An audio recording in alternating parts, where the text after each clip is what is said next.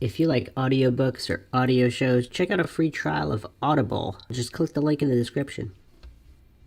Welcome to MINDSHOCK True Crime. This is your host, Bruce McGuire. And today's episode focuses on Jennifer Kesse. A very daunting case. Very daunting, very frustrating, and very emotional. I mean, a lot of missing persons cases are, of course, emotional and daunting and frustrating, but there's something about this one that just seems so unnecessary and just not very well followed up on during the most critical moments. And we will be examining all of that, including new information. This has been a requested case from a patron. Of course, our patrons do get priority on case topic co-podcaster requests, and you can check us out on Patreon. Also, if you enjoyed the podcast, you can donate to our PayPal. Just check the link in the description. Make sure you subscribe to the channel, hit the bell for notifications. If you like the podcast, hit the like button, share it on social media platforms. Keep awareness up on cold cases and missing persons. And you could also check us out on Facebook, Reddit, and Twitter. Questions, comments, thoughts, theories, suggestions, rebuttals, debunkings, leave them in the comments section. Alright, so this case isn't incredibly old, and this is another one of these super frustrating cases where a person of interest is caught on camera, but nothing comes of it. His face is not captured, unlike in the Delphi case, which if you haven't checked out the MindShock episodes on the Delphi case, check those out. We go into comprehensive and logical analysis of everything that those cases entail, and everything that case entails, and that's what we'll be doing here as well for the Jennifer Kesse case. She went missing January 23rd, 2006. This is not forever ago. This is relatively recent, and there are just no excuses for how poorly this investigation was handled from the outset. And new information sheds light on this as well. So she was 24 years old at the time of her abduction. And this is the Orlando, Florida area. Shortly after she vanished, her car was discovered approximately 1 mile from her home. A local security camera recorded a person who could not be identified parking Kesse's car and walking away. The case received local and national press attention. This will just be the quick wiki overview, and then we'll be going into the nitty-gritty. So, yet another case where a missing person has their vehicle disposed of in some fashion. Is this shades of Maura Murray? I don't know. So, according to this wiki, the prior events entailed Kesse, who was a graduate of Vivian Gaither High School in Tampa, Florida, attended University of Central Florida in Orlando, and graduated in 2003 with a degree in finance. At the time of her disappearance, she was working as a finance manager at Central Florida Investments Timeshare Company in Ocoee, and had recently bought a condominium home in Orlando. The weekend before she vanished, Kesse had vacationed with her boyfriend on St. Croix, U.S. Virgin Islands. Returning on the Sunday, she stayed that night at her boyfriend's home, then drove straight to work on the morning of Monday, January 23rd, 2006. Kesse was seen for the last time leaving work at approximately 6 p.m. on January 23rd, 2006. She spoke by phone with her father while driving home at around 6:15, and then with her boyfriend at around 10 p.m. She was in the habit of texting or telephoning her boyfriend before leaving for work, so it was unusual when she did neither the next morning. His call to her went to voicemail, and we will be examining these critical factors after we do the overview. When Kesse failed to arrive at work, her employer contacted her parents, who began the 2-hour drive from their home to hers. And see, this is handled an interesting way because the employer was concerned because it was not like her to no-show, and her parents were concerned because it was not like her to no-show. So they're immediately worried and stressed from the get-go. And of course, these are the critical hours. Her parents noticed that her car was missing but saw nothing out of the ordinary in her home. A wet towel and clothes laid out, among other things, suggested that she had showered, dressed, and prepared for work that morning. I wonder how they know that exactly and how that would differentiate from her nightly routine. But if they know the specifics, they know the specifics. Friends and family distributed flyers about Kesse that evening, and the Orlando Police Department organized search parties on foot and on horseback, as well as by boat, helicopter, car, and ATV. And this is the timeline. Approximate and based on witness statements. Monday, January 23rd, 2006, 6 p.m., Kesse leaves work, calls her parents. Last time her family hears from her. She arrives home for the first time since having left for vacation. 10 p.m., Kesse and her boyfriend talk by phone, say their goodnights. He is the last known person to speak with her before her disappearance. Tuesday, January 24th, 2006. Between 7:30 and 8 a.m., investigators initially believed that Kesse was abducted as she was walking from her front door to her car. They now believe that she left and was abducted at some point on her way to work. 8 a.m. to 9 a.m., Kesse's boyfriend, who normally would have heard from her, calls her on the way to work, but it goes directly to voicemail. He chalks it up to a meeting she had mentioned to him. His subsequent attempts are likewise unsuccessful. Kesse's parents call him to say that she had failed to show up at work. 11 a.m. Alarmed at Kesse's uncharacteristic no-call, no-show, her employer contacts her parents, who begin the drive from Tampa to Orlando. On the way, they call to ask the manager of her condominium to check her home with a spare key. He reports that everything appears normal inside and that her car is missing outside. 12 noon. Only 1.2 miles from Kesse's home, surveillance cameras at an apartment complex recorded a person in the act of parking her car and walking away. The car and footage are not discovered until 2 days later. Between 3 p.m. and 3:15 p.m., Kesse's parents and brother arrive at her apartment. They find evidence that she had been home that morning. They call the police. As Kesse is an adult, police initially hold that she may have left of her own volition.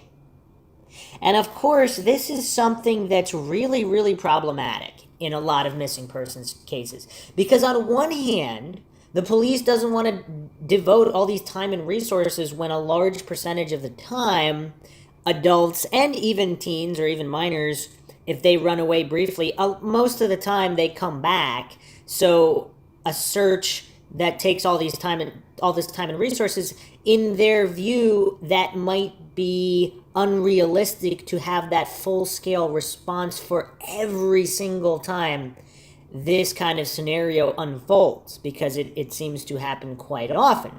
On the other hand, what are the taxpayers paying for? Because a lot of cases, they could have potentially been solved if they had that full-scale response immediately.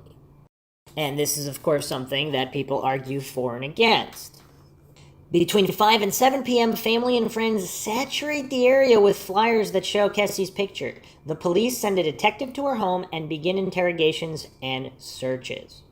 Thursday, January 26, 2006, 8:10 a.m. Seeing Kesse's car on the news, a tenant of a nearby complex informs the police that it has sat abandoned in front of their apartment for several days.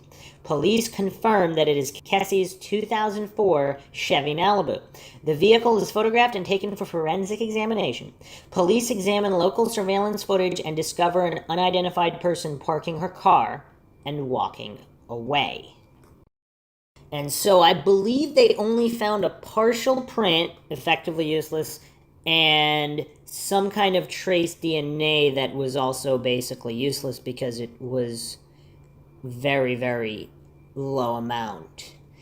That leads some to believe that someone had experience with this, but of course that's not necessarily true, because if it's someone that just watches a lot of true crime shows, they could have wiped it down, whatever.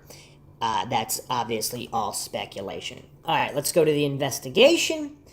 The person of interest who parked Kesse's car was captured by a surveillance camera that snapped a photo once every 3 seconds. To the dismay of investigators, all 3 captures of the subject in frame had the suspect's face obscured by the fencing. And it's grainy, it's not that great footage. Even if you could see a partial view of his face from that angle at that resolution, I don't know. A lot of people are frustrating, saying, damn those fence posts.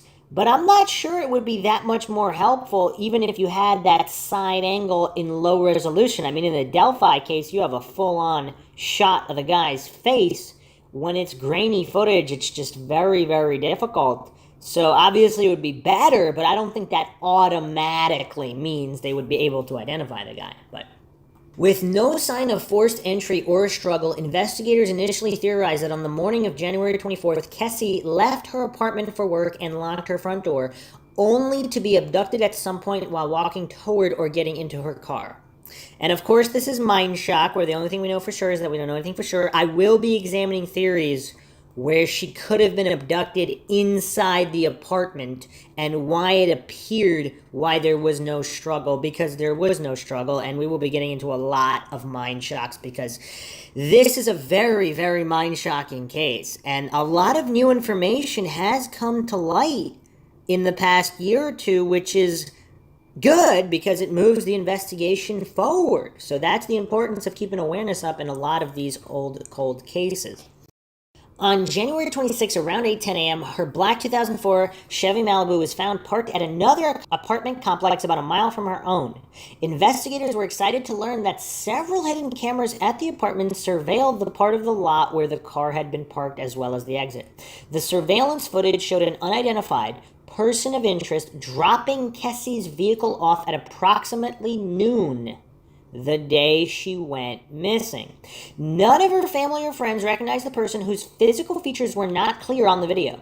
Investigators were disheartened to find that the best video capture of this subject in 3 separate snapshots was obscured by the complex fencing, the posts aligning to conceal the face. One journalist called the suspect the luckiest person of interest ever. And I will reiterate again, at that angle, a partial profile, I don't think that would have been a smoking gun either way. The FBI was called in to help determine the person's size and gender, but could only say that the person stood between 5'3" and 5'5", which is pretty good too. And then you could also look at the video. You can tell that the person is not super, super short or super, super tall, and is not extremely overweight. So you can narrow it down a little bit, or even extremely muscular. It's a relatively small-statured individual. NASA also enhanced the video to help identify the suspect. Detectives interpreted the valuables left inside the car to imply that robbery was not a motive in the case.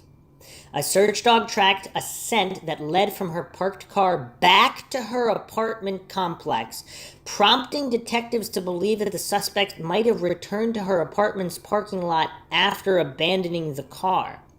No other evidence was found along the route. A forensic examination of the car yielded little in the way of evidence, only a latent print and a small DNA fiber. Investigators deduced that the car had been wiped down. The following items are known to be missing: her cell phone, her iPod, her keys, her purse, her briefcase, and the outfit she was wearing. Authorities were unable to ping her cell phone, its power remaining off. Her bank account keycard has not been used since her disappearance. As is customary, investigators first questioned Kesse's immediate family and close friends to see if any of them could have had a motive to abduct her. Her ex-boyfriend, recently upset and wishing to get back together with her, was also interrogated, but it was concluded that he had nothing to do with her abduction. Her current boyfriend was also questioned, but his alibi checked out, eliminating him as a suspect. At the time of her disappearance, Kesse's condominium complex has been undergoing a major expansion, and many of the laborers on site were non-English speaking. Kesse had told family members on several occasions that the construction workers constantly catcalled, whistled at, and harassed her. Due to the language barrier, investigators were unable to interrogate many of them. See, this is already this is just so problematic. They don't have a Spanish-speaking officer or whatever language they spoke that could have interrogated them. Really? In Florida? And they couldn't get one from another department. This is Orlando. This is not the middle of nowhere. This is just mind-shocking. Mind-shocking. And we will get into all the theories involving the workers. No other leads regarding them were discovered. Detectives then turned their focus to her place of employment and began questioning her co-workers. Her computer was taken for forensic examination. It was learned that a manager where she worked had desired a relationship with her, but that she had refused his advances because she was against workplace relationships. Detectives interviewed him multiple times, but ultimately ruled him out as a suspect. And we'll be getting into details of persons of interest at her workplace as well. But, I mean, how many interviews do you need to determine where he was that morning? He was either there or he wasn't. Investigators and Kesse's friends and family remain open to the theory that she fell victim to human trafficking, but consider it less likely than others. In May 2007, Kesse's company, led by David A. Siegel, offered a $1 million reward for information leading to her whereabouts. Now, that's a sizable chunk. That's not small change. With a July 4th deadline and the stipulation that she had to be alive. Why that stipulation? Because if someone knows what happened to her and she's not alive, they wouldn't come forward. I don't know. It was never claimed. A $5,000 reward for information leading to the whereabouts of her remains was available through Central Florida Crime Line. See, that's not a lot. It's either $1 million or $5,000. There's no in the middle.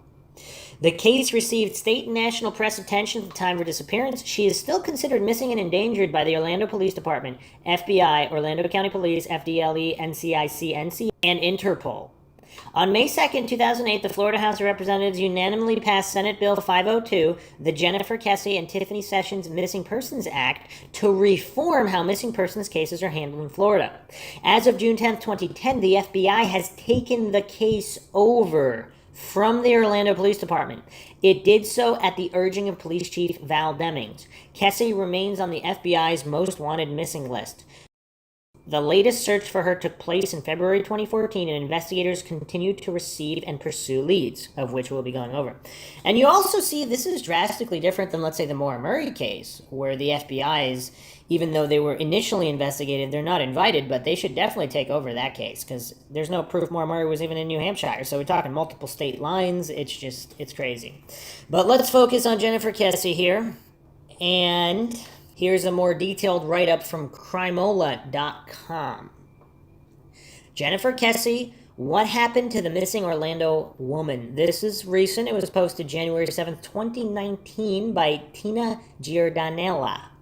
On January 24th, 2006, Jennifer Kesse left her Florida apartment to go to work and was never seen or heard from again. It's been 12 long years since her sudden disappearance, and the Kesse family is still no closer to finding out what happened to their beloved daughter and sister. What happened to Jennifer Kesse? For Jennifer Kesse, the morning of January 24th, 2006 started off just like any other normal day. She woke up, got ready for work, and headed out the door. But from that point on, no one seems to know what happened to her. And even that is speculation, which we'll be getting into. But not even the Orlando Police Department, whose officers have been actively investigating the case for nearly 13 years. So who is Jennifer Kesse and what happened to her? Since her mysterious disappearance, the case has gripped the nation with countless media stories, ongoing police investigations, and even heightened public interest in returning the young woman to her family safe and sound. Keep reading to find out everything you need to know about this missing persons case and how you can help. Who is Jennifer Kesse? Born on May 20th, 1981, Jennifer Joyce Kesse lived in Orlando, Florida at the time of her disappearance. She was born in New Jersey to Drew and Joyce Kesse and has one younger brother named Logan Kesse. The family eventually moved to Florida when she was a little bit older. Jennifer attended Vivian Gaither High School in Tampa. She went on to graduate from the University of Central Florida in 2003 with a degree in finance. While in college, Kesse was very well liked and was even a member of the Alpha Delta Pi sorority on campus. Shortly after graduation, Kesse was able to land her dream job as finance manager at Central Florida Investments Timeshare Company in Ocoee, Florida. Although she was given numerous job offers at the time, she chose to work for Central Florida Investments because she was an intern there during her college years. She was the youngest manager at her new company. She was a huge fan of the Dave Matthews Band and was known for her infectious laughter and amazing sense of humor. Anecdotal evidence from her friends shows that Jennifer Kesse was a great friend and was always ready and willing to drop everything she was doing and helped her loved ones whenever they needed it most. One of Kesse's friends stated that after she'd gone through a painful breakup, she called Jennifer, who lived an hour away. Kesse drove to her house immediately and brought her chocolate, other snacks, and small gift items, and even spent the night with her to help cheer her up. Kesse, who was just 24 years old at the time of her disappearance, had recently purchased a condo at Mosaic at Millenia, a condo complex located on Conroy Road in Orlando. It's safe to say that Kesse was full of ambition and had a very bright, promising future ahead of her. So what went wrong? The events leading up to Jennifer's disappearance. A little-known fact about Jennifer Kesse is that she was fluent in Spanish. Not only could she speak the language, but she could also understand it very well. This fluency came in handy after she moved into her brand new condo. The condo complex was undergoing extensive construction around the time she moved there in November 2005. The project was ongoing for months afterward, even during the time of her disappearance. The construction company reportedly had hired mostly undocumented workers from Mexico, many of whom would reportedly make derogatory and sexual remarks about her every time Kesse would walk past them. Unbeknownst to them, she understood every word of what they were saying and complained about the sexual harassment frequently to her family. Due to the extensive construction that was going on, many of the units in the complex, including her building, were unoccupied. Kesse suspected many of the construction workers were even temporarily living in the unoccupied condo units so they wouldn't have to commute to work every day. The young woman was always aware of her surroundings and having to deal with construction workers who would constantly catcall, whistle, and leer at her as she walked by made her incredibly uncomfortable. Her parents instilled a sense of cautiousness in both of their children due to their own experience of being held at gunpoint before Jennifer was born. As a result, Kesse was hyper-vigilant. She always carried pepper spray with her, and she contacted her loved ones daily to touch base with them. The weekend before Jennifer Kesse was abducted, she went on a brief vacation with her then-boyfriend, Rob Allen, and his family in the U.S. Virgin Islands. The couple, who'd met at a bar and were dating for about a year at the time, appeared to be very much in love. The relationship was so serious that they were allegedly contemplating moving in together. The only problem was that he lived in Fort Lauderdale, which was approximately 3.5 hours from where Kesse lived in South Florida. While they were away on vacation, Kesse constantly kept in contact with her family just to tell them about her trip and let them know that she was safe. She even asked her father what type of rum he liked so that she could purchase it for him. Jennifer Kesse's younger brother Logan stayed in her condo with a few of his friends while she and Rob were away from the weekend. It's important to note that Kesse left her pepper spray behind in her condo while on vacation because she knew it would be confiscated by airport security. which is kind of messed up. I mean, can you really use pepper spray to hijack a plane? On the other hand, you're going to leave this woman defenseless at wherever she's traveling to, or having the added burden of having to purchase pepper spray at that location. That's pretty weird. All right. Upon arriving back in Miami on Sunday, January 22nd, a friend of Alan's drove the couple to his home in Fort Lauderdale, where Jennifer spent the night. The next day, she drove directly to work from Alan's house. By all accounts, this was not out of the ordinary for the then 24-year-old. Monday, January 23rd, 2006, Kesse arrived at work in good spirits and was excited to tell her coworkers about her weekend getaway. She was last seen leaving work at 6 p.m. that evening and even had a brief conversation with her boss before she left. When Kesse got home, she called her parents, as she did every evening, and had a short talk with them. The last person she spoke to on the phone the night before her abduction was Rob Allen. She called him around 10 p.m. before they both said goodnight and went to bed. The day Jennifer went missing. Again, Tuesday, January 24th, 2006, seemed to start just like any other day for Jennifer Kesse. Presumably, she woke up in the morning, took a shower, did her hair, put on her makeup, got dressed for work, and headed out the door. Presumably indeed. Except no one seems to know exactly what happened to her between the time she exited her condo and walked to her car, if indeed that's what happened. If indeed that's what happened, because we are going to go over witness accounts. There's even a witness who actually saw her car driving erratically from the complex. And also, we will examine exactly where she could have been abducted from, and is it really a given that she exited the apartment on her own accord. Kesse was never one to not call in sick or be late to work. When she failed to show up at all and missed a very important meeting scheduled for 11 a.m., her coworkers knew something was amiss. That's when they called Kesse's parents to let them know that their daughter never arrived at work that morning. Immediately, the Kesses called the building manager at Jennifer's condo complex and asked him to check in on her. He told them nothing seemed out of the ordinary, that she wasn't there, and her car was also missing. They also tried calling Jennifer's cell phone directly, but it kept going to voicemail, which was odd because she never turned her phone off or let the battery die. The Kesse family made the 2-hour trip over to Jennifer's condo and was granted access to her apartment by the building manager. Upon entering the unit, they quickly noted that everything looked normal. Her bed looked like it had been slept in, and her shower was still wet from when she used it earlier that morning. Everything seemed to be just as she would have left it. Evan Allen, who was accustomed to getting either a phone call or text from Kesse during his morning commute to work, didn't hear from her at all that day. He tried calling her cell phone throughout the day, but it just kept going directly to voicemail. That's when he knew something was wrong, because she always had her phone on her person.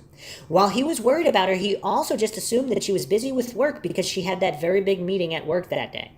Logan and his friend Travis, who was one of the people staying at Jennifer Kesse's condo while she was away and had left his work phone there over the weekend, arrived at the condo to scope out the area around 3 p.m.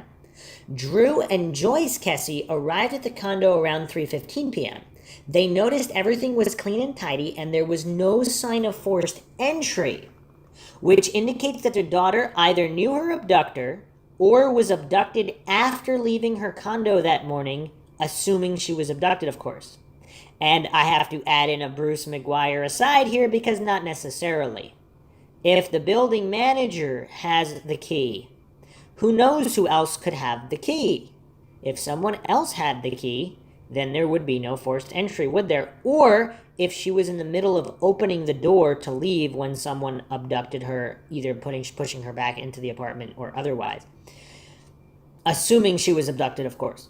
Jennifer's family contacted the Orlando Police Department to file a missing persons report, but when they arrived on the scene, they initially dismissed the case. Officers believed that Jennifer was probably upset because she got into a minor argument with her boyfriend over the phone the night before, and that she would turn up. Her family, on the other hand, knew there was much more to the story.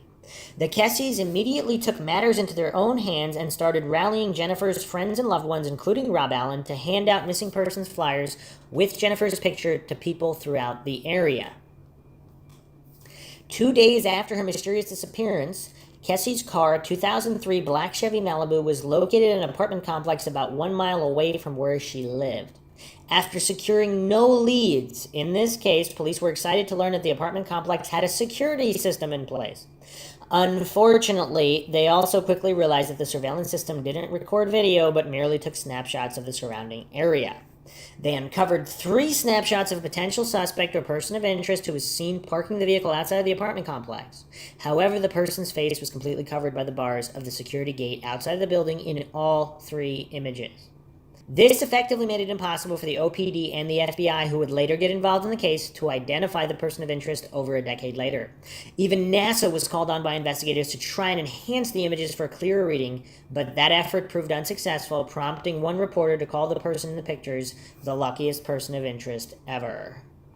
A few notable items that were reported missing from Jennifer's condo were also missing from her car. iPod, purse, keys, briefcase, clothes she had on that day. However, these are all things she had on her person and were probably taken with her. It's also worth noting that Kesse had several valuable items in her vehicle. And this leads people to believe that obviously it wasn't a carjacking or a robbery with all the valuable items left.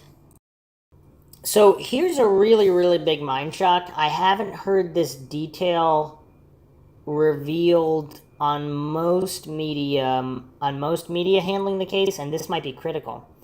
So on the Oxygen show regarding the case, her brother said when he got to the apartment to look for his sister, he saw a big white van there.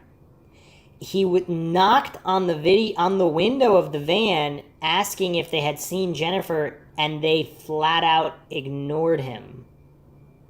He said other guys got in his face and were intimidating him. So those are the feelings of Logan Kesse, her brother, that some of these workers may have had something to do with Jennifer Kesse's disappearance, especially the way they behaved towards him, which I have to agree, this is very, very suspicious and damning in their direction, from the guys in a white van completely ignoring him to other workers intimidating him and this manager intimidating him. Yeah, this is definitely not the apartment complex you would want to stay at, even if you were a man, let alone a young woman. This is just not, this does not seem like a safe environment with safe people, especially if these workers are actually sleeping and staying in apartments. So if someone's connected to the manager who has the key, I mean, he said construction manager, not apartment manager, so we'll have to narrow down all these individuals. But could they have gotten a key to her place, or possibly even stolen it without the particular manager knowing? Who knows? If they had a thing for her, which, I mean, maybe they harass every woman they see. We don't know. It's possible, depending on what kind of people they are, or if they just had a particular fixation towards her and not other females at the complex. So, of course, circling back to the investigation, they didn't have a single police officer who spoke Spanish. I mean, really? This hurts the brain. This hurts the brain, because all of those people should have obviously been checked out, especially with her history of complaints against these particular individuals who made comments specifically to her. And of course, if we look at FBI statistics, most missing persons or women who have met with foul play, it's usually the boyfriend or ex-boyfriend, or husband or ex-husband, or it's someone she knows. Not necessarily a friend, but someone who is known to her, not a stranger who had never seen her prior. So, very, very bizarre. Some people think that the POI in the security footage kind of looks like a painter. I don't know.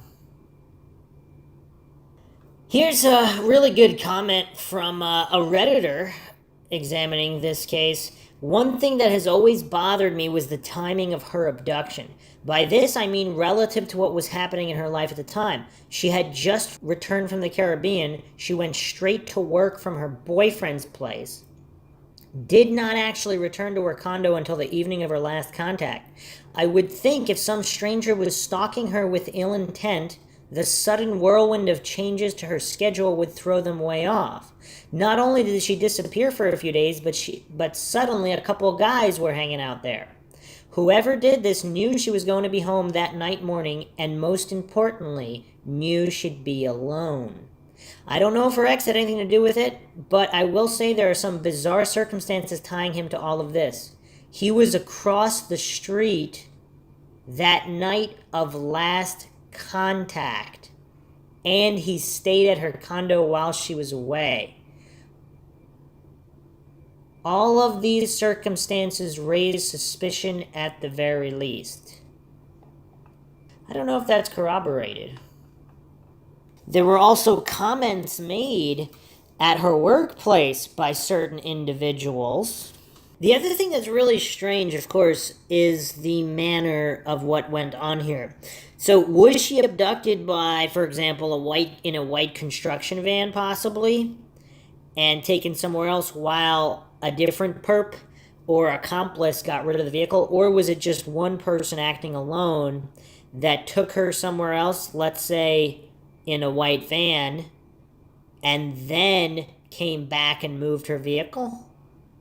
This is all quite strange. Also, how come this person, this POI that parked the car, and her keys weren't recovered, so he kept the keys. The car was parked, the keys were kept, nobody, and it's a 1.2 mile walk. So there's no surveillance cameras anywhere else along that route?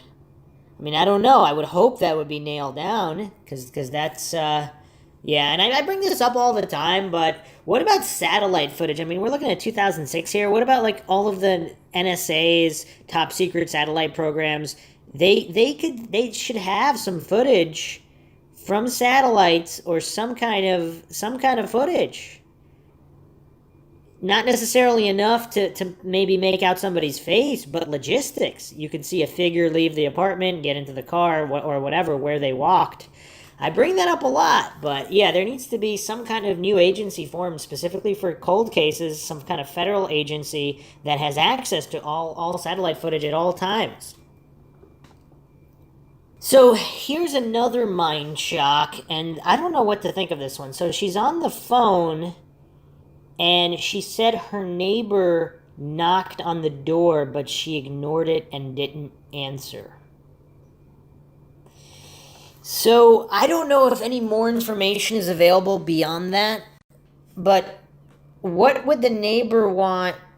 I mean, I guess the neighbor might have noticed that, and was she definitively able to verify that was the neighbor? So did she look through and see that it was the neighbor? Or did she just assume it was the neighbor?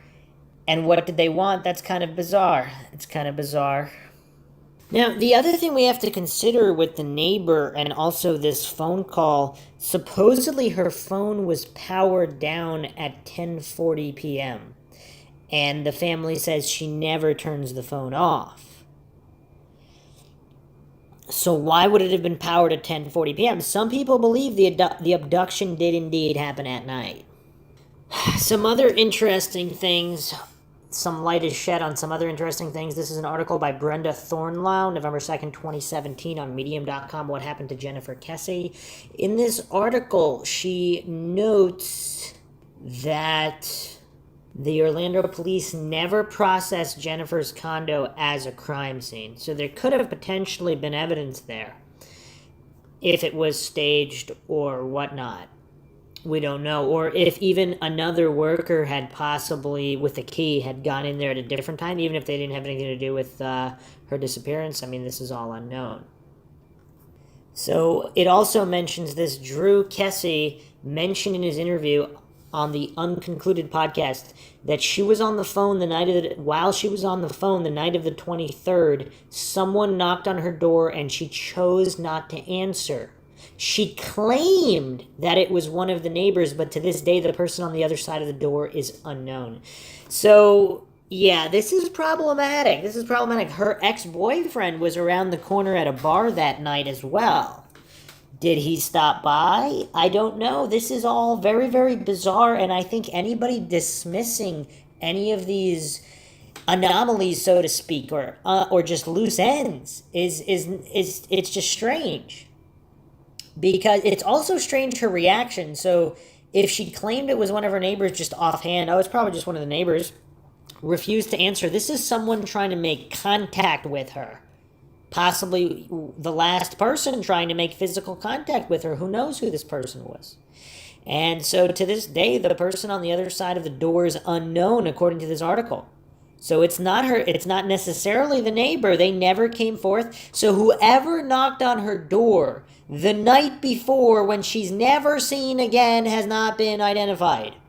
Why is this not being talked about more? This is mind-shocking. Drew Kesse also speaks of how one day while on the phone with Jennifer, there were a couple of workers at her place doing touch-up work on a paint job. Jennifer took the time during her lunch break to drive home to unlock the door and stand by while the workers did their job, as she refused to allow anyone inside her home while she was out. As she kept an eye on these workers for additional safety measures, she spoke with her father over the phone. Drew was able to hear the workers in the background and noted that they spoke no English. Jennifer even attempted to communicate with them, but they were unable to comprehend, which is kind of weird because isn't she fluent in Spanish? I don't understand this. Several years later, Drew would discover that one of these workers had been arrested and thrown in jail. For what type of crime, I'm unsure. It was discovered that this person worked at Mosaic during the renovation period. He was asked during questioning whether or not he had ever been in contact with Jennifer. According to Drew, this person claimed that yes, he knew who she was. She was a nice girl, and the last time he saw her, she told him and his coworkers to lock up before they left.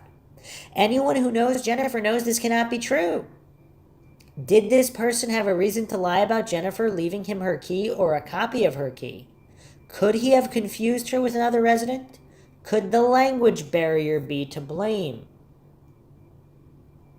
While Jennifer's boyfriend Robert was cleared as a suspect, it is widely known that Jennifer's ex-boyfriend Matt was at a bar called Blue Martini located across the street from her complex. Rumors abound that he was still in love with Jennifer and wanted to reunite with her. The Blue Martini was a popular hangout at the time, so it's not completely unusual that Matt was there with friends. While the Kesse family does not suspect him, and he does have alibis for that night and was at work the following morning, he was never given a polygraph test despite the fact that he agreed to take one.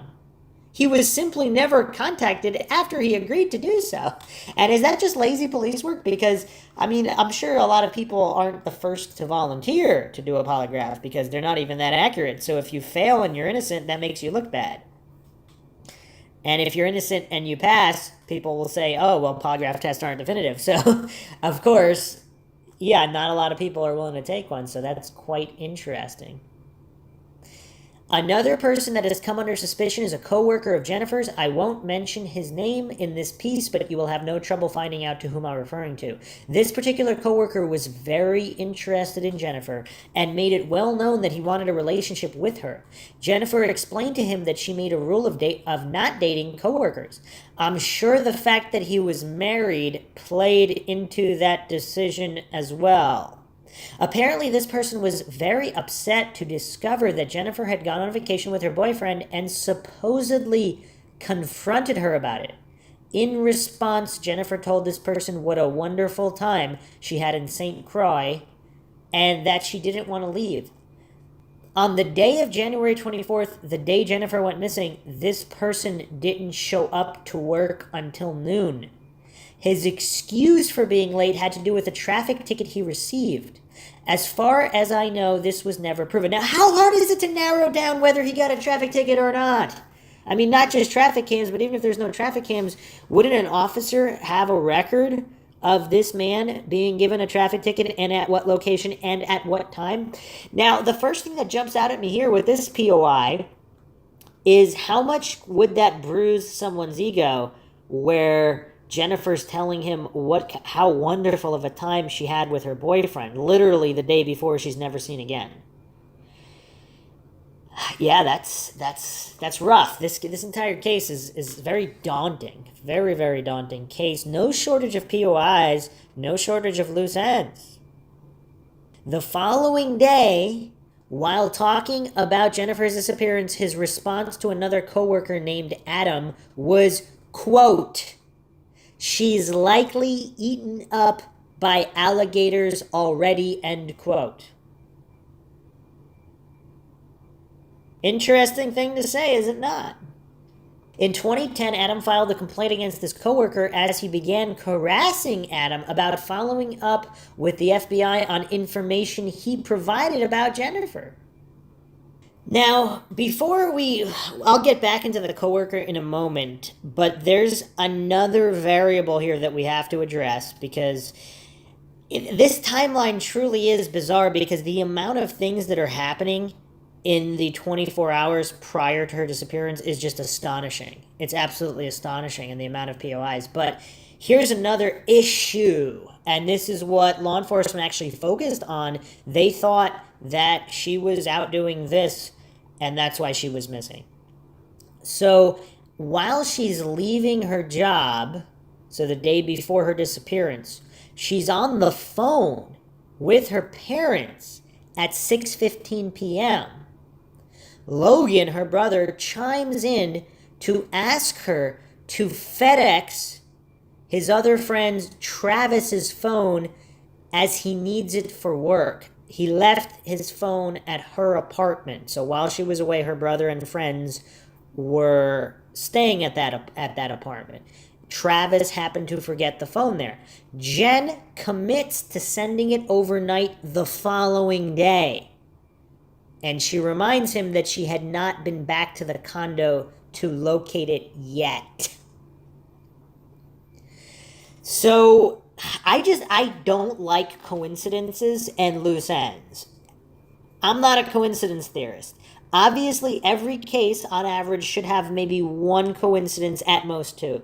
Is this the coincidence in this case where just coincidentally the day she's supposed to send back this phone, she goes missing? How often does someone leave a work phone, an important work phone, in an apartment?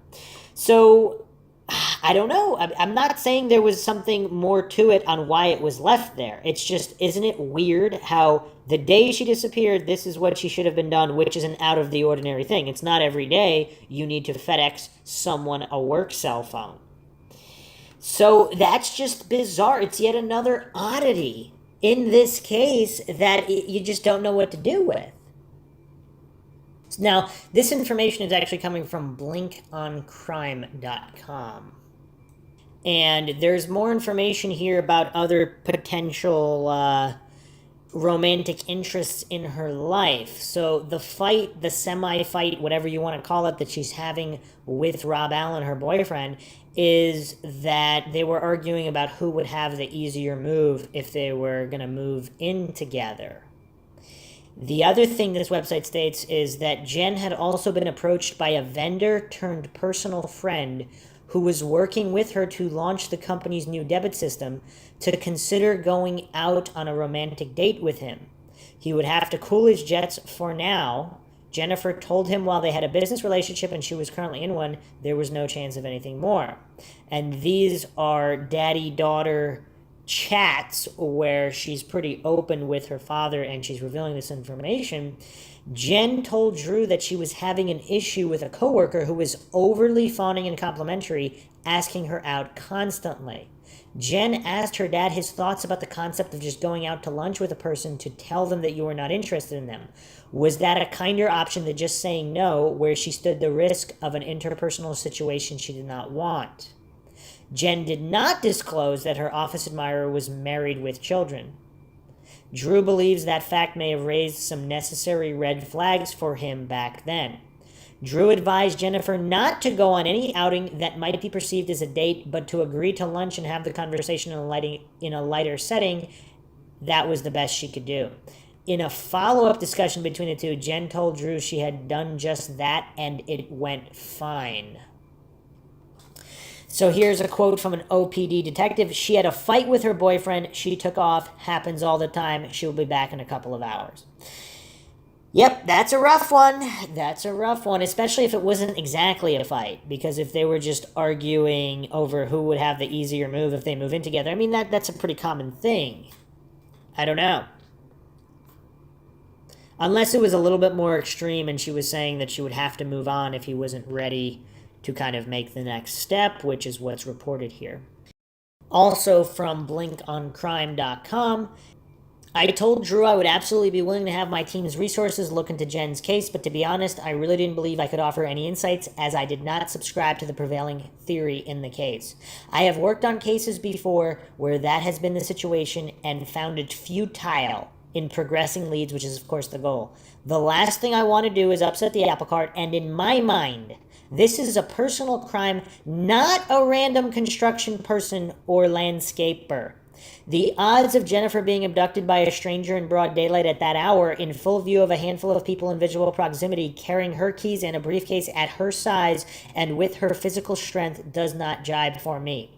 It also does not even begin to touch the statistics that agree with my position.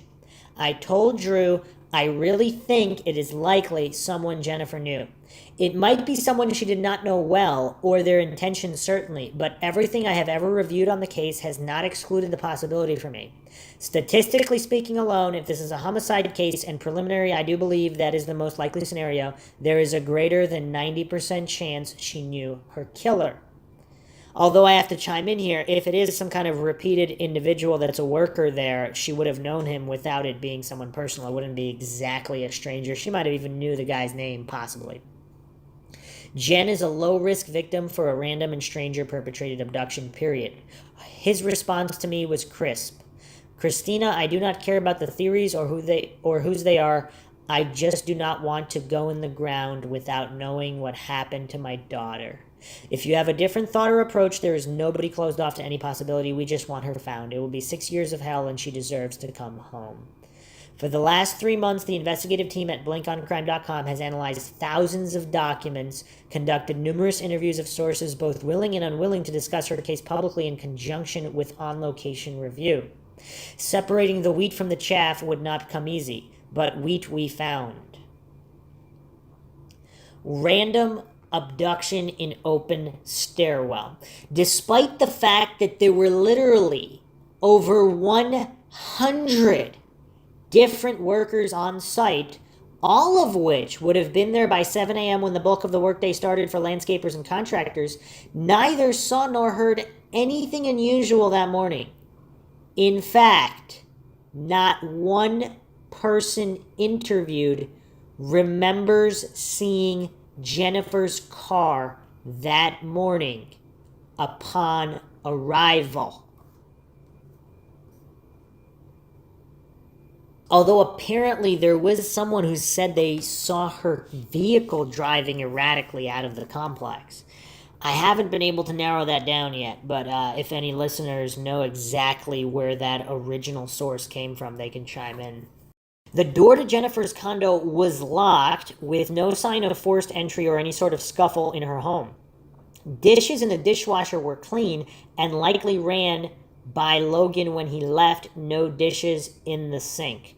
Editor's note, if you have not already, run your shower for 15 minutes at the shower head trajectory of a 5'8" tall person and keep track of the time you can say with certainty you do not find water droplets. It should be noted, of course, that the assumption continues to be made that it was Jen that actually showered, as opposed to someone else. To my knowledge, the only conclusive fact about when Jennifer Kesse was last in her apartment is that she spoke to Rob Allen on her landline to his cell phone at 9:57 p.m. Well, that and her phone was not in it. At 10:40 p.m., when its power source was removed after pinging in a location intentionally being withheld. So, it's not definitively verified at the location where the phone pinged. So did it not ping at the apartment? I'm assuming it did. If anybody has any info to the contrary, that would be pretty crazy. Jen's condo was equipped with a working intrusion alarm. She had disarmed it because Logan was visiting for the weekend. It was not armed when the family arrived the afternoon she was discovered missing. According to a source inside the management company servicing Mosaic at the time, they have never been asked to produce any sort of reporting as to its setting by Orlando police. In a conversation with the condo's current owner, those records would no longer be available as of the date of this writing. The ancillary objects pointing to Jennifer sleeping in her condo that night could just as easily reflect that she took a nap, showered, and went out, or was roused from her bed by an unexpected visitor known to her. Jennifer's glasses were located in the bathroom, not next to her bed. Missing from her closet are her favorite taupe snake print pumps. Found in Jennifer's hamper was a man's sweater that does not belong to any known male associates of hers and is believed to fit no larger than a medium-build individual. That's really bizarre. I don't know why there's no more information here on this, but is this been verified that this sweater did not belong to any of her brother's friends that stayed at her apartment? That's bizarre. And again, look at the circumstances leading up to this disappearance are just bizarre. You have her brother and her friend and his friends staying at her apartment in the 24 hours leading up to her going missing. You have one of them leaving a phone that she was supposed to locate and FedEx back. You have an unknown individual knocking on her door the night before. Her ex-boyfriend is around the corner that night. The car driving erratically, if that's true, if that sighting is true. I mean, this is just bizarre stuff. This is just really, really creepy stuff. Previously thought to be missing but discovered after being returned to the Kesses by OPD years later was her brown pocketbook she used on her trip. It had been packed in the duffel bag located on the floor in the foyer. There were 2 workers that had access to work orders inside Jen's condo. Both men were interviewed, agreed to take polygraph tests administered by the FBI, and were subsequently cleared. The identities of those individuals did not produce any criminal records. To date, Jennifer's keys, wallet, iPod, LG phone, and briefcases are missing. Travis's phone has never been recovered, and pings from his phone confirm it ran out of power over the weekend. So if it has never been recovered, that seems that it's very possible she located the phone, put it in her own briefcase to FedEx, right? Because her own wallet or briefcase or whatever on her person to FedEx it, possibly at lunchtime or after work, because she had said she would do it that day. Or maybe it points to something else. I don't know. All right, regarding the 2004 Chevy Malibu, parking spaces were located to the rear of the building, which allowed those familiar with the complex to access the back entrance, which was not enclosed due to the construction. Jennifer used the front entrance the evening when returning from work to pick up her mail on the way in. There was no sign of any foul play in either the exterior or interior of Jen's car. Found on the floor of the front passenger side of her car were the flip-flops she wore home from work that afternoon, as well as a pair she wore in St. Croix. Also found were aspirin, her broken mail key, a business card, her sunglasses, and cell charger, not plugged in and wrapped around the gear shift. A DVD player for her bedroom was given to her by Rob Allen, and strapped in with the seatbelt was located in the back seat. The Malibu was found locked in the lot of the Huntington on the Green Apartments January 26th. It was removed at the request of OPD by a flatbed tow truck prior to CST processing and prior to any assessment as to whether or not it was in working condition or impaired in some way, causing Jen to need assistance. As it was equipped with coded keys, the suspect who parked it had to have Jennifer's original key. Attempting to use a spare would have rendered it inoperable.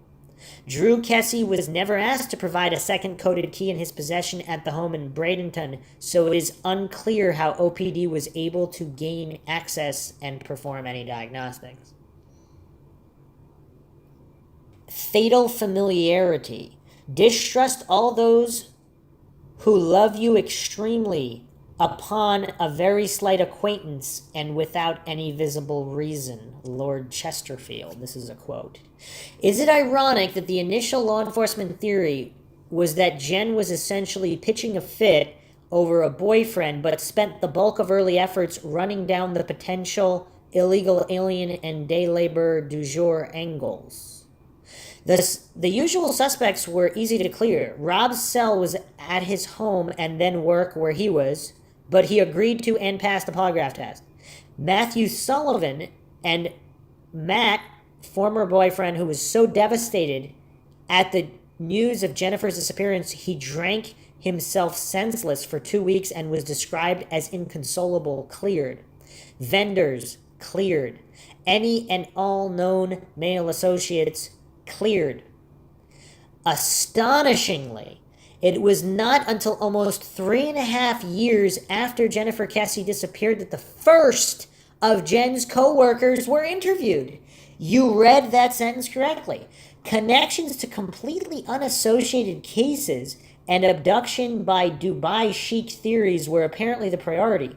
Apparently, the Liam Neeson blockbuster Taken was at least partially inspired on the publicly known aspects of Jen's case, as the Kesses received a call from one of the movie's producers?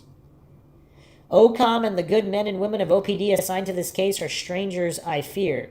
In their defense, and I guess also by default, playing the hand they were dealt by the older detectives, who apparently had developed their own secret decoder implements without sharing, was the wrong kind of flush. As I began my interviews among colleagues of Jen's that would speak to me on the condition of anonymity only, I was repeatedly asked if I spoke to an individual by the name of Johnny. In a subsequent follow-up interview with Drew Kesse, I asked him if he was familiar with that name. Yes, that is the guy I told you about that Jen said was asking her out constantly, and I told her to have lunch with and let him down easy that way instead of a date. I remember because I asked her to repeat his name. I thought it odd for an adult businessman to go by the name Johnny at the office. I can't remember what year, I think it was about 2 years ago. Joyce and I were at one of our sponsored events at the mall and he introduced himself. I said he introduced himself to you? Not to me. I was talking, but I saw him. He walked up to Joyce and said that he had worked with Jen and that before she went missing, the office had a secret Santa exchange where he got her name. I said, didn't OPD secure the things from her cube? He answered, I have no idea. He just said she kept it on her desk and he thought we should have it. Further interviews and investigation led me to Johnny's subordinate, who knew both Johnny and Jennifer Kesse. In fact, he was stationed in the cubicle next to Jen, and what I learned next will undoubtedly be the WTF moment in this case. Because of the open investigation and his status as a possible material witness, I will refer to him as Adam Frank, which is not his real name. Frank's statements to me have been independently verified through multiple sources, or you would not be reading them here. Adam had been working for Central Florida Investments for 8 years before being fired for asking his bosses to investigate the alleged harassment perpetrated against him by his supervisor, Johnny, since the day Jennifer Kesse disappeared. He believed it was because he knew specifics about them and for what he told Orlando police and subsequently the FBI, which was corroborated by the polygraph he requested to take. So he was the one who requested to take it to prove what he was saying was true. This is all very, very mind-shocking and does that point the finger. He was fired for asking his bosses to investigate harassment by a guy, but a harassment which started the day Jennifer Kesse disappeared. And the bosses fired the guy calling for the investigation. Wow, this is the guy that was stationed in the cubicle next to Jennifer Kesse. And this is the same company that immediately called her parents, that did all these things, put up $1 million. I don't understand unless, and this guy passed the polygraph, so I don't know. He needs a brain fingerprint scan, of course. It's a lot more accurate, but after his supervisors had met with OPD weeks later, in May 2009, Adam Frank received a subpoena served to him at the office in full view of his peers to meet with the FDLE the following week. He told them the following notes from our interview. He was friends with Johnny. One time when he said to Jennifer in an email about work, but wrote at the last line, "She looked nice today," Johnny asked him why he would say that to her. Was he interested in her? Adam told him that he was just being nice and asked him how he knew about it in the first place. Johnny ignored the question. On another occasion, he had walked past Johnny and Jen in the hallway and they were laughing. He thought it was about him because of the email, so he asked them. Both replied absolutely no and shared whatever they were laughing about, alleviating Frank's angst. It was short-lived. On Friday, January 20th, upon learning of Jen's impromptu trip with her boyfriend, Johnny was bending Adam's ear like a wanna-be jealous boyfriend. Johnny told him that Jen was a jerk for dating that Brit a-hole and other fill-in-the-blank derogatory insults. Adam was uncomfortable and reminded Johnny that Johnny was a married man and he did not want anything to do with the conversation or get in the middle of what was going on. He needed his job.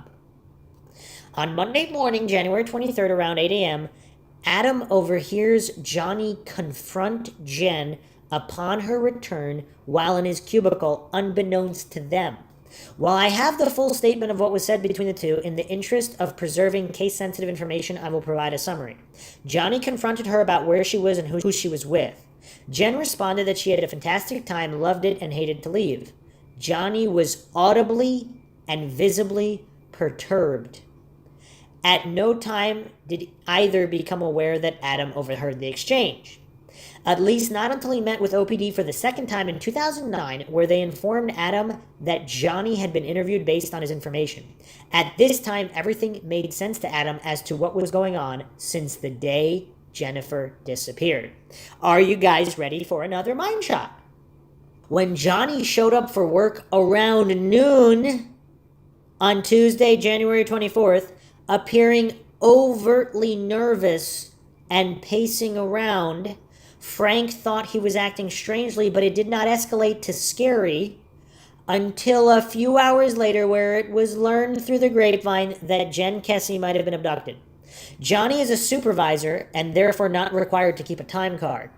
The next day, Wednesday, January 25th, if you can believe it, proved to be even stranger. Johnny asks Adam to drive the pair to the new Westgate office at Lake Eleanor. Adam thought it bizarre, since it was not either man's responsibility to do such, but agreed. It is not clear if Johnny was without his 2000 blue Ford Taurus that day. On the way, Johnny asked Adam how far his brother lived from there, the one with the vacant apartment next to his, and if they could stop there and ask him if he heard anything. Wow, this is getting more and more mind-shocking. During the drive, Johnny told Adam wherever Jen was, quote, she was likely eaten up by alligators already, end quote. Adam asked him not to say such things. Johnny repeated it. Johnny and Adam stopped in at the Lake Eleanor office, said hello to a few colleagues, and headed back. Over the next 4 years, until Adam Frank had the second meeting at his request with the FBI in an attempt to further allegations he felt were not being taken seriously by OPD. He claims Johnny harassed him on the job relentlessly. Things were about to get worse. The FBI advised him if he was having problems at work over the issue, he should go to his supervisors. January 19th, 2011, he did. In 3 subsequent internal meetings with varying levels of seniority, Adam repeated his story about his treatment by his immediate supervisor and concerns for his physical safety if Johnny was involved in what happened to Jennifer Kesse. He finally requested a meeting with this other individual, who I'm guessing is a high-ranking individual of the company, and told him the events he was going through were making him physically ill and asked for his help to review and or expedite his complaint. 3 days later, Adam received a call where he was told his issues with Johnny and the Kesse case were not good for the company, and he would be terminated effective immediately. At no time was Frank ever told the status or outcome of his complaint against Johnny. Johnny is the only contemporary of Jennifer's to maintain his position to date. Attempts to reach Johnny or the other superior who executed this termination for comment were not returned. Ironically, Adam Frank files a grievance against Johnny 5 years to the day that Johnny returned to CFI after a short stint in Lake County Jail for ripping up a citation the morning of January 16th. Another coincidence. How many? The stack is getting up there. Johnny was remanded to Lake County Jail on bond, and after his wife posted the required $500 in a brief appearance on the 18th, returned to work on the first day Jennifer Kesse was off, likely learning about her departure then. So he didn't even know ahead of time she was taking the trip, so that would possibly make him even angrier because she never told him about it if he believes in his own mind that he's entitled to know all these things for whatever reason.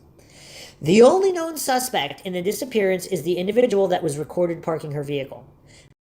So this is all quite bizarre. I really don't know what to make out of any of this information. I don't know how much of it has been corroborated, but that is what is listed here on Blank on Crime. I mean, how coincidental is that this supervisor happens to be late to work that day, coming in at noonish when I don't know, and he was angry about the fact that she went on, if that's true that he was angry about it. I mean, I don't know. This whole case there's something off about all of it. And I wonder what the FBI has. I mean, obviously, it's very possible the FBI is looking at him and they're just waiting to have something conclusive because they have to have, in order to get the conviction, they can't just go off some hearsay. So they're possibly waiting on something more definitive. I don't know. But just also the way that her brother, Kesse's brother, was treated when he was knocking on the white van, ignored and then intimidated by other workers, that's definitely strange behavior. I mean, none of this makes any sense. This is real bizarre. And then the 24 hours leading up to her disappearance, that's really bizarre as well. And there's actually even more mind shocks to go over. This is definitely a deep case. It did not appear to be that involved on the surface, but we have multiple POIs. Who knocked on her door that night? I mean, that really is the real question. That's the real question. And why? And how often did that happen for her to just dismiss it? And why was she still living there, especially if she was that scared and that uncomfortable with the workers? I mean, I don't know. These are all questions that need to be answered. Hope you enjoyed another edition of MindShock True Crime. As always, if you like the podcast, you can donate to our PayPal to help us put out even more mind-shocking episodes. You could check us out on Twitter, Facebook, Reddit, Patreon. Patrons who get priority for case topic co-podcaster requests. And any questions, comments, thoughts, theories, suggestions, rebuttals, debunkings, leave them in the comments section. If you like this podcast and to keep up awareness in this case and other cold cases, please share it across social media platforms. This is Bruce McGuire, signing off. Catch you guys next time.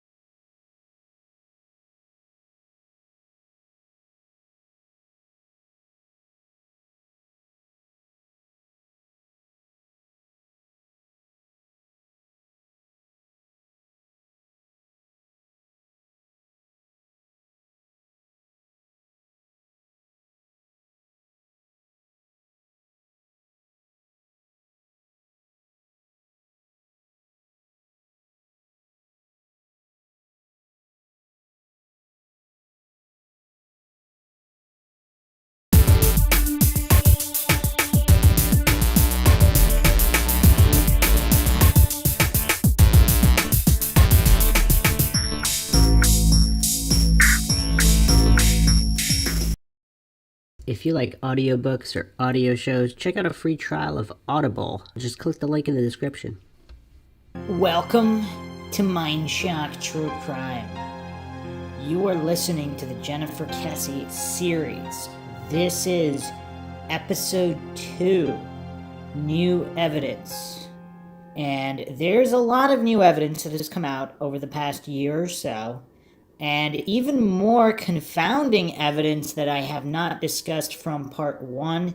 If you haven't checked out the first episode, make sure you check it out, because we go over all of the base theories and the overview, which is a prerequisite for understanding what's going on with this case, and all of the unanswered questions. I mean, this case really is bizarre. If you follow the Maura Murray and the Delphi cases that are covered on MINDSHOCK, there's just endless coincidences and anomalies, and the Jennifer Kesse case has a fair bit of those as well. It's just a very unusual situation, and just a mind-shocking amount of variables that are out of the ordinary leading up to Jennifer Kesse's disappearance. So we'll be examining all of that. As always, if you enjoyed the podcast, you find it interesting, feel free to donate to our PayPal. Just check the link in the description. Help support the channel. Help us get more mind-shocking episodes out there, keeping up awareness not just in this missing persons and cold case, but in many others. Make sure you subscribe to the channel, hit the bell for notifications. Make sure you allow your device to have those notifications come through. Or you can just go to youtube.com/MINDSHOCK or youtube.com/MINDSHOCK Make sure you subscribe to the channel, hit that bell for notifications. You could also like and share this episode to keep up awareness. Awareness is how cases get solved, by maintaining the case in public discussion and in the public eye. You could also check us out Twitter, Facebook, Reddit, and Patreon. Patrons do get priority for case topic, logical analysis, co-podcast requests. You could also be a guest in the podcast depending on your tier. Just check the link in the description. Questions, comments, theories, thoughts, suggestions, rebuttals, debunkings of any kind, leave them in the comment section. All right, so I'm going to start off with information that has come out, and this is from last year. It was published November 12th, 2020, foxnews.com. Jennifer Kesse disappearance. Newly released police photos suggest violent struggle. Kesse disappeared from her Orlando home in 2006 without a trace, by Christina Corbin, Giorene Tanner, Sid Upson. On a January evening in 2006, Jennifer Kesse chatted on the phone with her parents and boyfriend from inside her Orlando home before disappearing without a trace, stumping investigators and the young woman's family, who have searched relentlessly for her from Florida to Mexico and Russia. Interesting. We did not cover the Russia angle. Now, nearly 15 years later, evidence photos obtained by Fox News suggest a violent struggle took place on the front hood of the 24-year-old woman's car, a clue the family hopes will yield new leads in a case that has long been unsolved. It looked like someone was thrown down on the top of the hood, arms spread out, and then dragged back almost like off the hood to the point where you can almost see fingers scribbling down the hood, said Kesse's father, Drew. The photos look suspicious and show what appears to be a hand mark going across the hood, added Mike Toretta, a former federal agent and private investigator hired by the Kesse family. We hope that by showing the public these photos, someone will come forward with information they've been holding on to for all these years, Toretta said. In 2018, Drew and Joyce Kesse sued the Orlando Police Department for all the records to date in their daughter's case. Frustrated by the police handling of the investigation, the family demanded the files be released to them in a legal battle that was unprecedented in a missing persons case. An agreement was reached, and the Kesses in return received some 16,000 pages of records, which Fox News examines in its new true crime podcast, House of Broken Dreams, The Jennifer Kesse Story.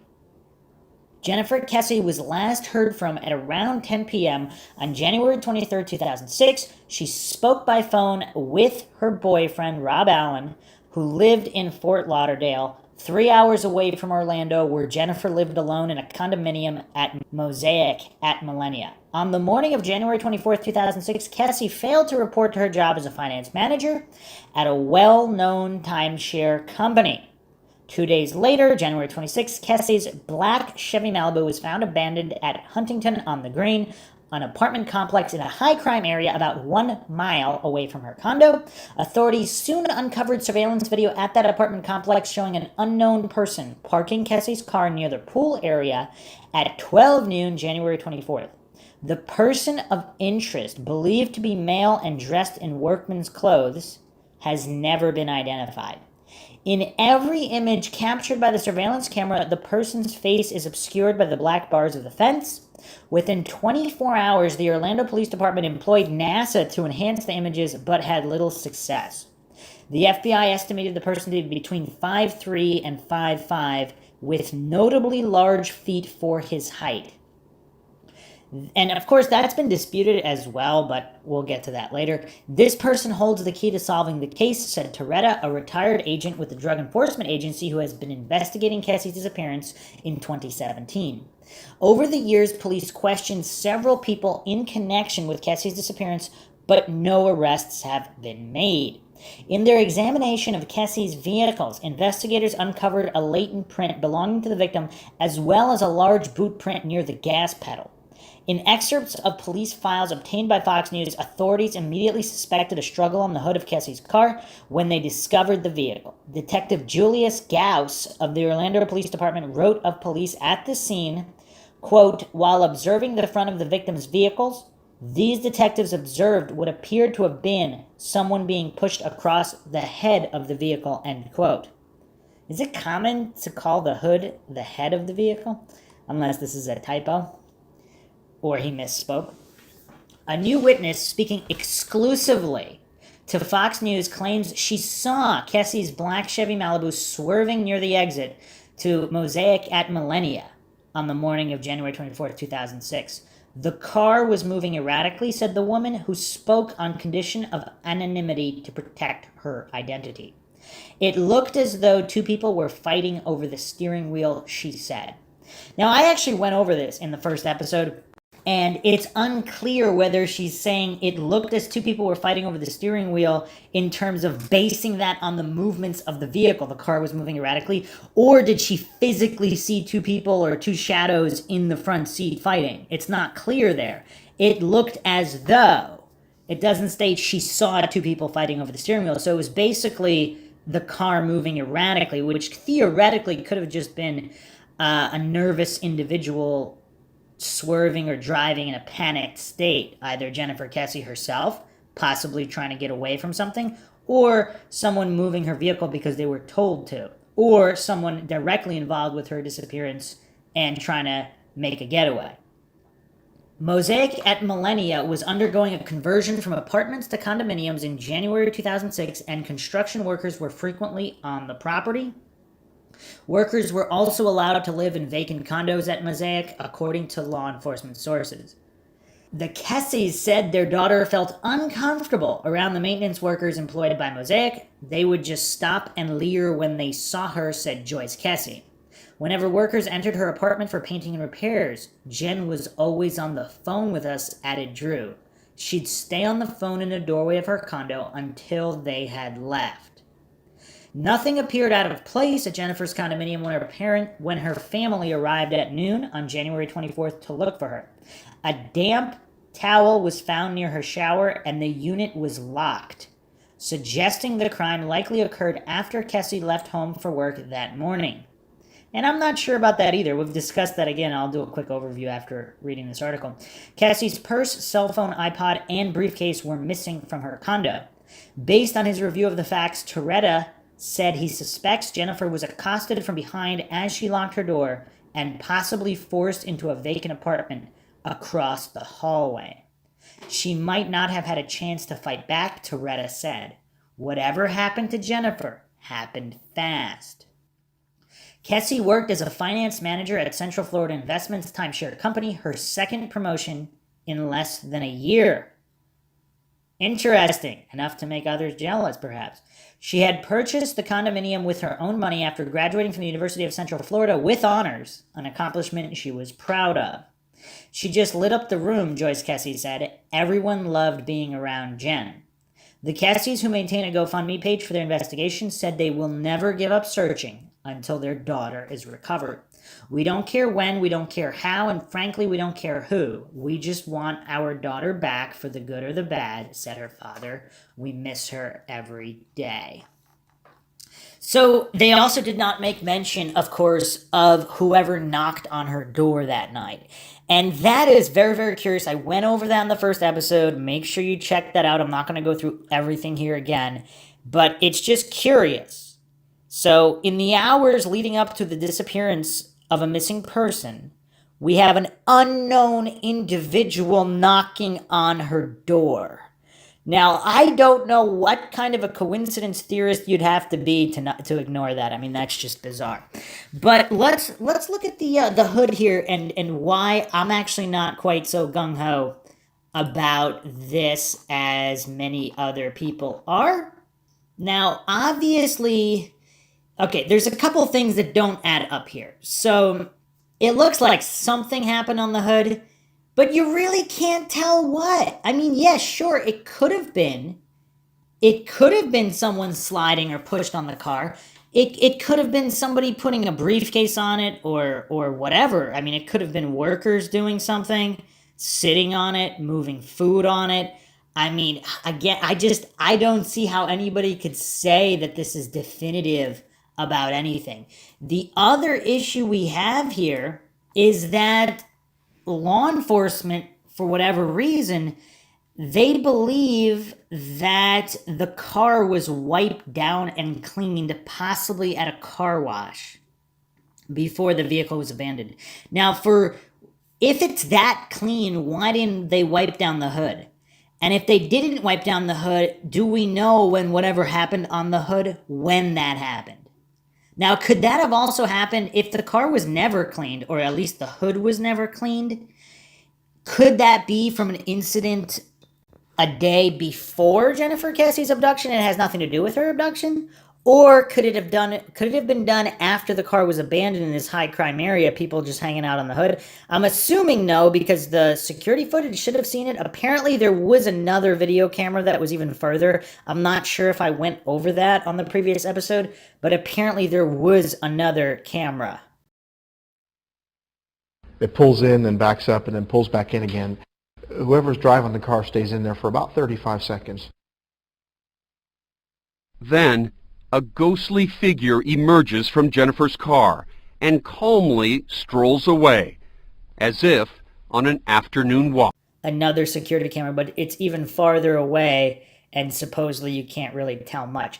Either way, I don't know. A lot of people made a really big deal about these newly released photos. Without direct proof that this has something to do with the abduction, I'm not sure how useful that is. I mean, if we're really going through the gauntlet of possibilities here, is it possible someone else just got pushed on the car? Or let's say these rambunctious condo workers, construction workers, they're pushing each other around, and while they're walking down the sidewalk, one of them pushes him and he sits on the hood and then uses his hand to get up, or they roughhouse. Who knows? I don't know how old these guys are. Some of them could be younger. So they could be roughhousing. I mean, again, it just goes to show we really don't have any direct information that this is 100% related to the abduction. And the fact that that the law enforcement believed it was wiped down, possibly even cleaned at a car wash. Now, I don't know if they have other security footage that they haven't released to make them think it was at a car wash. Maybe it's really bad, grainy footage where you can't make out the driver. So it's kind of useless in terms of identifying the driver, but maybe they have it at a car wash. But if it was at a car wash, wouldn't the hood be cleaned? And if that's the case, does that mean that everything on the hood happened after it was parked and had nothing to do with Jennifer Kesse? I don't know. Again, this is MINDSHOCK, where the only thing we know for sure is that we don't know anything for sure, and we examine everything logically and objectively.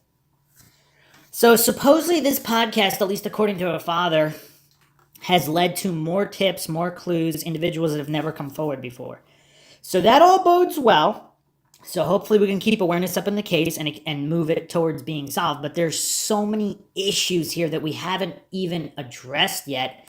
And I'm actually going to start with this very, very astute post on Reddit, Unsolved Mysteries. Once again, one of the best subreddits for true crime and true crime discussion. And this was posted by Analog Dreams 3 years ago. Jennifer Kesse's disappearance, weird things, and my own thoughts. Every few weeks or so, I get into a little rabbit hole regarding the case. Today, I was listening to the Unconcluded podcast and reading some case info again, and I realized a few things I hadn't thought about before that seem weird to me now. Jennifer and her brother's friends' phones. And that's another issue again, that her brother and her friends were at, her brother and his friends happened to be staying at her apartment while she was on vacation. That's another thing that doesn't usually happen. Is it possibly there was some other criminal element involving construction workers in one of these individuals? And Jennifer Kesse, somehow they thought she knew something she didn't know, or someone came to that apartment thinking that her brother or those friends were still there when they weren't. Now, if the person that knocked on her door that night left, and since nobody answered, they assumed the guys could have still been there, then they came back later at some point at night or in the morning. Either way, let me continue with this post here. Whoever abducted Jennifer took both of these phones. Whether they ran out of battery or the batteries taken out, which has never been and probably never will be verified, or they were powered down, most likely scenario. Otherwise, how would both phones die at the same time? And that's a good point. What's known for sure is that both phones are gone and have never been recovered. My question is why? Why take these phones that you have to keep powered off or dispose of in the first place? Why take both, first of all? Did the abductor think they were both Jennifer's? Did the abductor know one wasn't because they actually knew Jennifer and took both to cause confusion? Was something on Jennifer's phone that could be traced back to them? A phone number would show up on the phone bill regardless, but something else saved on a phone, like a picture, wouldn't, not back then, not without the cloud. I'm just struggling to understand why the phones were taken in the first place. But this, just on another quick aside, if someone was after information on the friend's phone, they didn't know which one it was, and Jennifer's collateral damage, because if she saw them and they need that phone, or they thought the brother's friends were there and now she sees the abductor's face, or abductors, maybe there's more than one, it's all very shady. But perhaps it wasn't her phone. Perhaps it was the friend's phone that these individuals were after. But anyway, continuing this post here, were both phones perhaps in Jennifer's purse or work bag because she was intending to ship her brother's friends back to him and went with her as she was abducted? That still doesn't take care of the fact that the phones were both powered down around 10 the night before and apparently never powered back on. Something Jennifer wouldn't do according to her parents, which leads me to the next point. And before we get to the next point, I want to reiterate that. So Jennifer apparently would never power down her phone, but both phones were powered down 10 the night before. Now, I don't know how you can write off that information. To me, that is highly suspect, especially when you combine that with the fact of an unknown individual knocking on her door. I mean, these are things that just don't make sense, and to completely ignore them and only focus on the following morning. I mean, if you're doing an honest, objective, logical, neutral investigation, you have to examine all the available evidence, and that just jumps out as unusual. But let me continue the post here. The phones are telling us that something happened the night before, regardless of evidence pointing to a morning abduction. At or around 10 p.m., January 23rd, someone powered down these cell phones. And considering it was not in Jennifer's nature to cut herself off from contact, nor had she ever done that before, we have to assume it wasn't her. So if the phones were powered down the night before and Jennifer then abducted both phones going with her, the question changes. Did Jennifer's abduction start inside or outside her apartment? We are operating on the assumption that the phones were inside when powered down, which means her apartment was the primary crime scene and potential evidence left there is long gone. And again, I just don't want to overlook the possibility. Again, this is MINDSHOCK. I am not alleging it definitely took place the night before. I'm just saying it is not logical to completely ignore all of these anomalies and strange occurrences and just write them all off as coincidental and definitively having nothing to do with her abduction, because, again, just looking at all missing persons cases, abductions, premeditated abductions and or murders, things that stand out, things that deviate from normal routines, they're usually variables in something that happened that wasn't normal. Again, just basically, it stands to reason that. Now, yes, it's possible something else could have happened not related to the abduction that just so happened the night several hours before she was never seen again or never heard from again, approximate time of the last people speaking to her. It's a possibility. It just seems unlikely, the fact that she was never seen again and all these anomalies stacked up prior. Continuing the post here, 2, where is all of her stuff? Some things of Jennifer's went missing when she did and have never been recovered. In addition to her phone, her keys, purse, briefcase, iPod, and the outfit she was wearing have not been found to this day. Granted, Florida is a state full of lakes and swamps, and there are all sorts of ways to dispose stuff. But usually after some length of time, in a case where a person goes missing with material items, the items eventually show up. Some of the items show up. Something that shows this person didn't just vanish off the face of the earth. But in this case, nothing. I guess the person who abducted her might have kept her things, but it just seems odd to me. And again, why take all this stuff in the first place? If the abduction happened between her apartment and the car, with all the things she happened to have with her, that still doesn't explain the phones. Imagine Jennifer walking out to her car that morning, her keys, iPod, phone, and a friend's phone to ship to him in her purse and briefcase in hand. That all makes sense, except for this. Why is her phone still powered off? It doesn't make sense. And this poster still is not talking about whoever knocked on her door. Because again, I just cannot overlook that. Someone knocked on her door. This was explained away as a possible neighbor, but it doesn't make any sense. Someone knocks on her door, both phones are powered off, she's never seen again. It's just weird. 3, timing issues. If the person seen in the surveillance tape is also the person who abducted Jennifer and not a hired hand, what did he do with Jennifer or her body in the very small window of time between when she was known to be missing, 8 a.m., and the time her car was dropped off, 12 p.m., at the other apartment complex? If this person is the abductor, then they are parking Jennifer's car alone at 12 p.m. Where is Jennifer at this time? How likely is it that the abductor killed Jennifer in the first few hours of abducting her? Sadly, not that unlikely.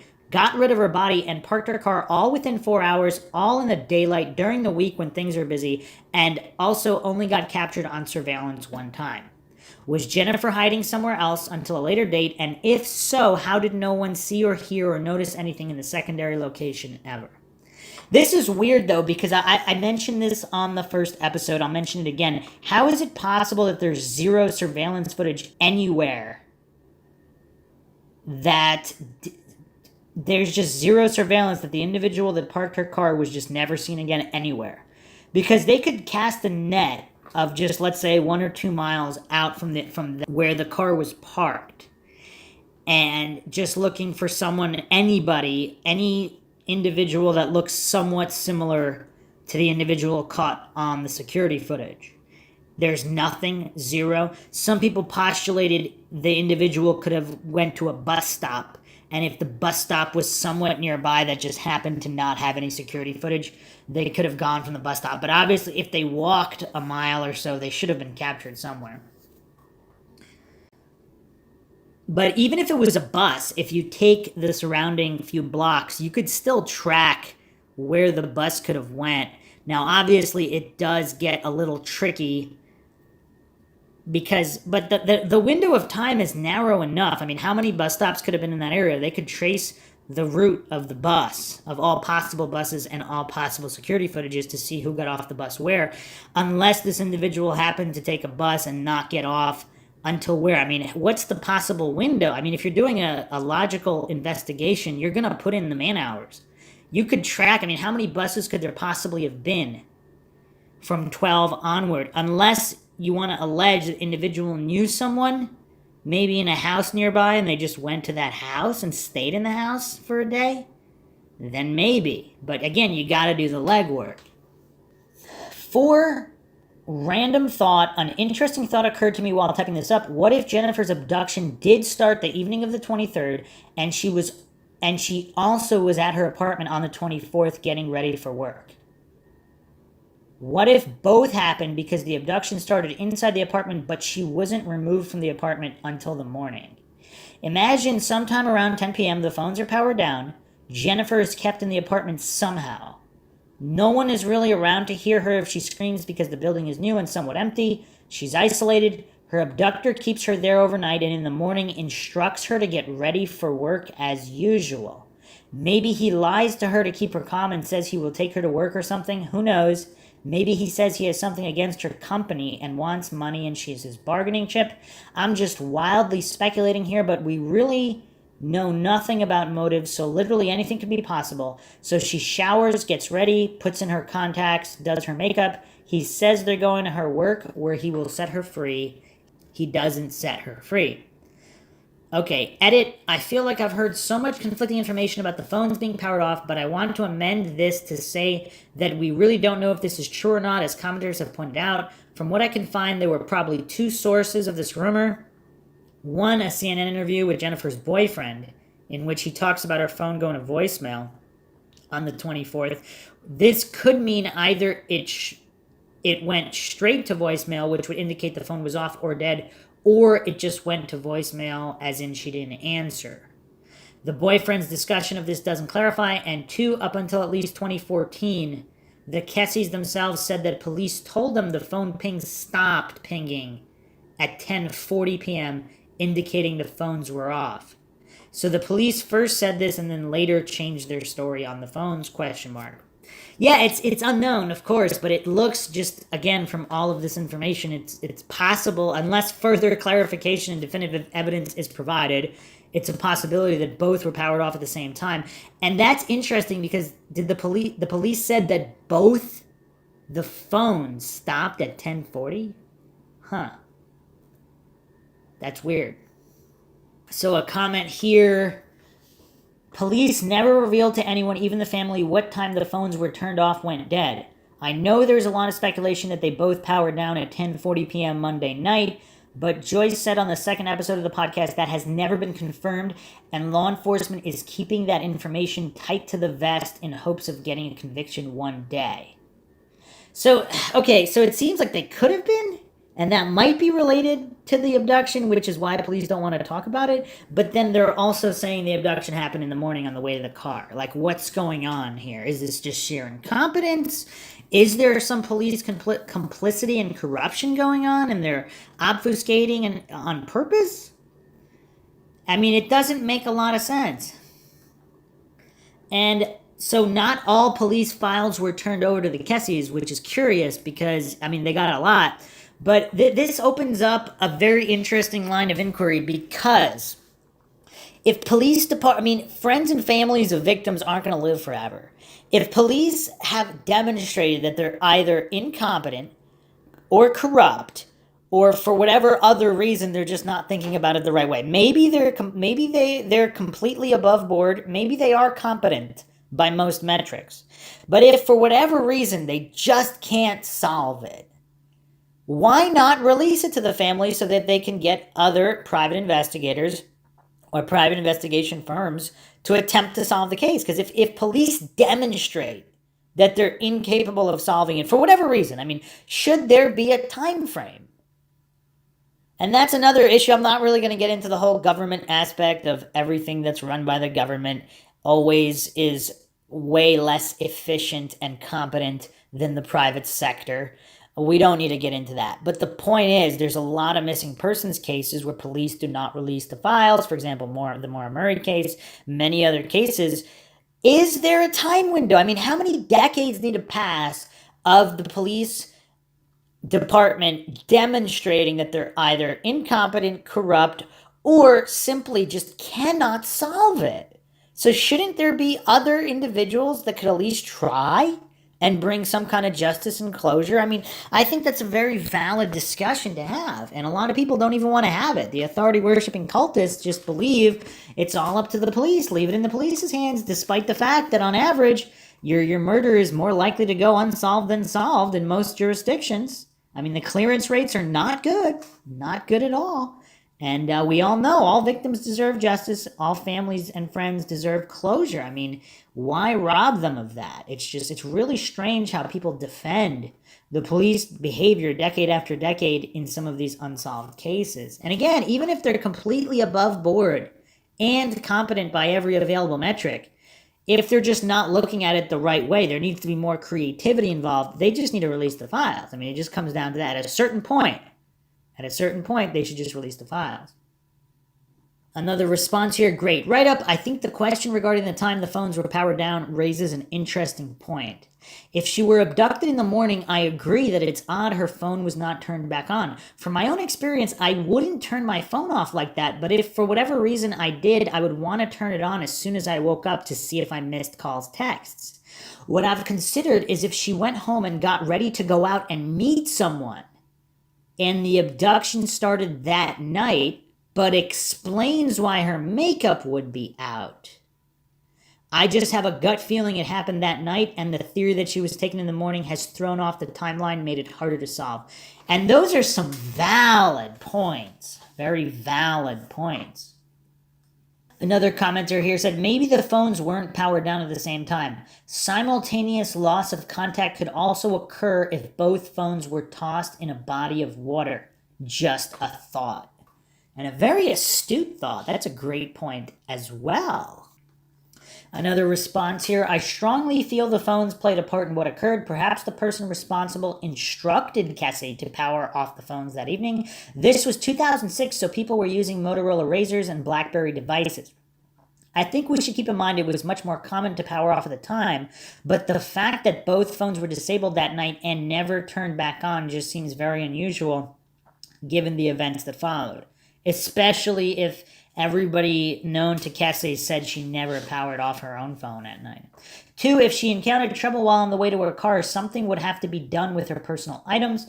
The car was left nearby at noon, but none of the items in question were inside. Another good point. Now, the counterpoint I have there, or the solution might have just been she was just thrown in a van, if she was taken in a van.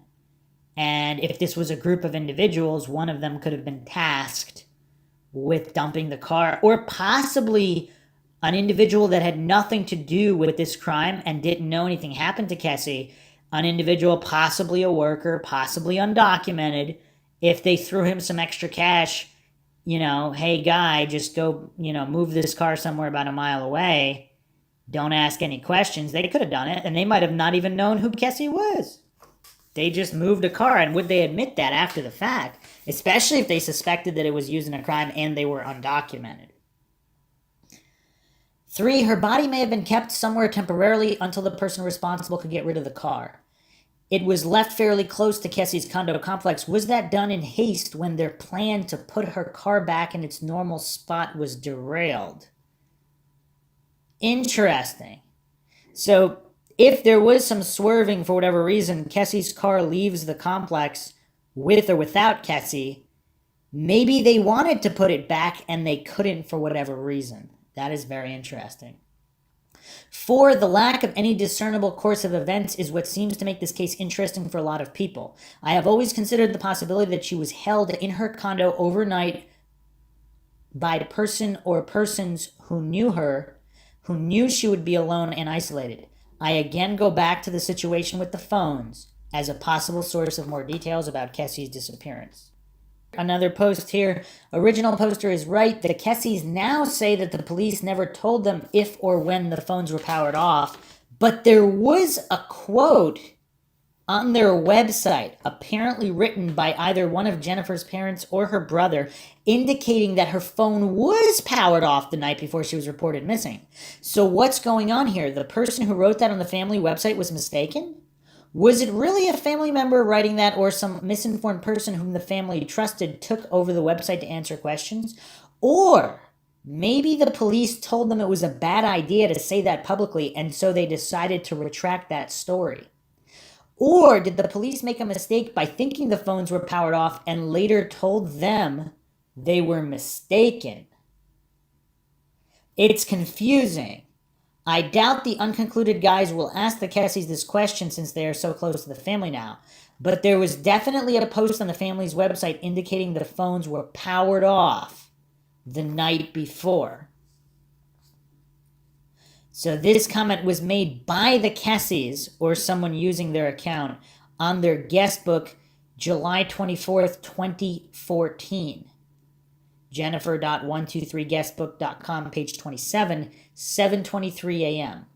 We really don't want to start answering questions here on Guestbook, otherwise we will end up with hundreds of them. However, there are 2 cell phones still missing and never found. Jennifer's and an additional one left in her condo by a family friend staying at her condo while she was away. Jennifer was going to mail the second phone, presumably whenever she was able, upon her return to Orlando, January 23rd, 2006.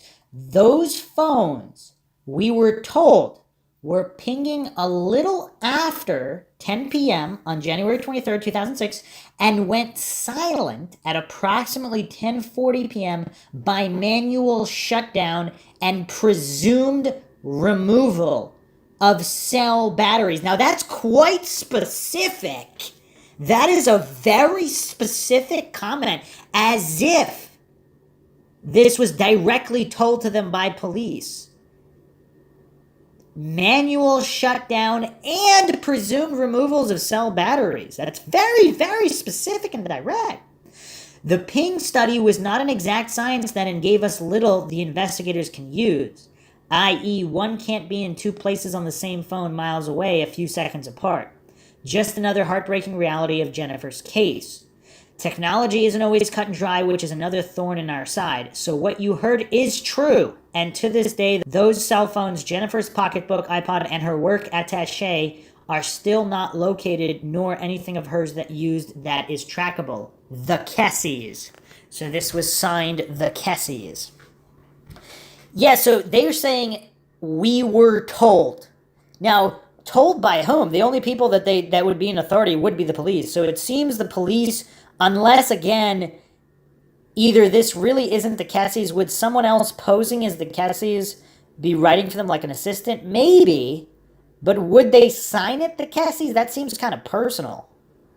Normally when somebody takes over an account, I mean, yeah, they'll post in the name, but they don't necessarily put personal touches on it unless it's some kind of celebrity thing where they really don't have time and they specifically hire someone to do that.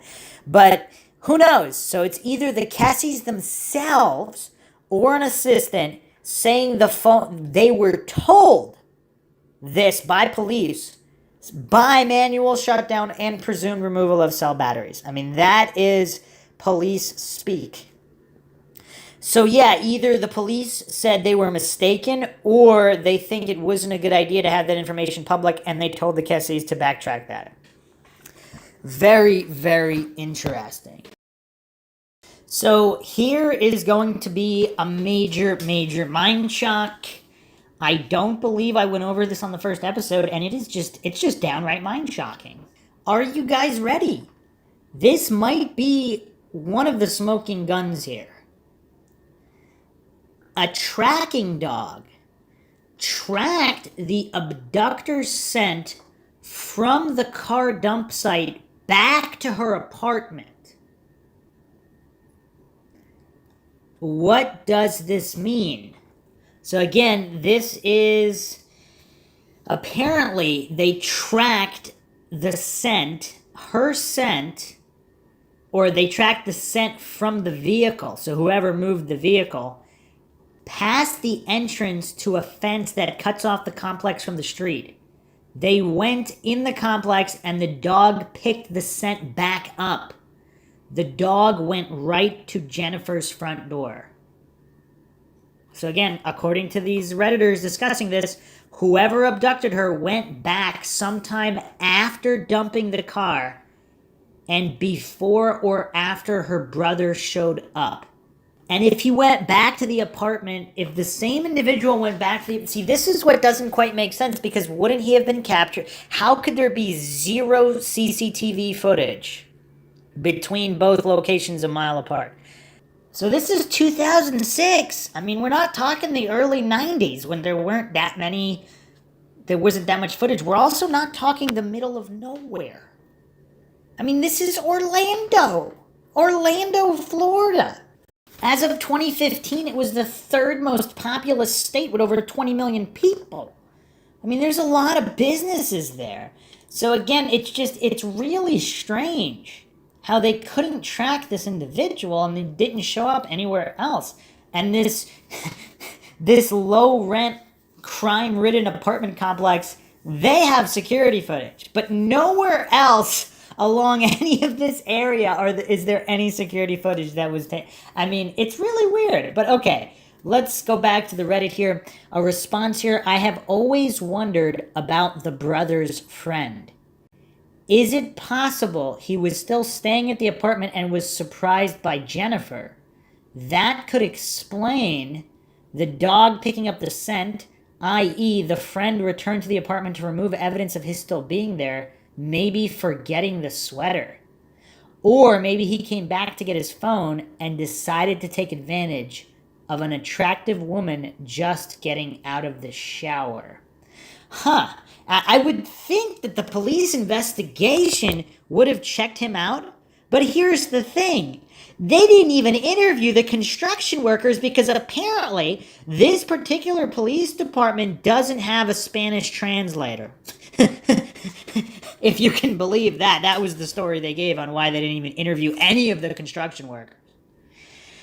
So did they check out the brother's friend? I mean, that is curious. Again, anything that doesn't match up is curious. Some people disputed that dog scent and said that it tracked to the bottom of the stairs, not to Jennifer's condo's door, which is curious too. And of course, dogs aren't 100% perfect. So does that mean this was a construction worker and they just went back to the apartment complex, but they didn't go directly to Jennifer's door? Or maybe they did, and the scent had dissipated to the point where the dog didn't track it directly to the door. But either way, the dog tracked it back to the apartment complex. Very, very bizarre. Another good theory here, user since deleted, is there any way her car could have been tampered with to make it temporarily unusable in a simple way? Then maybe she was offered a lift from a construction worker, perhaps trusting that they have been working on the apartments for some time and it's public and broad daylight. Maybe another worker witnessed this and hasn't come forward through fear. Wanting to get to work on time, she accepts and is abducted. The abductor returns, fixes the car, then drives it to the location where it was found. Would that explain the car driving erratically if it was messed with? That is an interesting theory. Another very astute comment here. Could the abduction and car be two different crimes? Say she got ready, went down to the car and started it, forgot something, then got snatched on her way back to the car. Later, someone finds a running unlocked car and joyrides it for a couple hours, then dumps it at a place that's known for car theft. The POI could be clueless. He took a missing person's car. And I actually have not heard that theory before. That's really interesting. Another interesting post here. In 2016, local news reported that law enforcement was going to retest the DNA fiber found in Jennifer's car. No further information was ever provided on that. Interesting. Here's another thought-provoking post that also makes me think of the Maura Murray case and even the Delphi case. There are people who don't want this solved. When a basic timeline cannot be established, not even knowing what day it occurred. With modern forensics, are you kidding me? That tells a lot.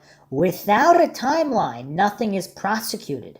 Someone is invested in not having this solved. A response here: after reading this thread, these are pretty much my thoughts. Either that or some colossal police incompetence. Of course, it makes me think of the Scott Peterson case, too. No timeline, no real evidence, yet he's convicted somehow. Again, you can check out the Scott Peterson case series on MINDSHOCK. I cover that. Again, I'm not saying he's innocent, but there just seems to be no proof of his guilt. And you have police admitting to tampering evidence, removing information from police reports. Very, very damning. Another post here: nothing about the car being moved makes sense to me other than it was Jennifer who drove it to meet someone on Monday night. I think the coworker called her up, wanted to discuss the meeting scheduled for the next day or something more personal. Had Jennifer meet him somewhere. I would love to know if his wife was in town Monday night. I would love to know if she were in town, if this coworker told his wife he was working late or perhaps told her he had to go out of town. Could the wife have been the POI seen parking Jennifer's car? So in continuing with Jennifer Kesse's vehicle leaving that night, if she did go somewhere, there is an individual claiming to have seen Jennifer's car on the night of January 23rd. So we have this mind-shocking account of a woman who called in to the Unconcluded podcast. This was on the Breadcrumbs episode, August 14th, 2017. And she claims, according to this audio here, let's listen to it. Far as I can remember, is I lived on Wingate Drive in Orlando, not far from Jennifer Kesse. One night, I was my children were little, and we don't smoke in the house, and I was excited. We were watching movies on cable. I got up to go outside to smoke a cigarette. It was dark. I can't remember the time. I noticed two cars outside. At this point, I didn't know about Jennifer Kesse yet. So I see two cars, and one of them spotted me and started flashing his lights into the woods. There's like a church there, and behind the church was like the woods. A bunch of trees, looked like the woods. But Oakwood, we don't have woods. But anyway, he started flashing his lights, like warning somebody in those trees in the woods. There was two cars there that night. One was Jennifer Kesse's at the time. Like I said, I didn't know it was her yet. And then next to her car was another vehicle that I couldn't see because her car first, and then the other vehicle was beside her car. And since it was nighttime, I couldn't see. I got a look at the gentleman that was there, and he was a tall, slim guy with a ponytail. So I took the flyer down, and I came home, and I told my husband, I said, this is the car that was in the backyard. And he looked at it. So I called the hotline number. And they didn't really do anything. The following day, they sent helicopters out. And that was the last I heard of it, about that. But that was her car. Nobody ever approached me. My husband at one point told me to mind my business because the guy looked over towards our house. And at the time I had two small, babies, little ones. Mm-hmm. So I did call the hotline twice after I saw it, but never got a response back or nothing. And at one point I had pulled over because I seen her mom, Jennifer Kesse's mom, and father on John Young Parkway every weekend with their signs, help find Jennifer. And I had told them what happened, and she just told me, call the hotline. And I did, but I never got anything. Nobody ever came to my door. We moved since. But the guy was tall, he had a ponytail, and he was slim. And there was another person, but never got to look at the other person. Because he was flashing his lights into the woods like he was warning somebody. There was two cars there that night. Somebody had to have driven the other car. That was Jennifer's car. Okay. I am 100% positive that was her car. The only thing that I have clear in my mind is that night when I saw the individual, actually, when I opened my door, he looked over, went into the car, like not his whole body, but just to reach in to flash those headlights. And at that point, my husband told me, mind my business and shut the blinds. So I didn't get to see anybody else. The other car was behind her car? It was beside her car, not behind. It was beside. Like, it was Jennifer's car, and then right next to her car was another vehicle, but I couldn't see the other vehicle. I couldn't tell you the color, what kind of car it was, because it was beside it. Because he looked over. So I turned on the porch light. My porch light in the back, not the backyard, the light was off. I turned it on to go outside, but when I saw him look over and, you know, he was flashing his light, I went back inside to finish watching a movie we were watching. So she claims that she definitively saw Jennifer Kesse's car. She's very adamant. So she turned on her porch light, went to her patio to smoke, and then actually made eye contact with a Hispanic male with a ponytail. He then reached into the car and flashed the headlights, presumably to an accomplice who drove the other car that was parked next to Jennifer Kesse's car. Now, this witness claims she couldn't really see the second car. There was a car there. She couldn't really make out much of the second car. So, again, let's look at these Google Earth images from 2006. So there's a church there just beyond her backyard with some wooded areas there.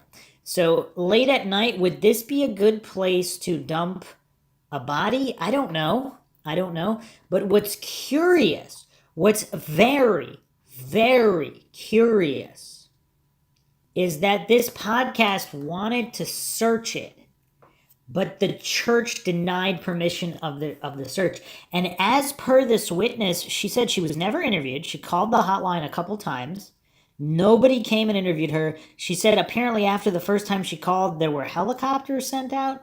I mean, I don't know what a helicopter would spot from way up high. I mean, this is a marshy, wooded area. If there was a body buried there, a helicopter definitely wouldn't see it. So I don't know what the helicopters were there to do. But supposedly the area was never even searched. I mean, this is a bombshell tip. I mean, this woman is adamant. Now, maybe she's wrong. I don't know how she could have told. I mean, 2004 Chevy Malibus are not exactly rare vehicles. So a black Chevy Malibu, for whatever reason, this witness believes it was definitely her vehicle. Now, what's curious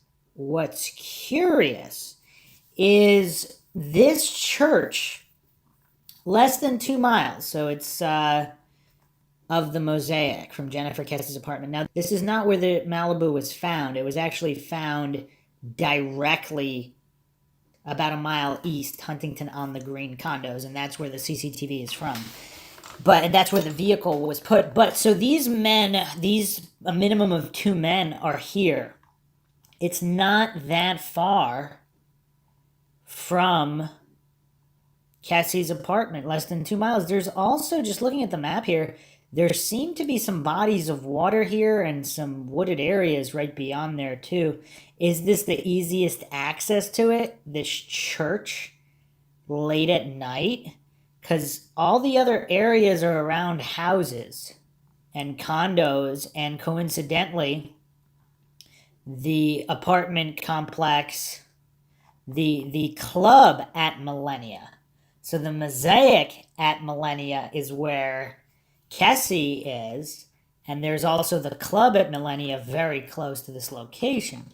Either way, it's a dense forest, marshy area.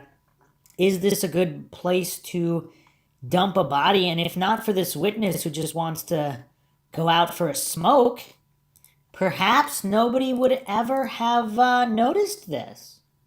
So the church denied a search. Is that suspect? Should a church be a little bit more willing to help a family find closure, even if they don't believe anything is there? And how would they know if some criminals just went to the church grounds at night and dumped a body? Wouldn't the church want to find out anyway? I mean, I don't know. That's kind of weird. So some people theorize that this witness spooked them because she made eye contact with the Hispanic male with the ponytail. If she made eye contact with them, would they continue dumping the body? Because he flashed his lights after that. Does that mean let's get out of there? So was this a foiled plan to dump a body? And they didn't actually dump the body there. Either way, it was never searched. And someone posted here, it would have been nice if law enforcement followed up on these eyewitness accounts originally.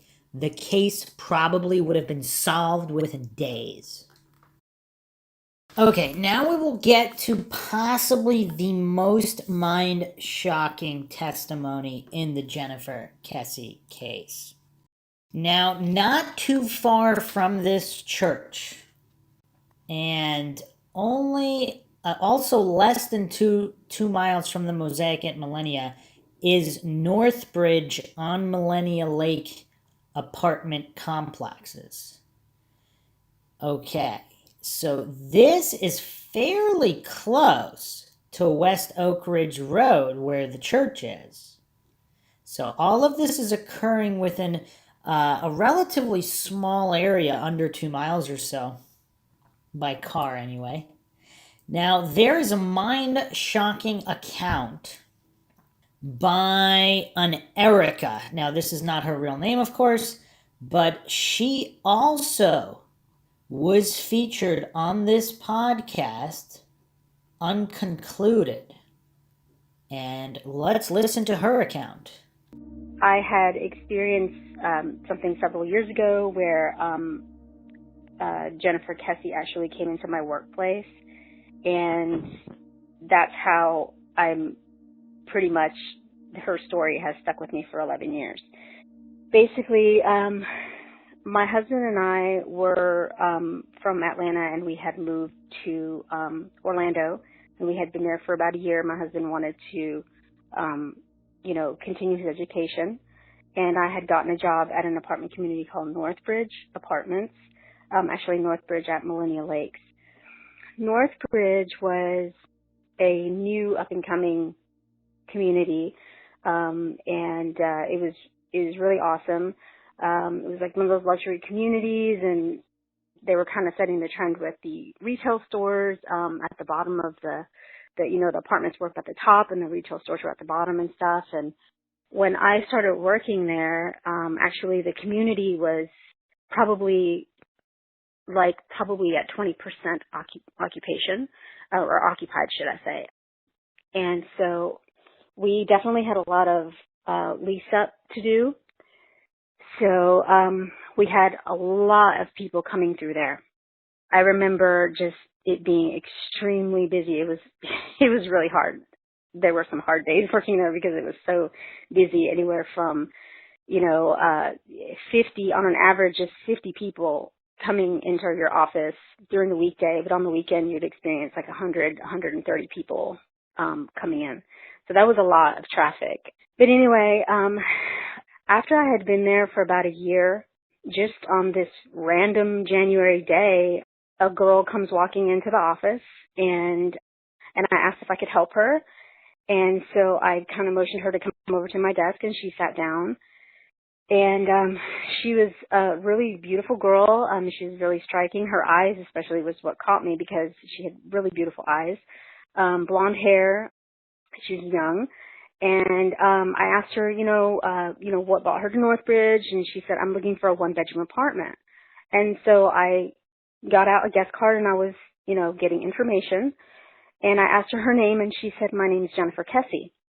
And so I started writing down her name and all that stuff, just asking her questions, what she was looking for, what was her expected move-in date, and all that wonderful stuff. While I was asking her these questions, she was completely distracted by something. Behind me,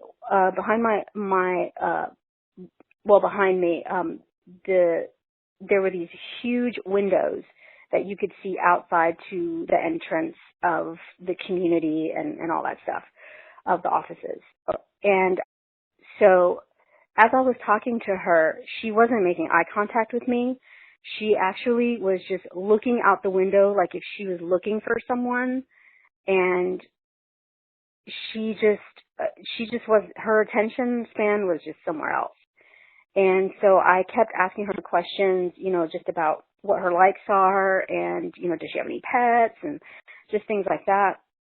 And at this point, about 5 minutes into asking her questions, I'm not getting anything back from her.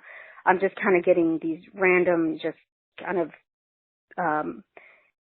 short answers, but nothing that is trying to help her to find a home, because that's what I thought she came in there to do. And so at this point, I started getting really just kind of like, man, this girl, what's up with this girl? Obviously she's not interested in an apartment. She's just wasting my time. So I asked her, do you want to look at a one bedroom? She said, no, I don't want to look at a one bedroom. But during this time, as I continued talking, it's almost like she let me continue to just keep asking her stuff, and she would give these short, answers. She wouldn't really give any detail about anything.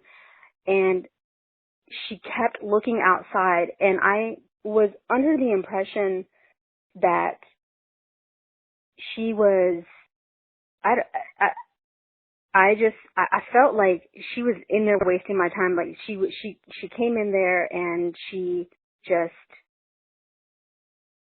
was just, biding her time about something. I don't know what, but at that point, 10 minutes had already passed by, and there was nothing else for us to talk about because she didn't want to see a one bedroom.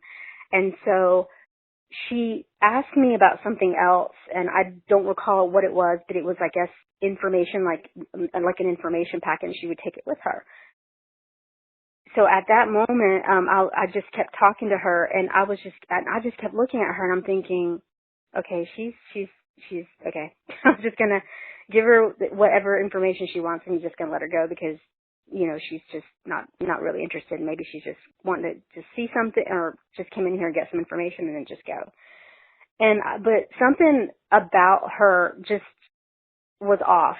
And so anyway, she got up and she left. She apparently just took one thing with her, from what I can recall. And it was just one piece of paper. And she left. And I remember when I was sitting there and I was writing her name, I thought, her name sounds like, it's Kesse. That's a nice last name, kind of sounds like Kisses or whatever. And that's why her name stuck out to me. That's why it was just like, it was memorable to me because of her last name.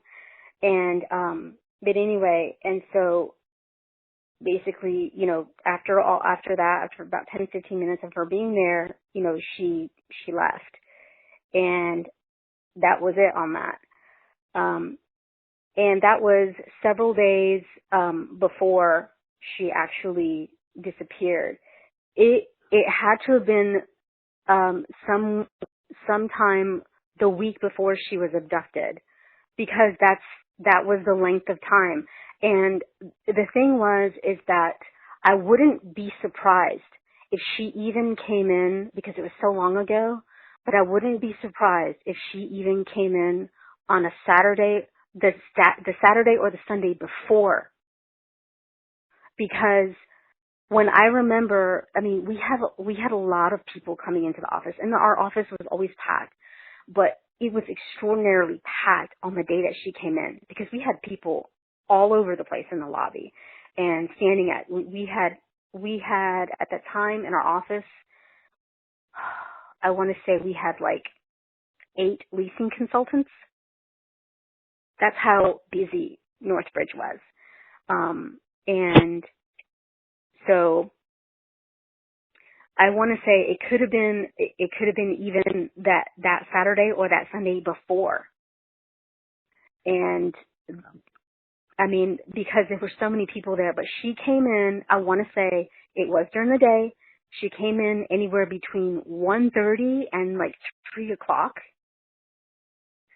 And yeah. So, and I remember it was a beautiful sunny day.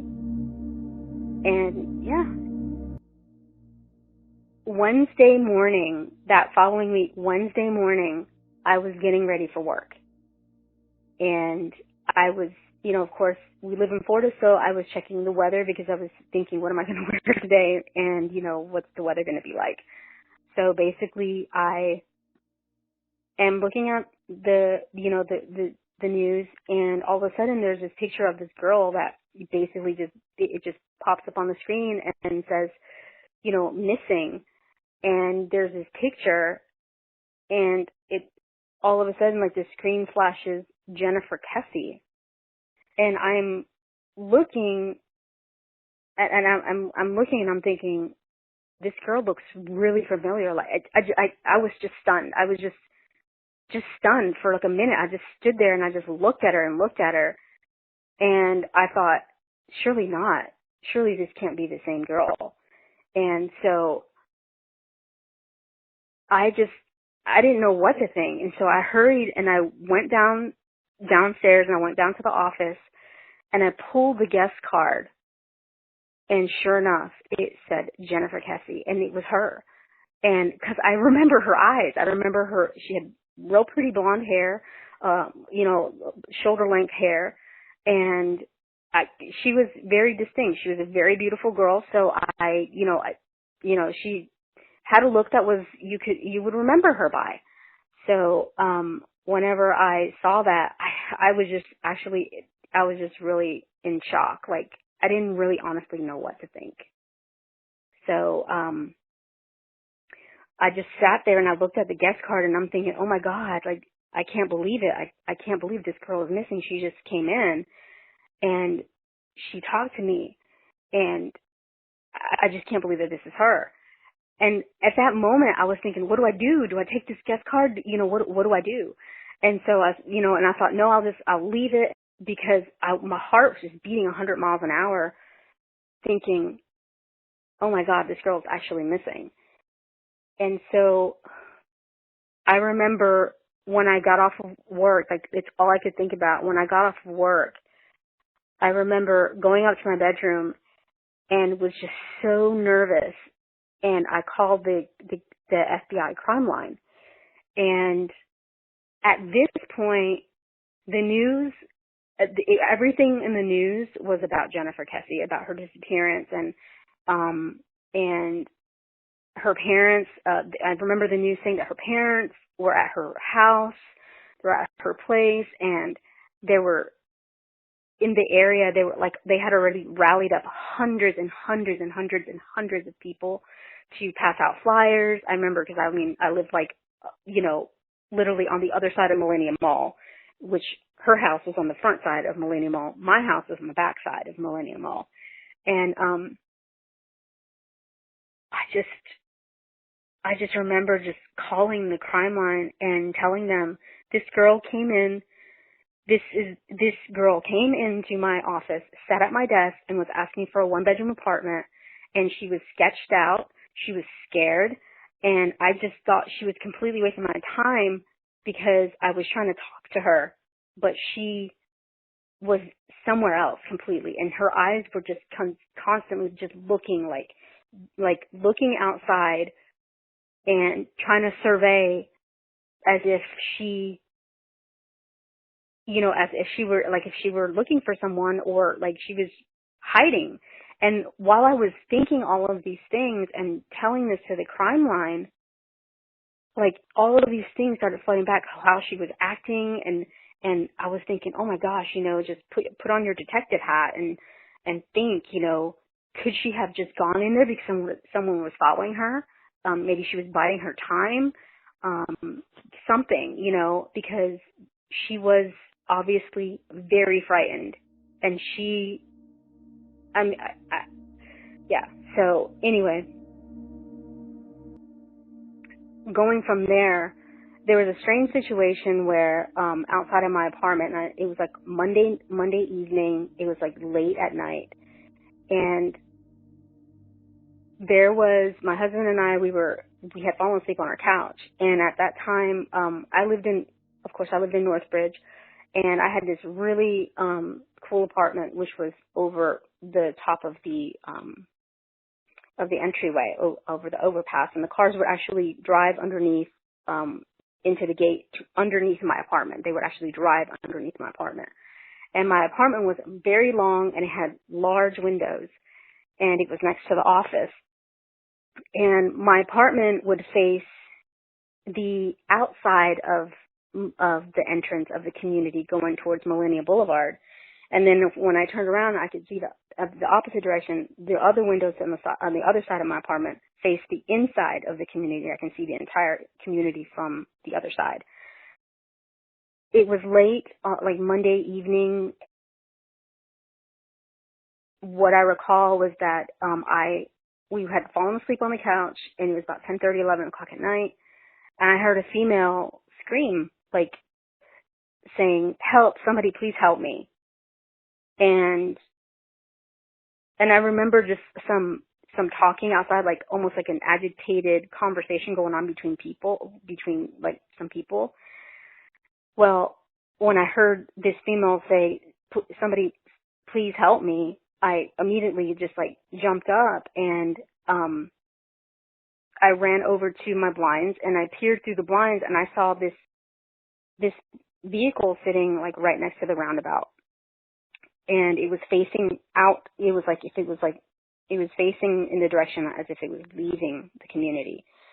And so there was this guy who takes this blonde-headed girl out of the front seat of this car, opens the back door. The girl is standing there in front of the back passenger door, and she has her hand up almost like, like not like she's being arrested, but she's like almost like she's like her left hand is up, and she's almost just like having conversations like almost like she's saying to the person, "I don't understand," or "Please stop," or something like that. Her hand was up, with an expression as if she just didn't, like understand the situation. So this guy is talking to her, and he's talking to her in a way that it's almost like someone who's in a relationship with someone who is sort of kind of they're in a fight or borderline abusive relationship, but the guy grabs the girl by the neck, and he starts like talking to her like really close to her face, and she's kind of cowering down just a little bit, because obviously he's like pushing her neck down, like I guess trying to maybe like assert his dominance over her. It just looked like she knew him, it could have been an acquaintance or a friend that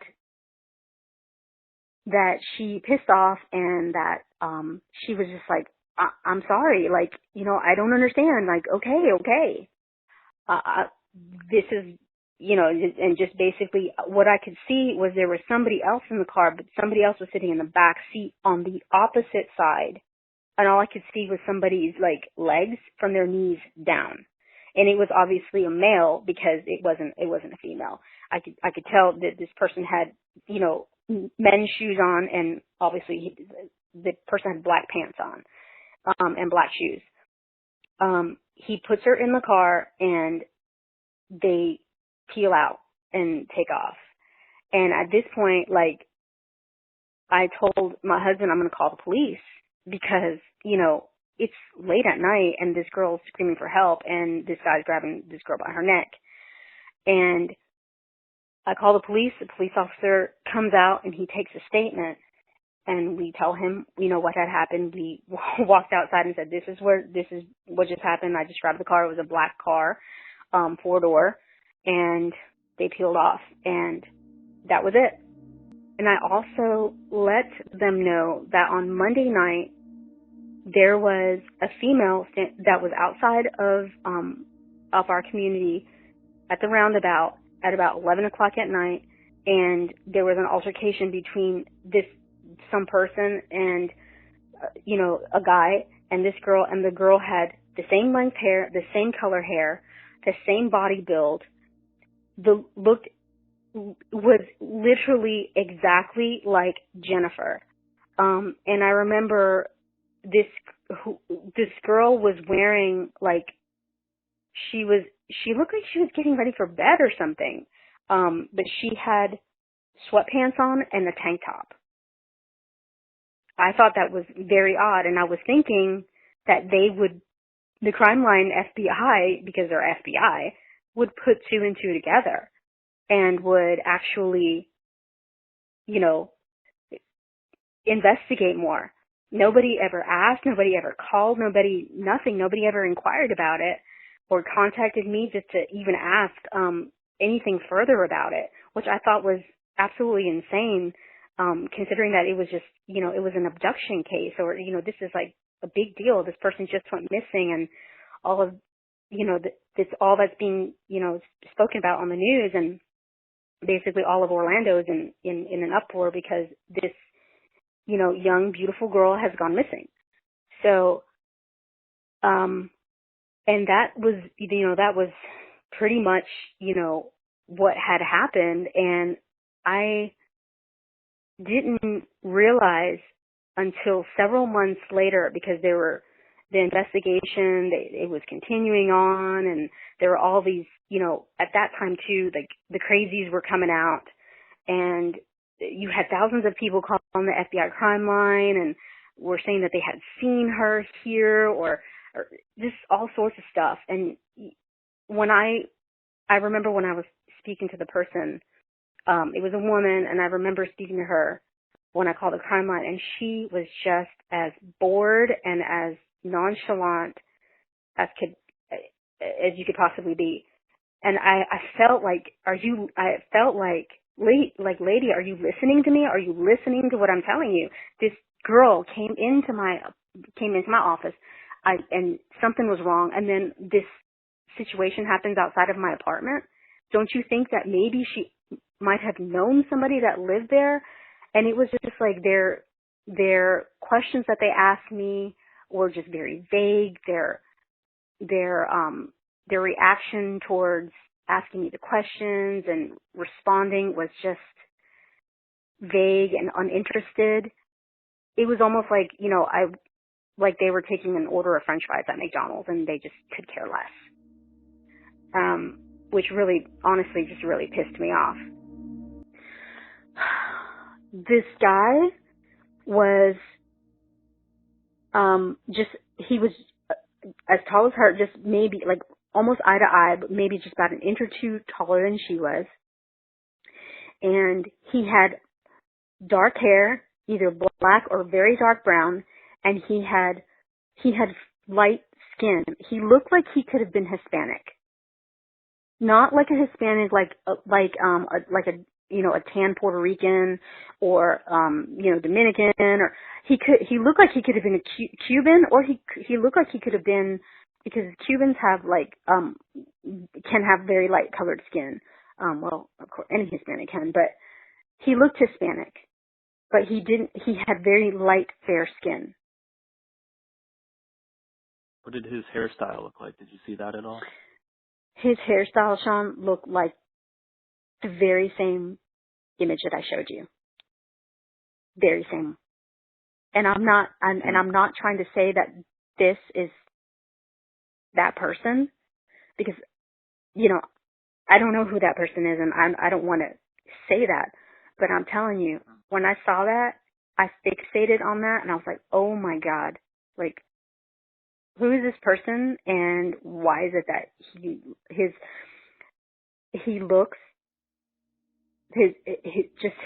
face looks like that person that was out there that night grabbing her neck. So this is really mind-shocking. So Erica seems very confident that she saw Jennifer Kesse not only that same night, January 23rd, between 10:30 p.m. and 11 p.m., when she was woken up, she was sleeping on a sofa, she was woken up by a woman screaming for help. She jumped to the window. Blonde female who looked like Jennifer was apparently being abducted by a light-skinned Hispanic male in the well-lit turnabout just below her second-story apartment. I mean, this is just absolutely mind-shocking. And before we continue analyzing that, what is even more mind-shocking, of course, is that supposedly this same individual interacted with Jennifer Kesse, who showed up supposedly sketched out and scared. So this was 10 days prior. So this would have been the January 13th, 2006. And of course, what else was going on in Jennifer Kesse's life at that time? So let's look at the timeline here. Jennifer moved into the condo, Mosaic at Millennia, Thursday, November 24th, 2005. On Wednesday, January 18th, 2006, Jennifer drives from Orlando to Fort Lauderdale, 3-hour drive to her boyfriend Rob's place. And on Thursday, January 19th, 2006, in the morning, they fly to St. Croix to vacation along with a friend and that friend's family. Jennifer had left her car at Rob's place. Now, what's curious here, of course, her brother Logan uses her condo supposedly from Friday, January 20th. And this is Logan's best friend Travis and also Matt, who happens to be Jennifer's ex-boyfriend. And they stay the weekend. Travis accidentally leaves his cell phone there. Interesting. Was there altercation? Was there some other issue? But anyway, here's the point. What facilitated this vacation? How long was this vacation planned? And if Erica is to be believed, on January 13th, so this would be 5 days prior to Jennifer driving. So this on the 18th she drove. So this would have been the 13th. So a couple days before she's going on vacation. Erica here is claiming that she came into the office sort of inquiring about an apartment, but distracted, looking out the window, not really seeming interested in the apartment, and refusing to even see a model unit.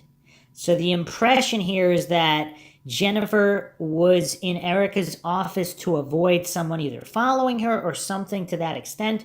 Erica seems to really believe it was Jennifer because she wrote down her full name in a log. Now, I don't know if this has ever been confirmed or located, which is another issue.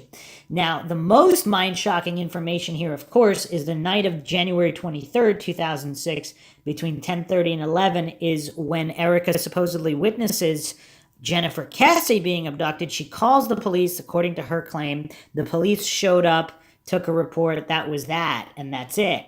So it might have not been Jennifer Kesse, but again, if we're looking at this report about the church, it's relatively close by. Were they dumping her car and what happened exactly? Coincidentally, both of these sightings take place on the night of January 23rd, which is also coincidentally when there's an issue with the phones. We don't know the exact issue, but supposedly they no longer were pinging. So something happened. So here's an interesting post on Facebook by a guy named Joe regarding this. If you discount Erica's second account because you think she could have been mistaken about it being Jennifer, you can't conclude that in the first account because Erica wrote down Jennifer Kesse's name in a follow-up log. In order to discount Erica's first account, you must conclude she is lying, which I agree is possible, but in my personal opinion seems very improbable. Some people have argued Erica was looking for attention, but keep in mind, she didn't come to the podcast to give an interview. She was tracked down by online sleuths who brought her to the attention of the podcast hosts, who convinced her to tell the story in the podcast. It's clear to me that Jennifer was in distress and hiding from somebody. I speculate she was at Northbridge to get a mani-pedi and or have her hair done before her vacation. It was her last day off before leaving for St. Croix, when she spotted her nemesis and took refuge in Erica's leasing office to avoid a confrontation. If Erica is correct, whatever occurred at Northbridge that day was something Jennifer didn't feel comfortable sharing with her family, even though we know she was very close to her family and shared almost everything with them. In my view, whatever happened at Northbridge that day, assuming Erica's account is true, is almost certainly directly related to her abduction and disappearance. Please think about this account deeply and draw your own conclusions, and please keep in mind it's just my own personal theory, which includes speculation. I'm not even adamant that I am correct. Okay. So, yeah, this is really crazy. This is really, really crazy, especially the proximity to the other sighting. Are all these witnesses lying? I don't know. I don't know. Or are they all mistaken? And if they are mistaken, what exactly is going on? Who's being abducted? I mean, this is really crazy. So, the other thing that's kind of crazy, of course, there's a rumor that the co-worker, again, check out the first episode. One of the main theories in the Jennifer Kesse case is, of course, a jealous coworker harmed her. Supposedly, this individual might have had a brother or nephew that lived at Northbridge. And was he involved with whatever happened to Jennifer Kesse?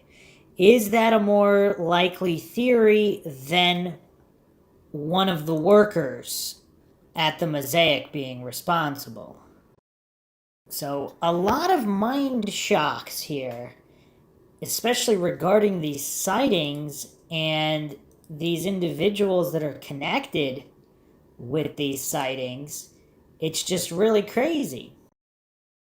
Is it possible Jennifer Kesse did have some kind of relationship with someone at work that she'd never really disclosed to anybody? And she might have just told her dad that it was a guy that was interested in her.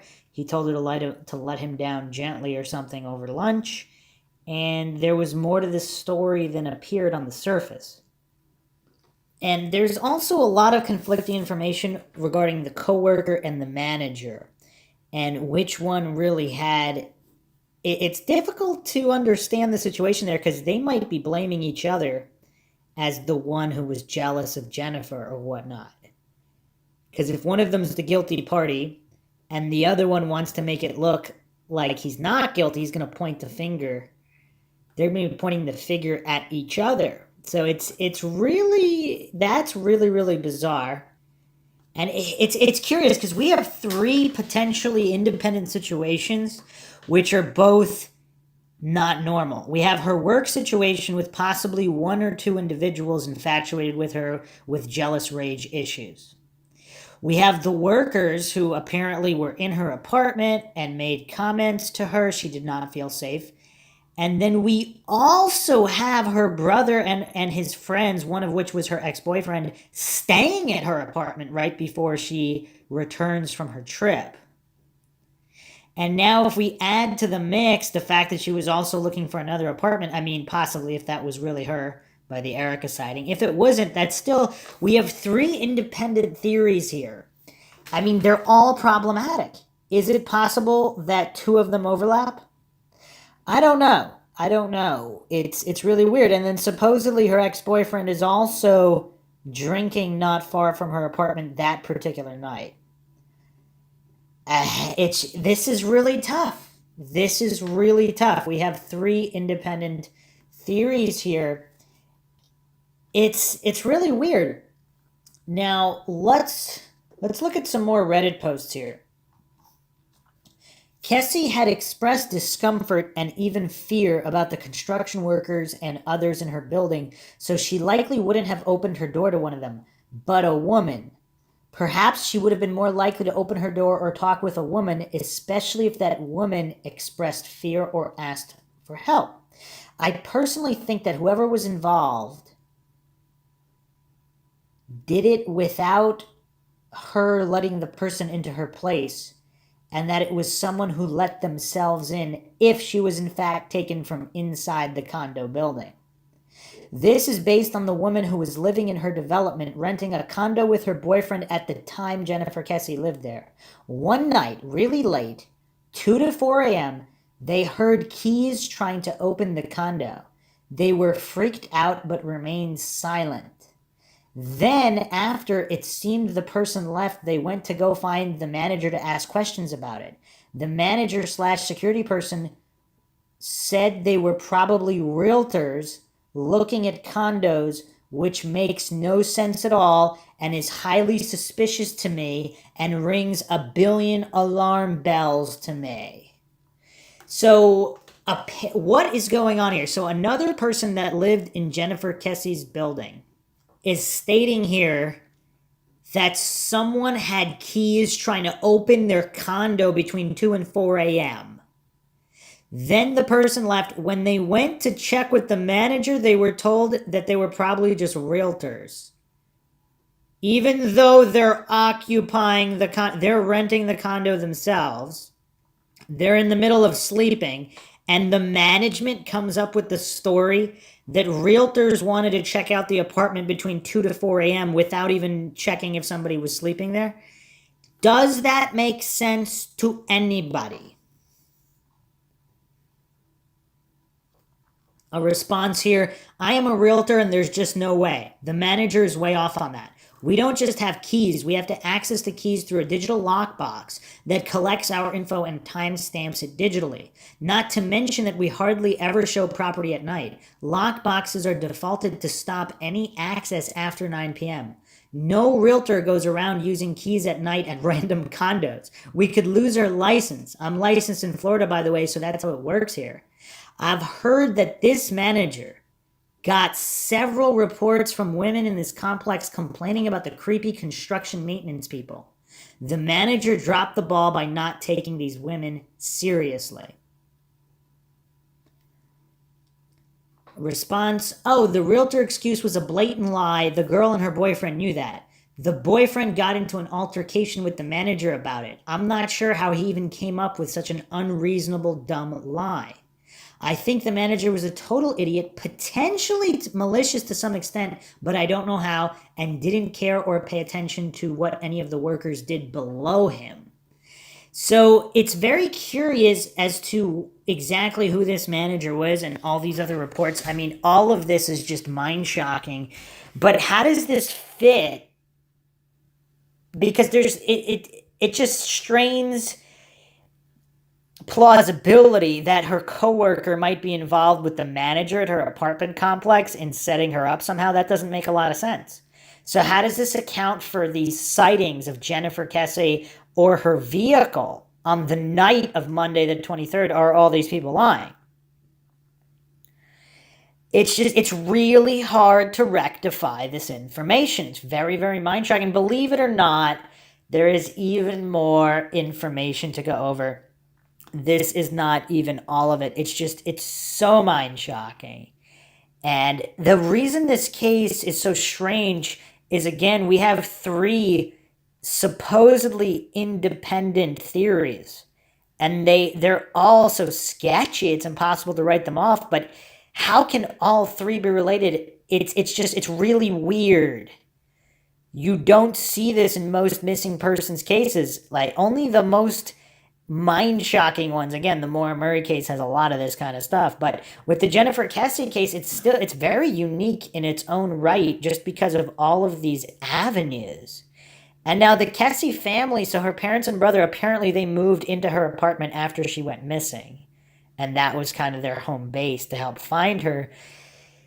I mean, supposedly things should have quieted down at that point. The manager and the workers might have not been going into random people's apartments in the middle of the night when they know they have the family of a missing woman living there in the condo. But the whole thing just does not make a lot of sense. And it's just really, really bizarre. In the next episode, we'll be taking a look at possibly a fourth avenue. And it's pretty extensive. I don't want to go into it now, so not to tease, but in the next episode, we'll be taking a look at a fourth avenue and more issues with her workplace that possibly connect to this fourth avenue, and this has nothing to do with her coworkers. So it's just, there's a lot here, and hopefully the case is moving. I mean, podcasts are keeping it in the limelight and documentaries, so hopefully this case will be solved. Some people believe that law enforcement and even Jennifer Kesse's family know exactly who did it. But they're just keeping up a certain facade because they just can't release the information to compromise the prosecution. So they're kind of just doing what the police tell them in technically what is obfuscation, but it's to protect the case. And if that's the case, that's good. If they know exactly who did it, and for whatever reason they don't have enough to secure the conviction, but somehow they know for sure, then that's perfectly fine, they should definitely continue with that. But if they don't know for sure, then that's an issue, because how do you rectify all these independent theories? All the mind shockers out there, they can drop their own thoughts, theories, suggestions, rebuttals, debunkings of any kind in the comment section. As always, if you enjoyed the podcast, you can donate to our PayPal and help support the channel. Just check the link in the description. Make sure you subscribe to the channel, hit the bell for notifications, like and share this podcast, keep the awareness up. You can also check us on Twitter. Check us out on Twitter, Facebook, Reddit, and Patreon. Patrons do get priority for case topic, logical analysis, co-podcaster requests. You could also be a guest in the podcast depending on your tier. This is Bruce McGuire signing off. Catch you guys next time.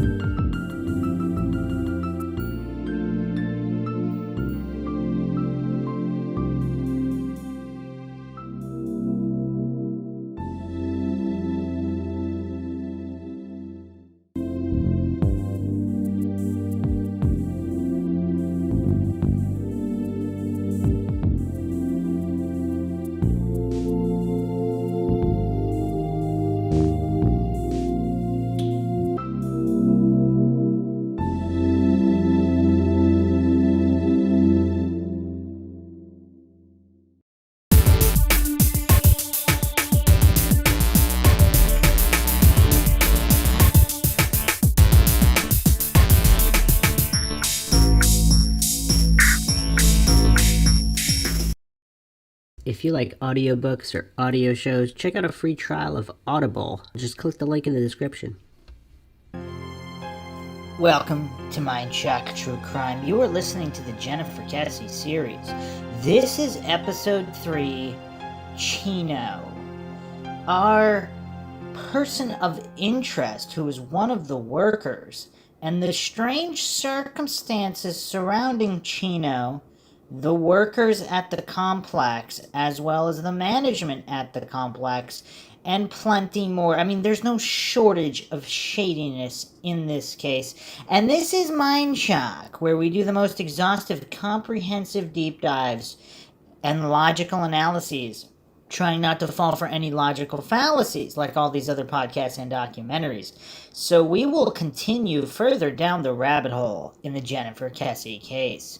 As always, if you enjoyed the podcast, find it interesting and informative, want to help support MINDSHOCK, help us get more mind-shocking content out there, and keep up awareness in unsolved cold cases, missing persons cases, wrongful convictions, and more, you can donate to our PayPal. Just check the link in the description. You can also become a YouTube member right here on YouTube for access to exclusive streams and chats. Make sure you subscribe to the channel, like and share, Twitter, Facebook, Reddit, Patreon. Patrons do get priority for case topic, logical analysis, co-podcast requests. You could also be a guest in the podcast depending on your tier. Questions, comments, theories, thoughts, suggestions, rebuttals, debunkings of any kind, leave them in the comment section.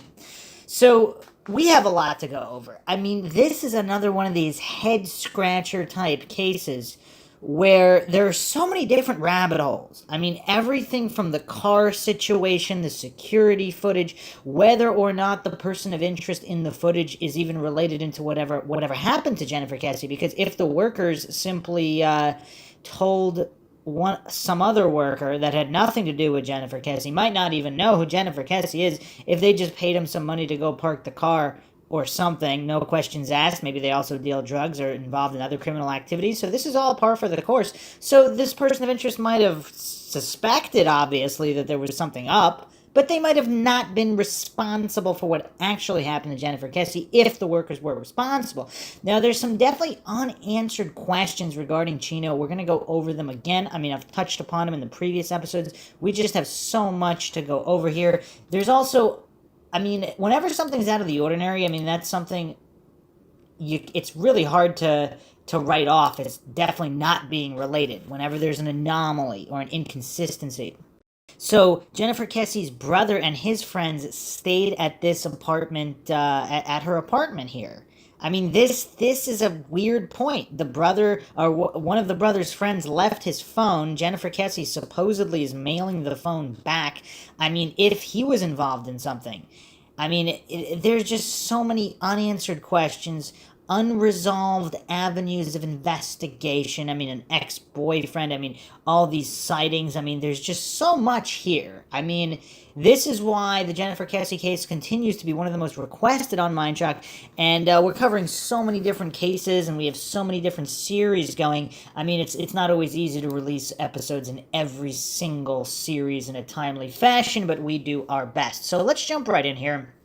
Let's just do another breakdown. This is from the Unresolved Mysteries subreddit. New details about Jennifer Kesse from the Up and Vanished episode. By Powerful Divide, Jennifer Kesse, a 24-year-old finance manager, was abducted while leaving work on the morning of January 24th, 2006. Allegedly. We've gone over the timeline issues. There's actually no definitive proof on exactly when she was abducted. There's so many inconsistencies even in the timeline. Some believe it was the night before. Some believe it was anywhere in between the night and the morning of. Jennifer's case was recently profiled on the Oxygen series Up and Vanished. Some brand new details and information was revealed during the episode, and it wasn't just a rehash of old information. This is going to be a long post. Here's the recap. Happenings before Jennifer disappeared. As we all know, Jennifer was unhappy with the workers in her complex as they made her feel uncomfortable.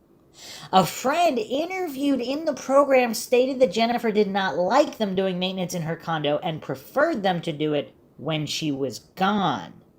A disturbing piece of information that I haven't read anywhere is that one of the reasons Jennifer was uncomfortable with the workers is because they would come to her apartment and do a half-assed job. Joyce Kesse, Jennifer's mother, stated the workers would periodically do paint touch-ups in one room instead of doing the complete condo as a means to come back. Now, that's kind of weird. If they just want to come back and harass her, that's one thing. But if she's not even there and they come back and do... I mean, that's kind of weird. Okay. 2 weeks before Jennifer's vacation to St. Croix, the workers returned to do more touch-up work while Jennifer was on the phone to her father. Drew advised Jennifer to give them a piece of Tupperware and have them put the paint in it so she could do it herself. Jennifer did that, and the workers argued with her saying that you can't do that because it would ruin the paint. Well, what do they care? It's her apartment. The day Jennifer disappeared, former Orlando PD police detective Joel Wright was interviewed for the program. He stated he believes Jennifer woke up and got ready for work and likely made it down the stairs and probably made it to her car when she was abducted. He believes the abduction took place at approximately 7:30 a.m. Joel Wright stated he believes the abduction took place in the morning due to a tip he received on Thursday, the day Jennifer's car was found. The tip came from people who lived across the street from Jennifer's condo complex. They reported to him that they believed they saw Jennifer's car on Tuesday morning driving erratically out of the complex sometime after 7:30 a.m. Again, let's reiterate, her car, not her. And they believe it was her car, not 100% sure. When Jennifer's brother arrived at her condo complex, he saw the workers parked in a white van right next to where Jennifer's parking spot was. When Logan knocked on the window, they ignored him completely and did not respond to him at all. Logan was able to speak with a guy named Ben, who was the head of maintenance. He reported he was very rude and sketchy. Another thing, too, if they abducted her right then and there, would they continue, like, if she was in the van? I mean, that'd be really creepy if when Logan was knocking on the window, she was actually in the van. But if they really abducted her and she was in the van, like, why would they still be right next to her parking spot? I mean, that definitely points away from that theory. The investigation. When asked about the surveillance footage in the POI, former Detective Joel Wright stated that he had a source that used to be a housekeeper in the condo complex. This housekeeper has never seen a photo of the POI before. When shown the photograph of the POI, the housekeeper replied, "That looks like Chino." After receiving this information, Wright went back to his office and typed the word Chino into the tracking system and discovered that, sure enough, a tip had come in from the first week of the investigation from someone saying that a person known as Chino is involved in Jennifer's disappearance. All right, let's reiterate this. So, a housekeeper said that looks like Chino. Now, also, a separate source who called in a tip reported that a person known as Chino is involved in Jennifer's disappearance. Now, here's another thing, too, that we don't really talk about. We need to talk about this more. How many false tips are called in by true perpetrators as red herrings? I mean, I actually might have to do a podcast just on that. Because, I mean, yeah, that could very well be the case as well. Let's not fall for false dichotomies or any other logical fallacies. In order to find out who Chino... Oh, at the time of Jennifer's abduction, Chino was known to be living and working at Jennifer's condo complex. Chino wasn't interviewed until Joel considered him a suspect in 2008. Wow, so 2+ years later. In order to find out who Chino was, Joel returned to the complex and shown one of the remaining workers a photograph and asked which one was Chino. The worker was able to pick Chino out right away. And again, are these workers cooperating with police? I mean, what does that mean? Are several of the workers not? Because some people believe that this was kind of, this might have been a multiple person operation. Because if multiple workers routinely hassled Jennifer Kesse, if it wasn't just one guy making rude comments or possibly a psychopathic serial killer, if they were these group type antics, some believe a group, more than one individual, is responsible for whatever happened to Jennifer Kesse. The other thing that's kind of weird, why would they just randomly attack and kill her? Because, you know what I mean?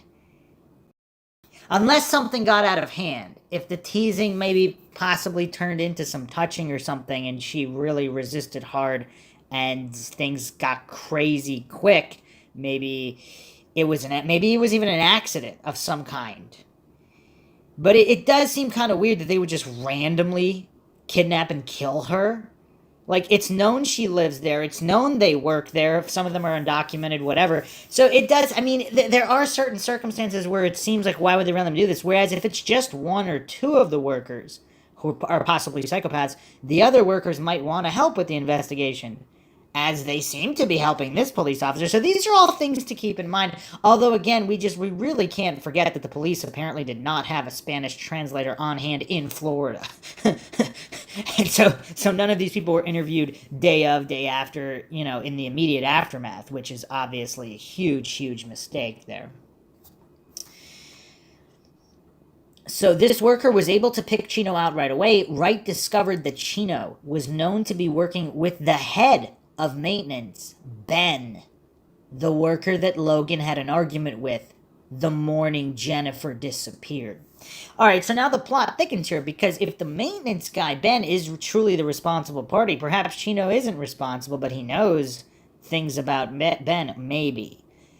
And, there's a lot of shady reporting happenings. If you haven't checked out the first two podcasts, make sure you check the first two episodes out. Apparently, people that lived in that complex reported that, someone was trying to enter their room in the middle of the night with the key, etc., etc. Not necessarily that it was Ben, but if the keys were just handed out to random workers. I mean, just a really shady complex and situation all around.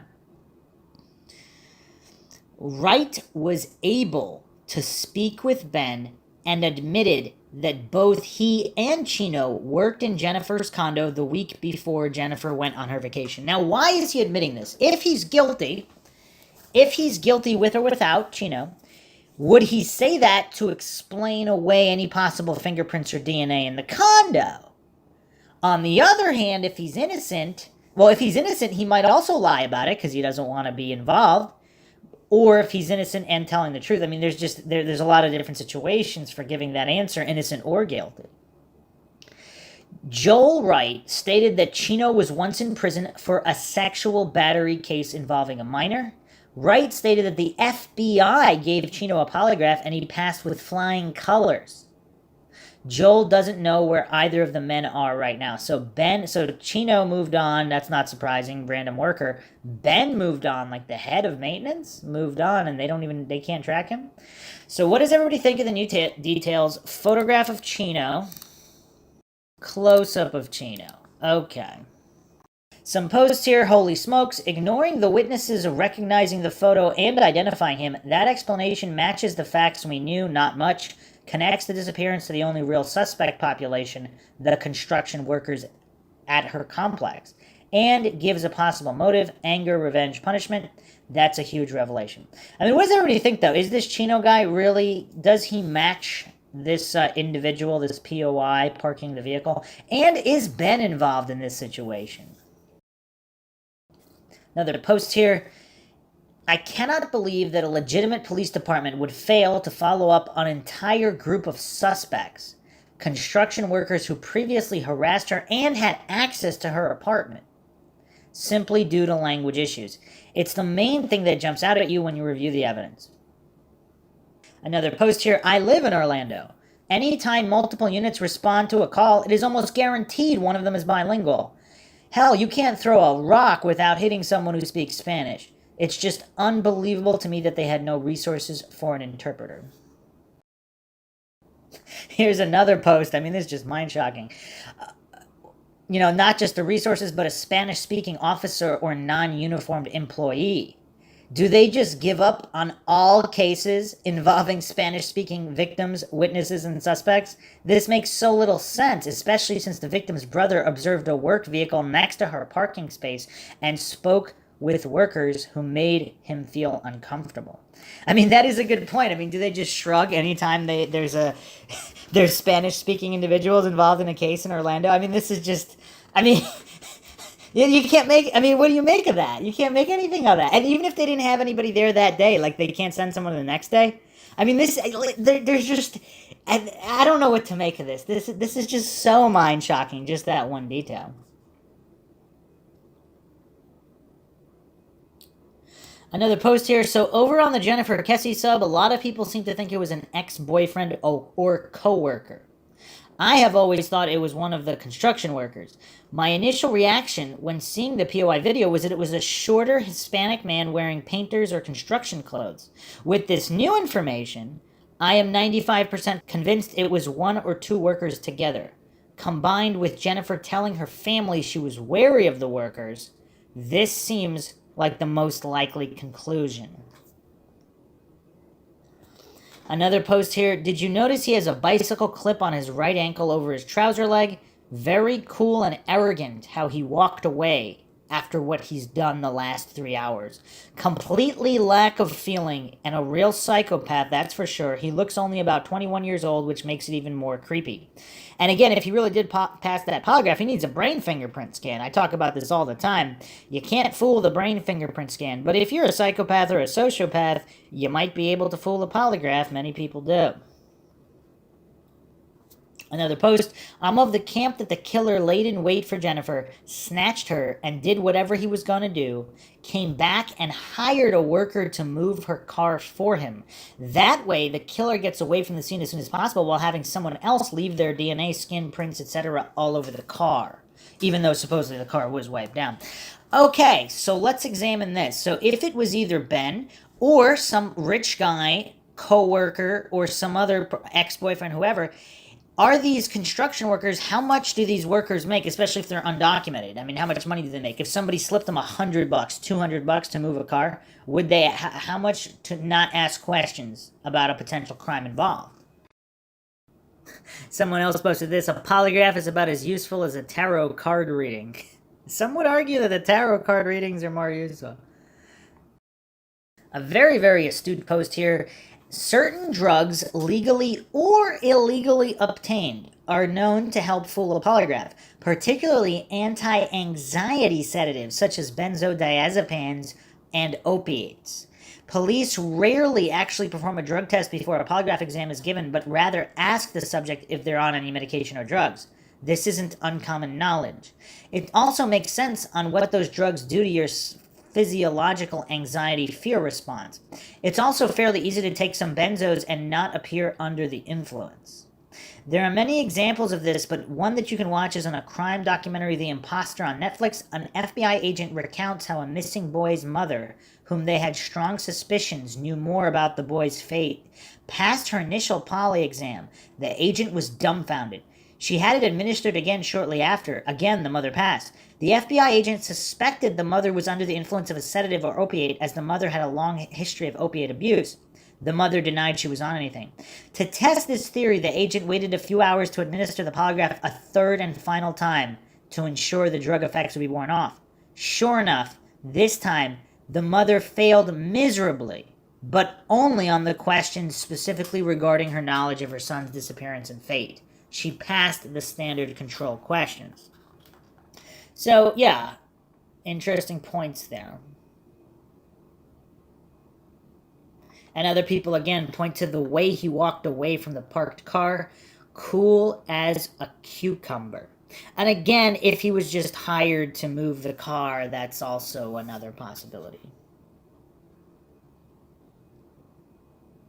Another good post here. Is there anything to support that Chino took and passed a polygraph? So, or is it just the word of Wright the detective? Again, this is, I mean, do we trust law enforcement in this case? Again, not necessarily that there's a conspiracy or cover-up, but incompetence seems to be a very real possibility. Another poster posted this, I want to know what that first tip was about. Why they thought this guy was involved right off the bat. Easy to say now with what we know, since they apparently hadn't shown the surveillance footage yet at the time. So somebody called in the tip that Chino was involved before the surveillance footage was released. Another solid post here. I wonder, this head of maintenance guy named Ben, was he given a polygraph test? I think it's telling that both Chino and him were working on Jennifer's condo before she went on vacation. Being the head of maintenance, is it possible he could have had a master key card to Jennifer's apartment? A response here, hands down, have always felt as though this is who did it, and Chino followed Boss Ben's orders to drop the car. If Chino is living at the complex illegally, possibly undocumented, we don't have any of this information. I mean, he would probably do whatever Ben said, right? Regardless of whether he had any knowledge of a crime. Someone posted that Chino was around 35 at the time of Jennifer's appearance. It's kind of weird. I mean, he definitely looks incredibly young. Another poster posted this. There's an old Law & Order episode with a lady being killed in her flat because she complains about maintenance work being done. She is killed by the head of a maintenance team, and one of the guys working for him helps cover it up because he's afraid of being deported. I mean, that's pretty eerie if that's what happened here. Again, this is MINDSHOCK, where the only thing we know for sure is that we don't know anything for sure. I am not alleging anything is true or untrue. Let's go over this article from CBSNews.com, July 10th, 2021, The Disappearance of Jennifer Kesse. More than 15 years after Jennifer Kesse vanished, her parents, Drew and Joyce Kesse, are leading the investigation into their daughter's case. January 2006, 24-year-old Jennifer Kesse had everything going for her. She had just moved into a condo in Orlando, Florida, and she purchased on her own. She was also recently promoted at her job, where she worked as a project manager for a timeshare company. Jennifer's mother, Joyce Kesse, said she was just really happy. Long-distance love. Jennifer Kesse was a year into her long-distance relationship with her boyfriend, Rob Allen. She was in love, her mother Joyce said, although Rob lived about 3 hours away in Fort Lauderdale. The two of them would see each other every weekend. Weekend getaway. 1 week before Jennifer Kesse disappeared, she took a weekend trip to St. Croix with her boyfriend, Rob Allen. My best friend said to me after the trip, "Oh, you're in love and you just don't want to admit it," Allen said. A happy return home. On Monday, January 23rd, 2006, after she returned home from a trip, Jennifer Kesse called her mom that morning on her way to work. Jen shared every detail about the trip. Joyce Kesse said she was on a cloud. Later that afternoon, Jennifer also called her brother and her father. Jennifer's final phone call. Monday evening, January 23rd, 2006, at around 10 p.m., Jennifer Kesse spoke to Rob Allen on the phone, but the call did not go well. We had a disagreement, Allen said. The long distance was taking a toll on their relationship. That was the last time he would ever speak to Jennifer again. Vanished without a trace. On Tuesday, January 24th, 2006, Jennifer Kesse's parents received a call that Jennifer didn't show up for work. They were immediately worried. Her cell phone that she had had since she was 16 years old went to voicemail for the first time. That is how we knew something horrendous had happened, Joyce Kesse said. Within minutes, the Kesses and their son Logan were on the road and headed to Jennifer's condo in Orlando, Florida. Everything looked normal. When the Kesses, who lived 2 hours away, arrived at Jennifer's condo, nothing seemed to be out of place. In fact, they said it looked like she had just been there. There was makeup all over the counter. The t-shirt that she had worn to bed was on the floor. The shower was wet in the corners, Joyce Kesse said. Her parents did notice, however, that Jennifer's phone, keys, and purse were missing. Media blitz. By sundown, many of Jennifer Kesse's family and friends gathered at her condo and started to search for her. They stood on street corners while they held up missing signs and handed out flyers with Jennifer's photo. Later that night, when there was still no sign of her, police officially declared Jennifer missing. A crucial discovery. 2 days after Jennifer Kesse went missing, her black Chevy Malibu was found in another condo complex parking lot approximately 1 mile away from where she lived. You have that initial hope like we found the car, it's only going to be a matter of time before we find Jennifer, said Jennifer's boyfriend Rob Allen. But when detectives opened the trunk of the car, Jennifer wasn't there. Nothing had been stolen from the car and there was no evidence of a struggle. A break in the case. When detectives reviewed surveillance video from the complex where Jennifer Kesse's car was discovered, they saw a person parking her car. At around noon on the day Jennifer went missing, the person drove into the parking lot, sat in the car for about 30 seconds, and then walked away. But when police tried to identify the phantom figure, they hit a roadblock. The surveillance video took a photo every 3 seconds, and each time the person's face was obstructed by a fence post. A possible lead. Jennifer Kesse's parents refused to give up. They immediately moved into Jennifer's condo to be close to the investigation. The Kesses told police that Jennifer had complained to them about the workers at the building who occasionally made her feel uncomfortable. In fact, some of them had done work in her condo 1 week before she disappeared. A theory of what happened. 6 months after Jennifer Kesse disappeared, Detective Joel Wright became the lead investigator and developed a theory of what happened to her on January 24th, 2006. I believe Jennifer got ready for work. She showered, she got dressed, went outside of her condo, locked the door on the way out, and made it as far as her car.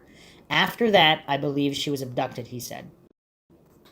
I mean, isn't it, see, again, just going back, I mean, that's kind of bold of someone to abduct her. I mean, this isn't the middle of the night. I mean, there's people around. I mean, someone actually saw the vehicle swerving, allegedly. I mean, it's kind of rough. It's rough. 2 years gone. On the 2-year anniversary of Jennifer Kesse's disappearance, her family and friends gathered on a street corner and held up signs, just as they had done the day Jennifer went missing. We're a broken family, her father, Drew Kesse, said. She needs to come home to her family. A fresh look. Almost 3 years after Jennifer Kesse's disappearance, Detective Wright decided to take a fresh look at the case and interviewed people on audio tape. One of the people he spoke to was a former housekeeper at Jennifer's condo complex. When he showed the woman the security camera photo of the unidentified person, she told him it resembled a man she knew from the complex, known as Chino, because of his hair, clothing, and the way he walked. This was the first time Wright had ever heard of Chino. A new lead. Detective Wright learned that Chino used to live in another building at Jennifer Kesse's condo complex and was a former maintenance worker there. Chino was one of the workers who did some repairs in Jennifer's condo 1 week before she disappeared. Detective Wright also found an anonymous crime line tip that was reported during the first week of the investigation that suggested Chino might have been involved in Jennifer's disappearance. So, I mean, I brought up the possibility earlier that this could have been the true perpetrator trying to throw a red herring. It also could have been possibly a neighbor in the complex or someone nearby who suspected Chino but didn't have any real evidence. They might have just thought Chino was a scumbag. But again, we don't have those exact details on why they reported him. The interview. When Detective Wright found Chino, he was serving time for a statutory rape charge. On March 18, 2009, Wright interviewed Chino in prison and asked him about the time he worked in Jennifer's condo. Chino said Jennifer let him inside her condo. Everything was normal, Chino also told him. I don't have any idea what happened to her, he said. That day, Chino took a polygraph test and he passed. Frustrations mounting. In 2010, Detective Wright was reassigned.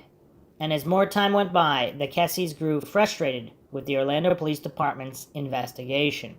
Or lack thereof. 10 years gone. In 2016, after 10 years had passed since Jennifer disappeared, she was declared dead by the state of Florida. That was one of the hardest things I've ever done in my life, Drew Kesse said, taking matters into their own hands. December 2018, the Kesses sued the Orlando Police Department for a copy of Jennifer's case files.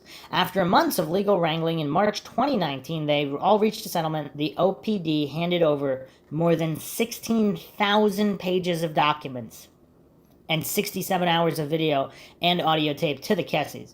Under the agreement, the Orlando Police Department would no longer lead the investigation.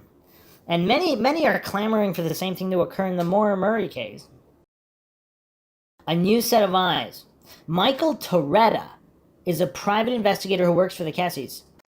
He says he learned some 10 months after Jennifer disappeared, a person was seen dumping a rolled up piece of carpet into a lake not far from where Jennifer lived.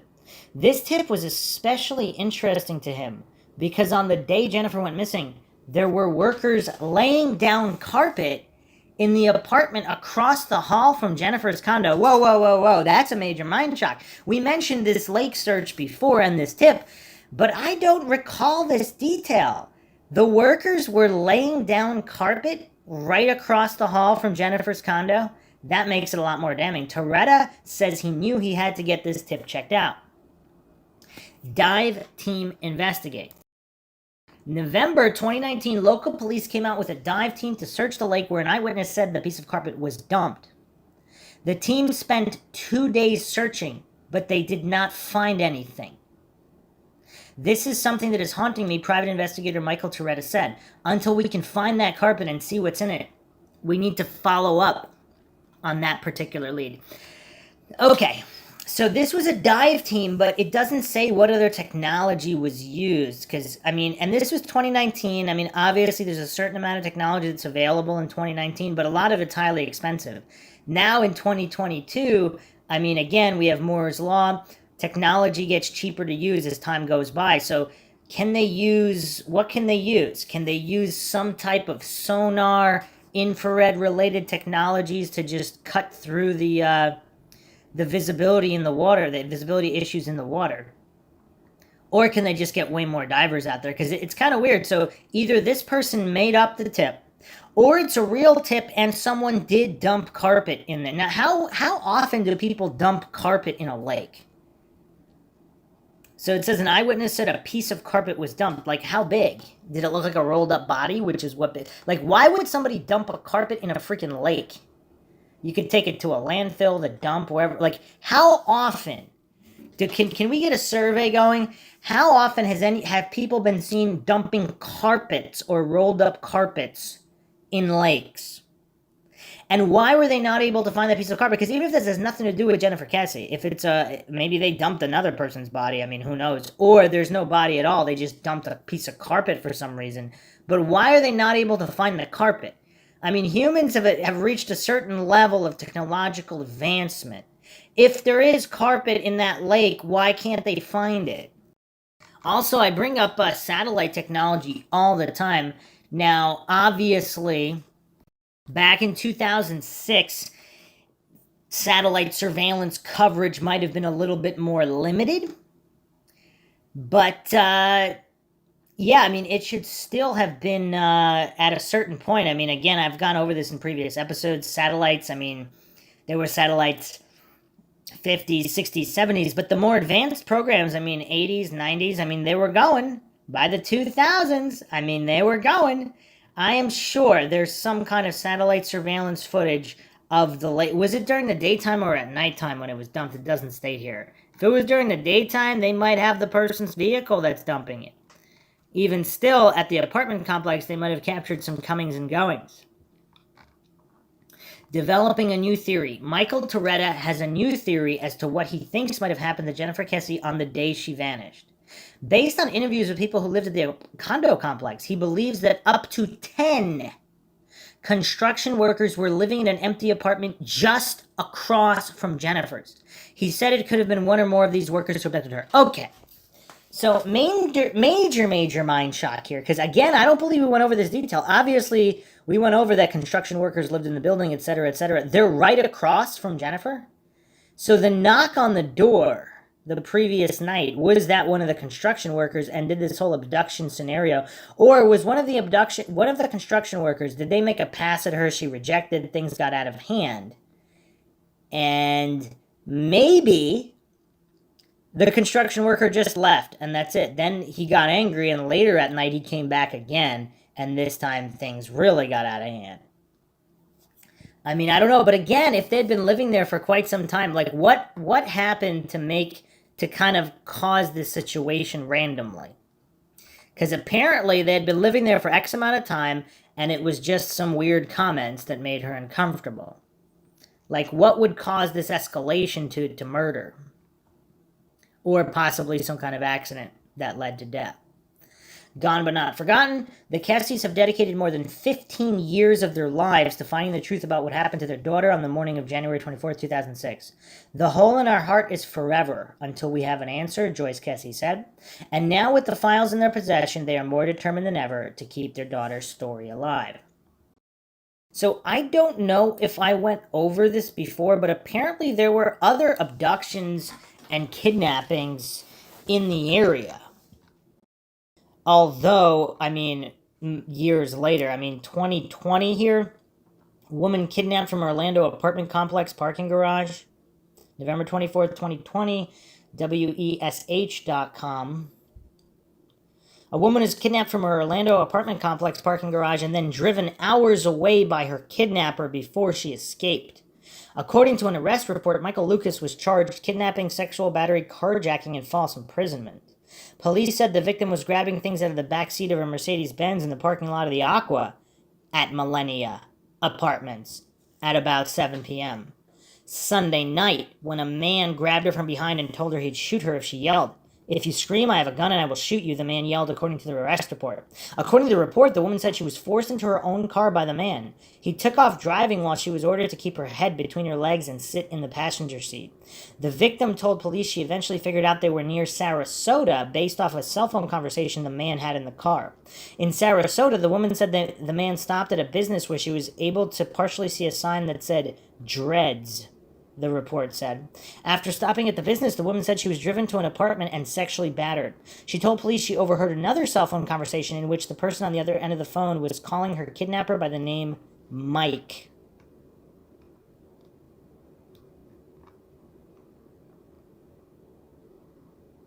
While they were in Sarasota, the man then ordered the woman to get into the driver's seat and take them both back to Orlando. As they were approaching Orlando, the victim said her kidnapper had fallen asleep in the passenger seat of the car. She said she ran red lights because she feared that stopping would wake him up. She didn't stop until she got to the 7-Eleven at International Drive and Destination Parkway. She ran into the store, hid behind the counter, and called 911 as she told the store employee to lock the doors. The store employee said the kidnapper started banging on the doors while holding up the victim's purse, but eventually ran off. Wait, he thought she would open up to get her purse? What? Moments later, the Orange County Sheriff's Office was called to investigate a report of a suspicious person at Lockheed Martin. The man deputies found was Michael Lucas, who investigators said matched the description of the kidnapper. Investigators said Lucas was on probation in Sarasota, and his probation officer told investigators that he was not supposed to leave the county. So, again, this guy just seems like a weirdo and not very smart, I don't know how anybody can connect this to the Kesse case, but the point is, there seem to be other cases like this, unfortunately. It's just really, really bizarre. And then Florida, of course, known for human trafficking. There's a lot of human trafficking that goes on in Florida. Alright, so here's another post from the Jennifer Kesse subreddit with some more information that might be relatively damning against Chino. So this is by Marky Bug, 2 years ago, Lake Scenario. If I have this correct, Chino falsely stated that when he was working in Jen's apartment, she told him to lock up. Drew was on the phone with Jen as she supervised them, and she did not say this. On the day she went missing, a man driving a pickup truck was witnessed dropping what appeared to be a 6 to 8 foot rolled up carpet. Yeah, that's big. So is this during the day? We still don't know if it's during the daytime. So on the day she went missing, supposedly this was 10 days after, according to the other site. But either way, the questions are, did Chino drive a pickup? Did he stay in the apartments or was he living off-site but nearby? I think, especially as there are no other leads, that need to do two things: drain the lake and search forensically. Re-interview Chino, either offer him immunity and maybe witness protection if he knows what happened but wasn't directly involved, or assume he's the POI and interview from that perspective. Few posts by users since deleted. It's important to remember that Chino was an employee of the Mosaic Condo Association, one of 2 full-time maintenance workers. By all accounts, he was very friendly and had a good rapport with the inhabitants. He was not one of the contractors who were constantly in and out. These are the gentlemen whose work Jen wanted to witness in person. In my opinion, it's entirely possible that Jen would possibly let Chino in her condo alone and trust him to lock up after. Chino did not drive a pickup. He drove a suburban-type utility vehicle. Chino lived in the Mosaic complex both before Jen's disappearance and for almost a year after. Not only did Chino pass a lie detector test, publicly agree to work closely with the Kesse family and its investigators, but that lake was also searched extensively. Yeah, someone posted this. Chino's personal vehicle was a large red SUV, but there was also a white or light-colored pickup truck that he and Ben used for maintenance work. He and his girlfriend lived at Mosaic on the 3rd floor of a building on the east side of the complex. So are they talking about Chino and his girlfriend or Ben and his girlfriend? It seems like they're talking about Chino here. Huh. Interesting information there. The other thing that's kind of damning, if it was one of the workers, because the Bloodhound, there was a dog track from Jennifer Kesse's car back to the condo. It was actually a bloodhound named Bo. Bo tracked the scent in the driver's seat directly to the rear stairwell of Jennifer's apartment near a pond before losing the trace. So why would the driver of the vehicle, if this dog track is accurate, the driver of the vehicle who parked Kesse's car walked back to her apartment or that back area? I mean, if it wasn't a worker, it could still be somebody going back to clean up and remove their own traces, possibly, but... What's also interesting, someone dug this up on the Jennifer Kesse subreddit 2 years ago. A picture of Chino and a suspect in a sexual assault in 2005. This is a composite sketch of a rapist near Curry Ford Road, roughly 15 minutes away from Kesse's apartment. So how many other crimes, if this is the guy, like, how many other crimes did he commit, but he's also supposedly not a suspect or no longer a suspect in the Kesse case? Like, what's going on here? Because this guy seems to have a history of violence against women, and the other charge was against a minor as well. So, I mean, this is not a good guy by if he's guilty of these crimes. I mean, there's so much weird... Some people are stating that the carpet wasn't dumped until November 2006. And Chino supposedly moved in November 2006. So if that's true, I mean, how much later was the carpet dumped? Why is there so much... Why can we not find out when exactly the carpet was dumped? If it's true that he moved right after the dumping of the carpet, I mean, that's kind of crazy. Okay, some more information on Chino. This is from the House of Dreams podcast, or House of Broken Dreams podcast.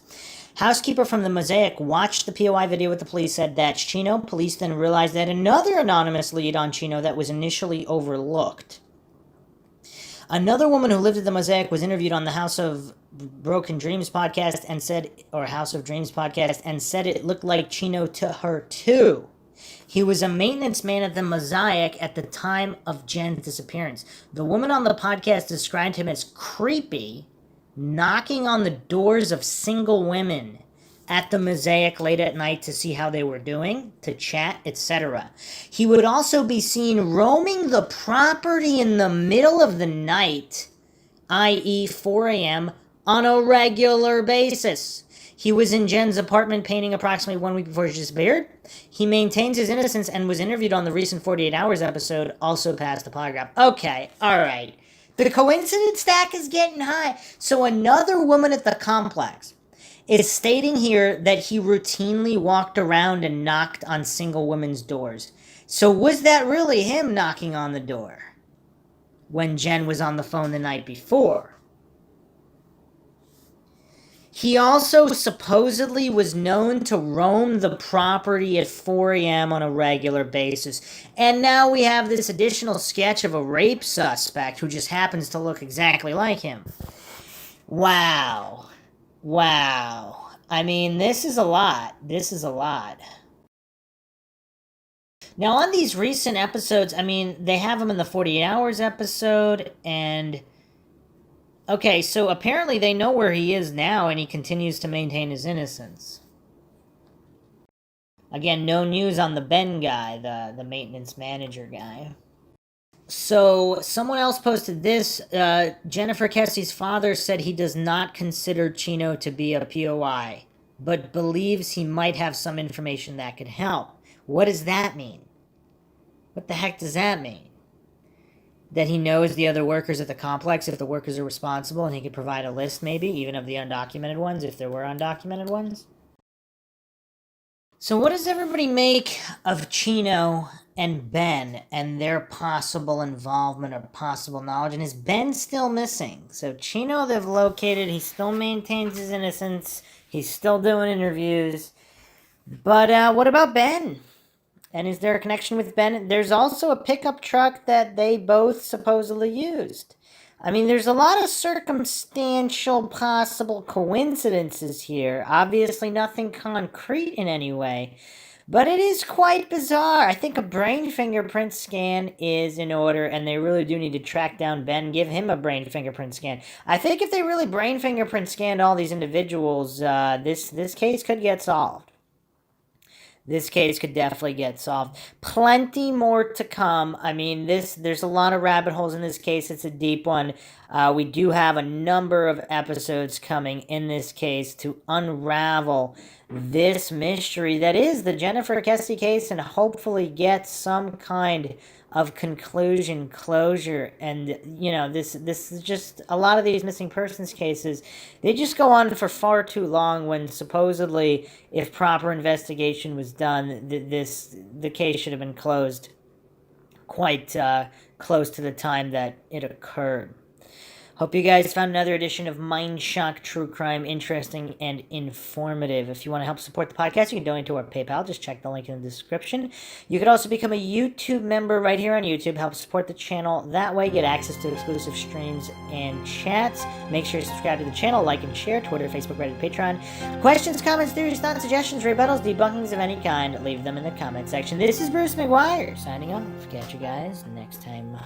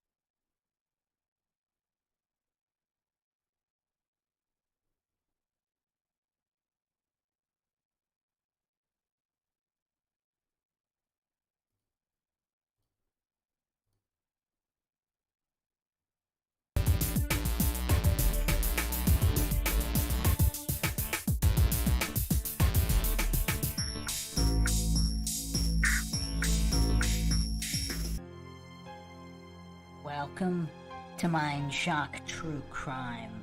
This is your host, Bruce McGuire, and you are listening to the Jennifer Kesse series. This is episode 4, Revelations. We will be going over some shocking revelations and some theories that we have not yet gone over in this series. Hopefully you've listened to the previous episodes so you're all caught up in available information in this very, very compelling case, a case where there is seemingly enough information to solve this thing, a case where there is seemingly quite a bit of tips, a case where there have been seemingly enough searches to verify or at least rule out certain tips, but as of yet it remains unsolved.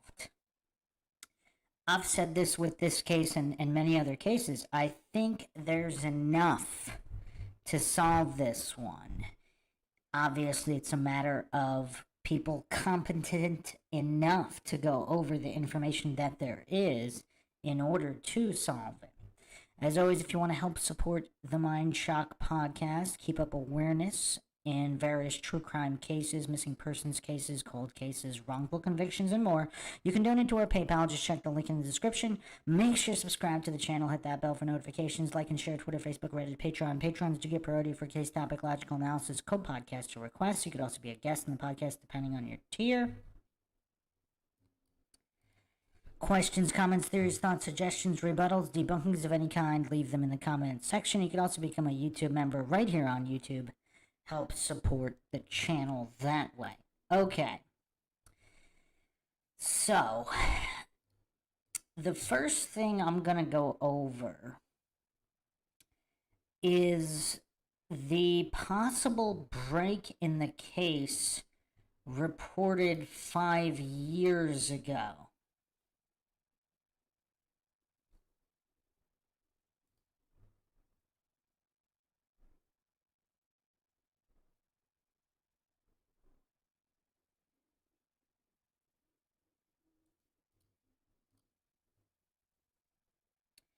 Now, this was so several bodies have been found in the area.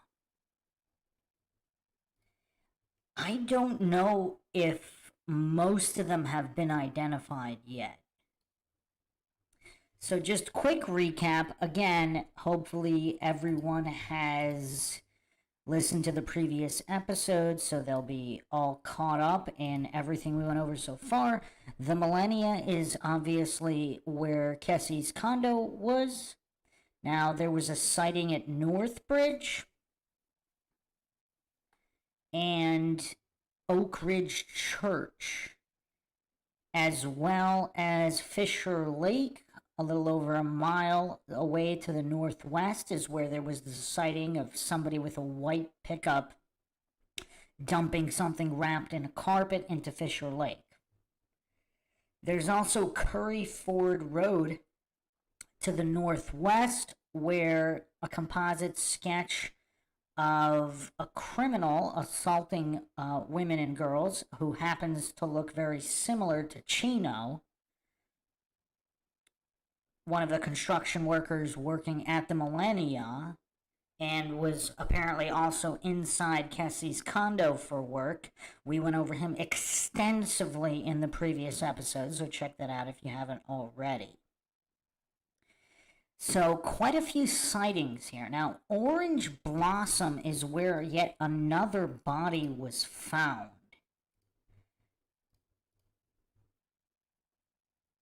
So, in this area, one super sleuth posted this on the Jennifer Kesse subreddit. Possible break in the Kesse case, body found. This was 5 years ago now. Skeletonized human remains were discovered near Orange Blossom Trail and Americana Boulevard. This location is just 4 blocks from where a search was done in an empty field in 2010, currently a Walmart and within a half a mile of Jen's co-worker's residence. A cadaver dog hit on a scent, but nobody was found in the 2010 search, which occurred exactly 1 month after Jen's co-worker was terminated. Okay, so let me bring up another image here.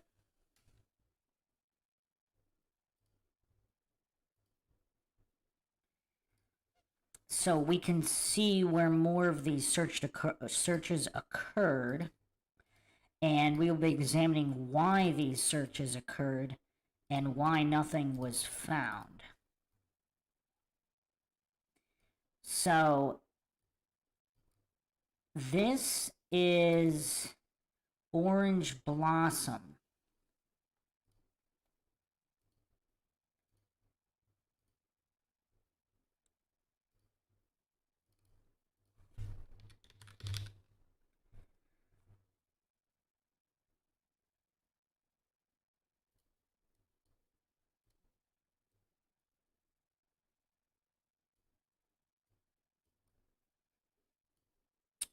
And as you can see, this is also next to Lake Jessamine. Now, before the Walmart was there, apparently this is a random field, and for whatever reason, there was some kind of a tip to search here as well. So this is all not that many blocks from Kesse's condo. This is all not that many blocks from Jen's co-worker's residence who was terminated. Okay, so back in 2010, apparently there was a tip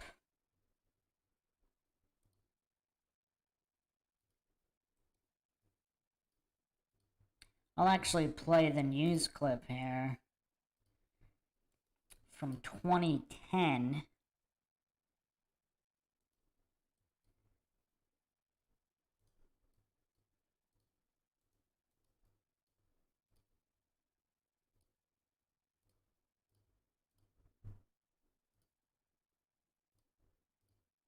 Missing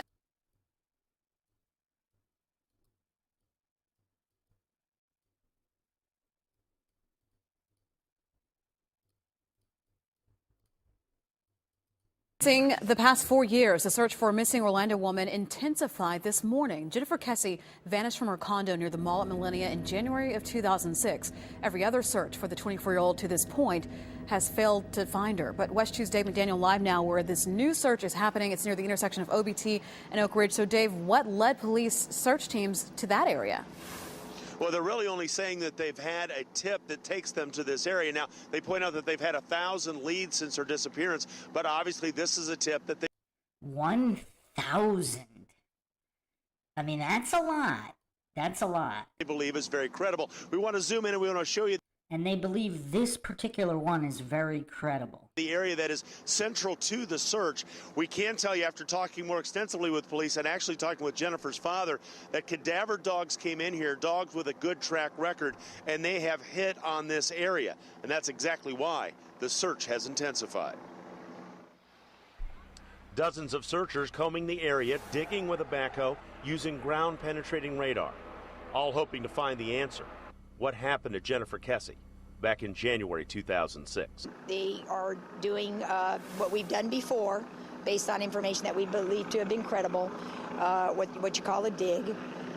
They're using some ground radar units, and we've got several agencies out here. And we have taken in over 1,000 leads. I can't say any, I do not have any specific information about what it is that led the investigators to this area. I mean, the Kesses want to know what happened to their daughter, and so does the Orlando Police Department, and so does everybody in the whole country. I remember when she went missing, and I would see her mom every day at the corner of John Young, trying to find tips and trying to find her.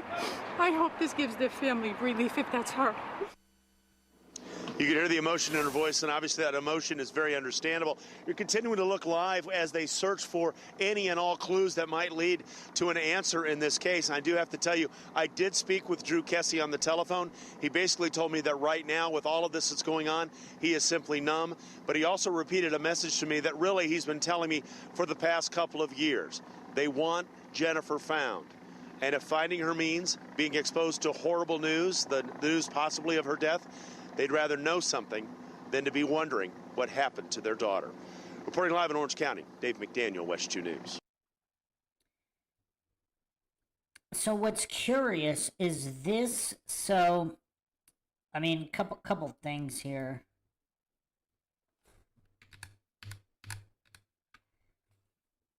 Couple things here. So, field in 2010.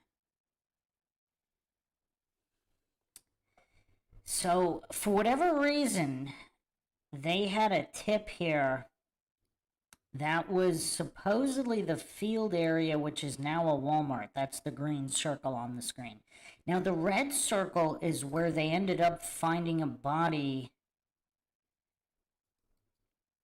I mean, this is curious. So there were cadavers. So, again, this could be other people as well. So this was apparently found by accident. Let me bring up this news clip, and we'll go over this one.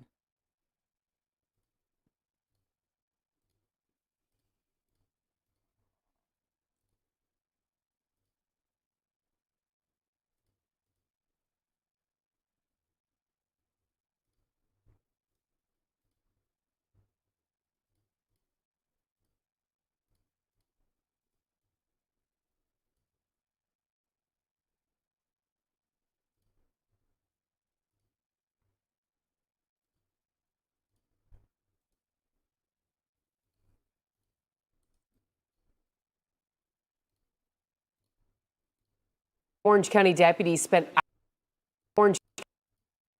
hours searching for clues after human remains were found in a vacant lot. So this is the red circle. Orange County deputies spent hours searching for clues after human remains were found in a vacant lot. This is where the discovery was made along South Orange Blossom Trail. News 6's Clay Lepard joins us live where the investigation continues. And Clay, deputies say this body appears to have been there a while. So this is November. The news article was published November 28th, 2018, regarding the body found here. So initially, if this is Jennifer Kesse, I don't think they ever reported the identity if it was even found out. And so this is roughly 8 years after the green circle search in the field that is now a Walmart, where a cadaver dog apparently did hit, and apparently it was a highly credible tip. So if this was her, was the body moved? Or are these both just different people? Lisa, that's the word from deputies so far. The medical examiner's office and the sheriff's office just wrapped up their investigation here just a few minutes ago. What we know so far about this body that was found here is that it was skeletonized, meaning it had decomposed quite a bit. Just off this busy stretch of South Orange Blossom Trail near Americana Boulevard, you can see as deputies comb this vacant lot, looking for clues as to why a body ended up here. We spoke with the property manager for this lot based out of Jacksonville. She tells News 6 they had sent a routine cleaning crew out here and they found the body in the grass this morning. The property manager sends crews out to clean every few months, but hadn't sent a cleaning crew out here to mow since August. Deputies spent the day collecting evidence as they try to sort out who this person was. So this is kind of curious. So they're saying every few months there's a cleaning crew, but they've never found this body that was supposedly there for a long time. So it's kind of unclear here because they say the remains themselves are old. So were they placed there? So were they not there before August 2018? Or were they there all along and somehow missed by all these cleaning crews that come out every few months? How did they die? And why did their body end up in this vacant lot? People who live nearby tell News 6 there are several homeless camps in the area, and Sky 6 could clearly see the remains of one of those on the property. At this point, it's not clear if this person's death is suspicious or not. Deputies say they've begun the long process of trying to figure out who this person was as their investigation continues. In Orange County, Clay Lepard, News 6. Clay, thank you. You know what's crazy? In a lot of these cases, so if you see here on the screen here, the 3 red circles on the top, so not the Oak Ridge Church, the 4th red circle is the Walmart.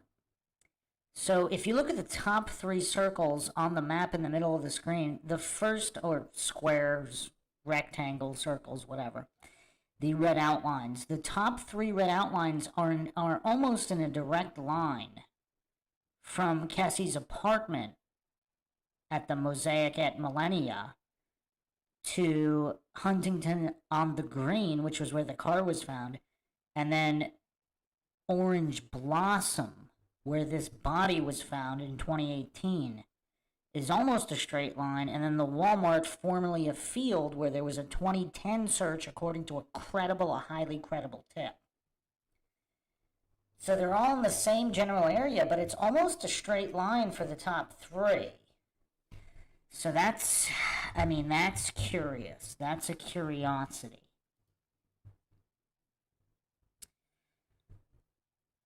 Yeah, that's tough. Because a lot of these bodies that are found, there's just never a follow-up report. So either they can't determine, or they did determine, but they didn't release the information for whatever reason.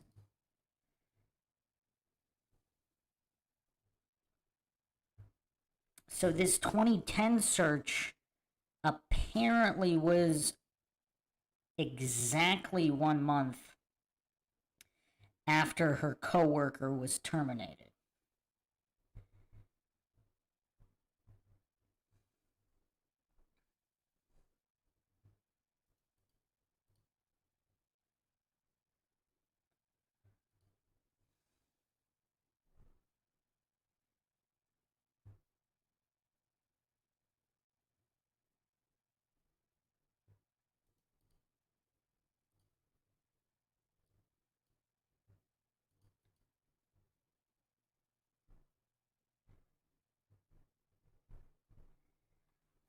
Now, who's ready for another mind shock?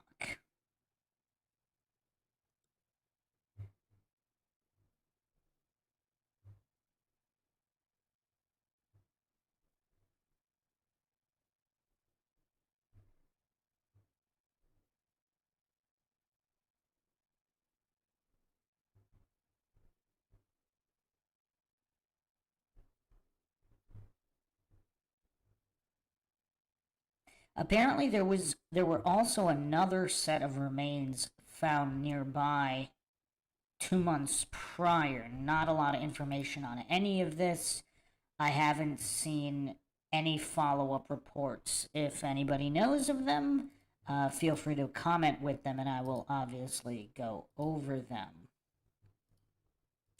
But here's another major mind shock, because the tip to Fisher Lake, I mean, we've gone over it in the previous episodes, but apparently Lake Fisher was just searched again April 4th, 2024, using sonar and infrared cameras. So in 2006, so pretty close to the time of her disappearance, I believe that this is possibly the third or fourth search, so people are taking it seriously. So a witness saw someone dumping a rolled up carpet into Lake Fisher 2006. So I don't know when the first search was, but they did a follow-up search November 2019, and now they did another one in 2024 using sonar and infrared.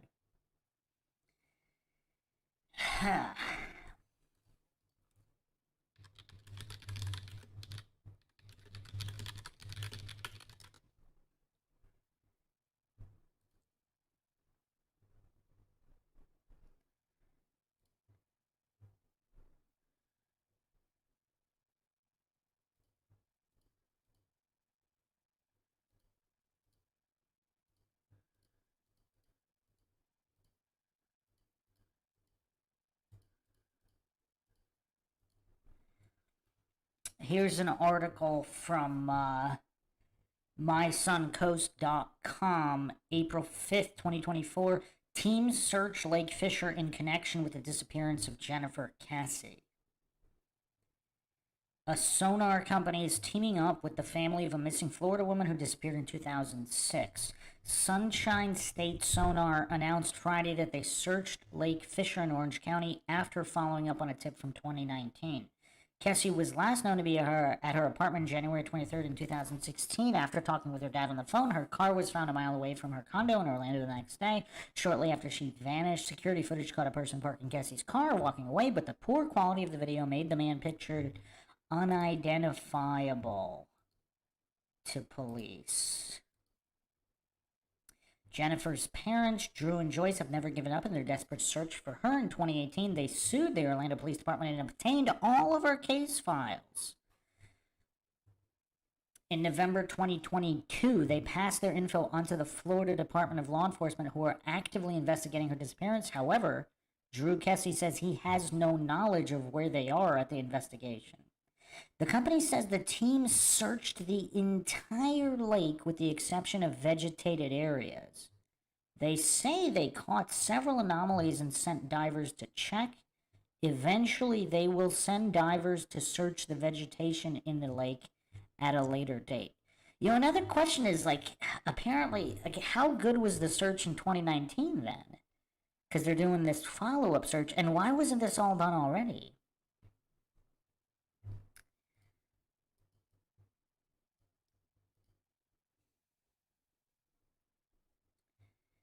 I mean, there looks like there's a typo or something in the article. I guess a tip led law enforcement divers to this body of water and specifically searching for a rolled up carpet. I mean, that's a good point too, because the carpet should still be there, regardless of whether there was anything else in it. Unless the tipster made it up and is possibly connected with the true perpetrator. Again, I do not claim anything is true or untrue. The motto here on MindShock, of course, is the only thing we know for sure is that we don't know anything for sure, and we examine each and every theory objectively, logically, and neutrally. At the time of Jennifer's disappearance, a resident witnessed a pickup truck back up to the lake and dump a 6 by 8 foot piece of rolled up carpet into the lake before fleeing. Interesting language. Nothing of significance was found during that search in 2019. Here's the thing, though, like the exact spot where the truck pulled up, I mean, shouldn't the carpet be there? Yesterday, we searched the entire lake with the exception of the vegetated areas, recording depths of up to 19.8 feet. We developed an infrared HD camera on several anomalies. We dove in several pockets of the vegetation without any luck. We would like to dive and comb through all the vegetation on the south side of the lake at a later date. So searches as recent as 2024, what is going on with this case? So it seems like the Fisher Lake tip, it's not going away. They took it very seriously. And then we have these other locations not far from the apartments. And then, of course, the Curry Ford Road incidents. And we'll be going over even more incidents in a moment.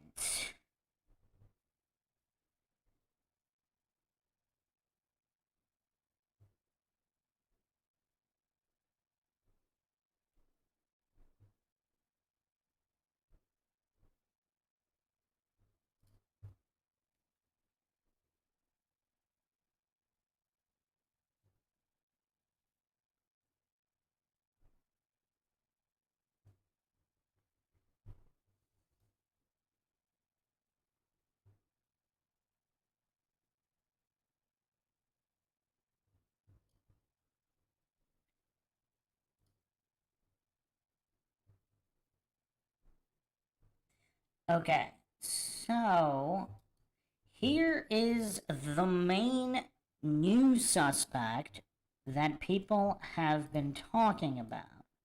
This is, of course, Joel Pappas. Now, what's curious is that he actually lived in Huntington on the Green, where her car was dumped. And he was accused of being the East Side rapist for alleged attacks May 2009, February 2010, June 2010, October 2010. And these are the known attacks, obviously. There could be many others. So, regarding Pappas,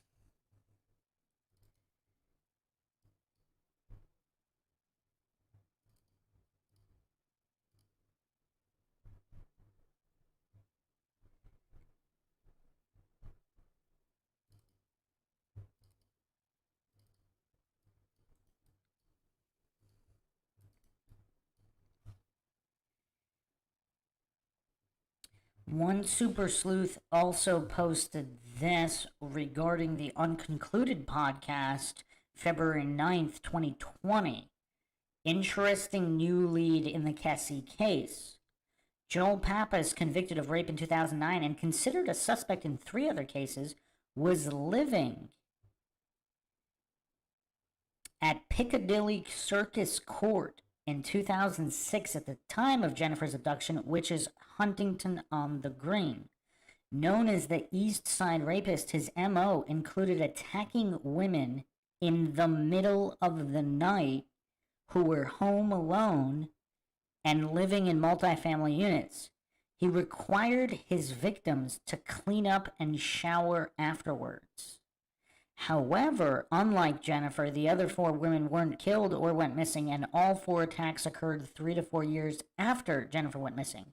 Pappas is currently incarcerated, born 1980, 5'9", 210 pounds, as of June 2013. Here's the thing, though, we don't know how many unreported cases there were, though, obviously, because if they weren't reported, if he intimidated victims or for whatever reason, there was another reason they did not report him. But it's awfully coincidental that he lived in the apartment complex where Jennifer Kesse's car just so happened to end up. I mean, we're talking Orlando here. The population of Orlando is, as of 2022, so in 2006,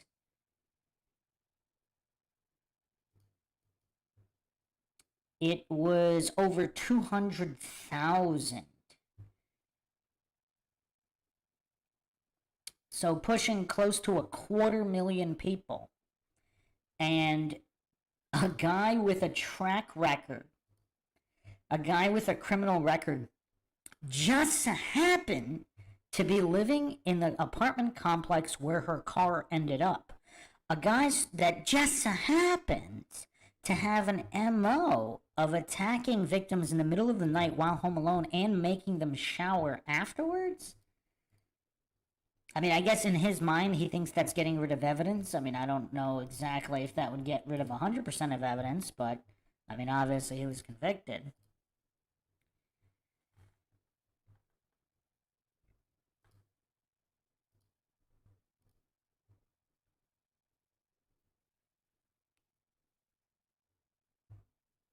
Now, the points against this theory, of course, is why would he dump her car where in the same complex where he lived? Now, he didn't dump it directly next to his apartment. It was on the other side of the complex next to the pool.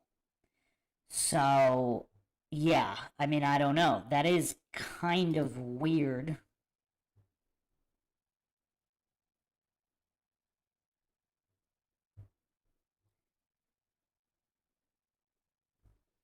Now, there's also an issue with the dog tracks because he may have went back to Jennifer's apartment after parking the car there or not. I mean, there's a lot of conflicting information about the dog scent. Supposedly there were 2 different dog tracks, one of the passenger, one of the driver.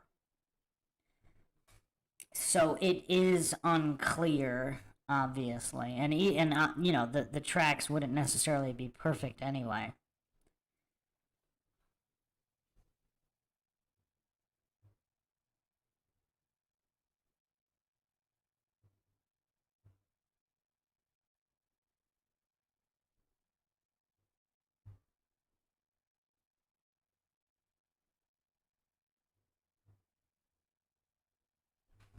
The other thing is, if more than one person was involved here, was she not in the Malibu? In which case, it could have been the driver and an accomplice, and one of them returned to her apartment. If it was one of the construction workers who worked there, obviously they could return, and maybe the accomplice did not return.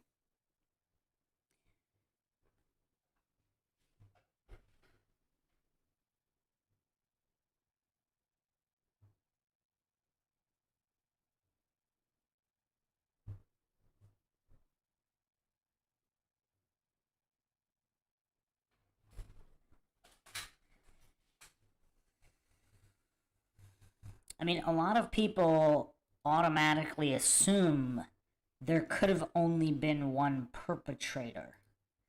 And that's, of course, an issue as well, because especially with unsolved cases and when they go unsolved for such a long period of time, it's time to, again, go back to square one and try to verify whatever can be verified, and also cast the net wider in terms of theories and suspects.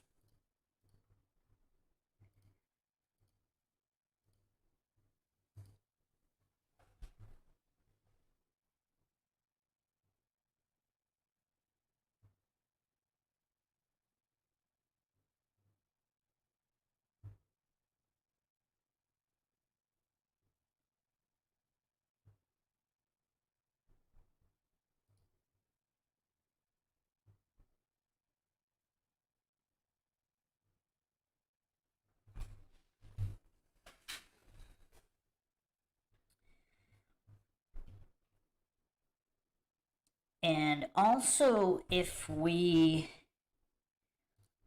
with the church situation, going back to the Oak Ridge church tip, apparently the witness in that account said that there were 2 vehicles involved. And again, it's really not that much of a stretch that criminal scumbags know other criminal scumbags. Like, I don't know why a lot of coincidence theorists have trouble with that. They just love to hallucinate that criminals can only act alone. It's just weird.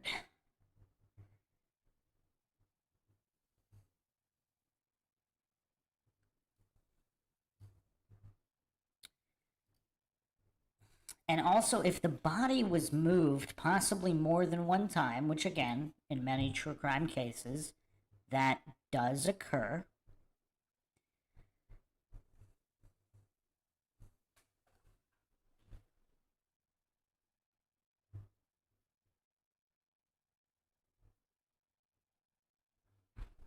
I mean, we just have so many conflicting theories and conflicting locations here. Also, going back to Fisher Lake, apparently the former co-worker that wanted to date Jennifer was arrested the week before she went to St. Croix.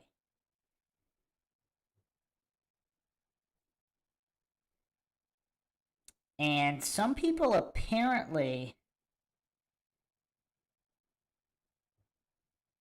He also had some kind of a trip to another office the same Tuesday that she didn't show up for work. And he was the one that made comments about her already being dead and being eaten up by gators during that trip.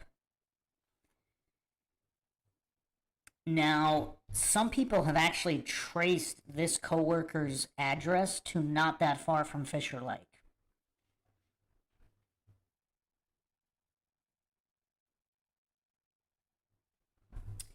Now, see, again, unless you think all of this is coincidental, is it possible all of these factors are related to her disappearance?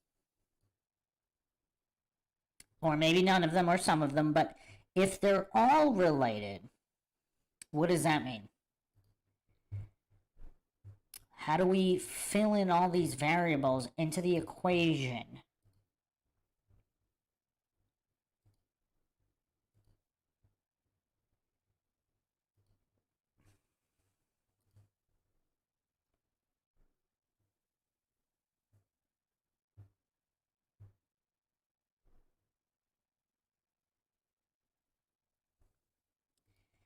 Now, most people discussing this on Reddit actually believe the true perpetrator would have driven her much further away and dumped the body in the woods instead of a lake. And then animals might have done the rest. I don't know. I mean, again, just true crime statistics. I mean, bodies are often found pretty close to their last known location of the victim.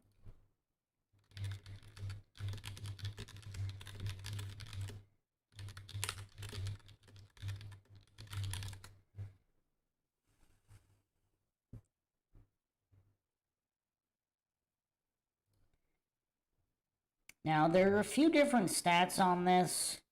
Some worldwide stats show that 60% of murder victims are buried within 10 kilometers of their last known sighting.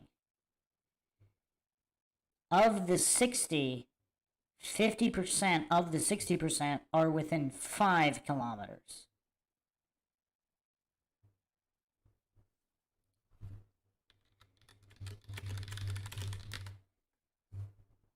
So 10 kilometers is 6.2 miles. So 5 kilometers would be 3.1 miles.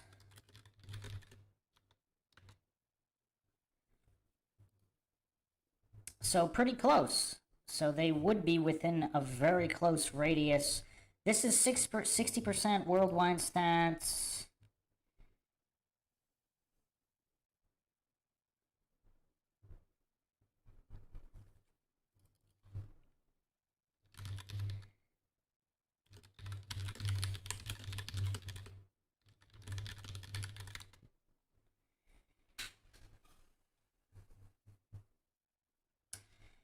can't find U.S. specific stats, but if we had to guess, probably somewhere in line with worldwide stats.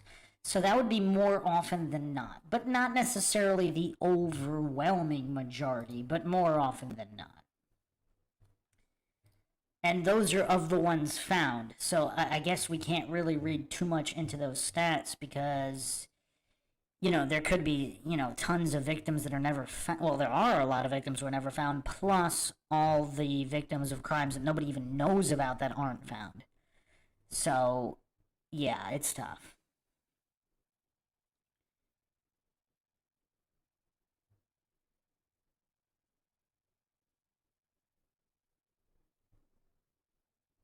A very astute Redditor hopefully one day posted this. It's a very, regarding Lake Fisher, it's a very small lake. Only 2 out of 6 dogs hid on the lake. That most people leave that part out. The carpet was dumped months later. No one in their right mind is going to dump a body on the edge of a pond. You would need to wade out into the lake to get deep enough for the water to cover the body. There's also a large Christian camp on that side of the lake. The carpet was probably pulled out of the lake by the camp when they cleaned it. Camp Ithael. You know what would be curious to know is if Camp Ithael has any connection to Oak Ridge Church that wouldn't allow a search on their property. That would be curious if there was a connection there. But that's an interesting point. If the body somehow, if the carpet wasn't secured well, and the body got out of the carpet and possibly sunk under the mud or caught somewhere else, it's possible the carpet could have been cleaned by the camp or recovered without the body, theoretically. But I guess, I mean, if different people ran the camp at different times, I mean, it can't be that hard to verify if they ever found one, unless, I mean, if their janitorial staff were kind of freelancers and they can't track them down. Yeah, I mean, yeah, it could be tough. They might not tell anybody, you know, of every single item they ever cleaned or recovered and dumped or threw out, whatever.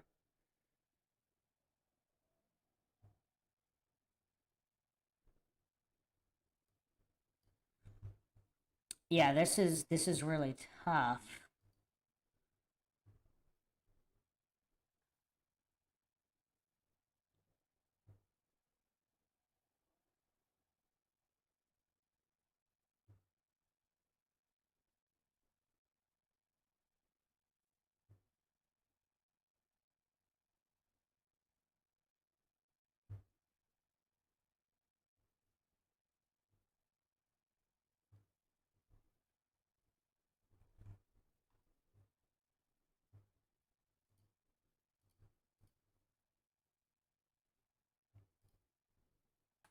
Couple more things to go over here. I mean, there's a lot of information here. You would think, I mean, yeah, it's kind of, this should have definitely been solved already, obviously.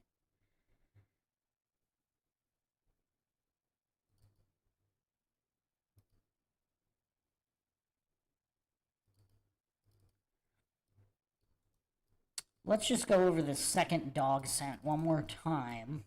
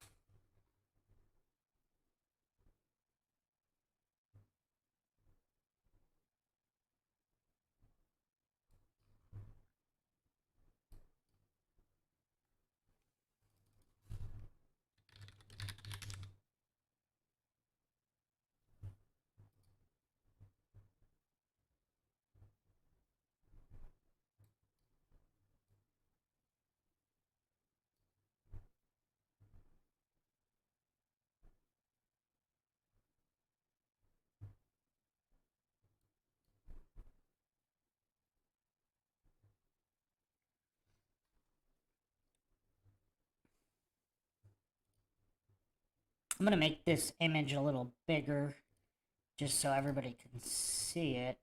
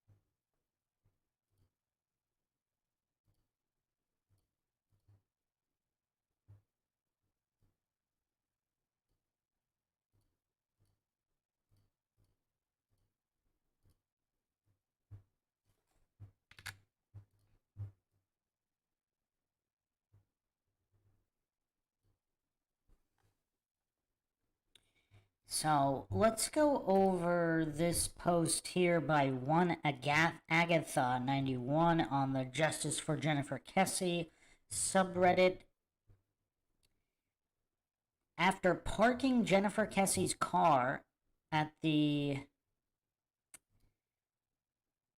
Huntington on the Green, the POI returning to her condo was absolutely incredibly moronically stupid. What could have been so important they risked everything in return? To return, this just doesn't make any sense unless they left major evidence behind everybody missed. Some responses here. The dog's handler said the dog was following Jennifer's scent. I'm not convinced the POI went back to the Mosaic. The dog that went to the Mosaic was following the passenger side scent. The dog from the driver's side went to Park Central Apartments. So that is the green circle on the screen right now. There's also a little piece of wood. There's some woods right there in between Huntington on the Green and Park Central. The second dog track apparently tracked through woods. So you would think those woods were searched. I couldn't find anything definitive on that.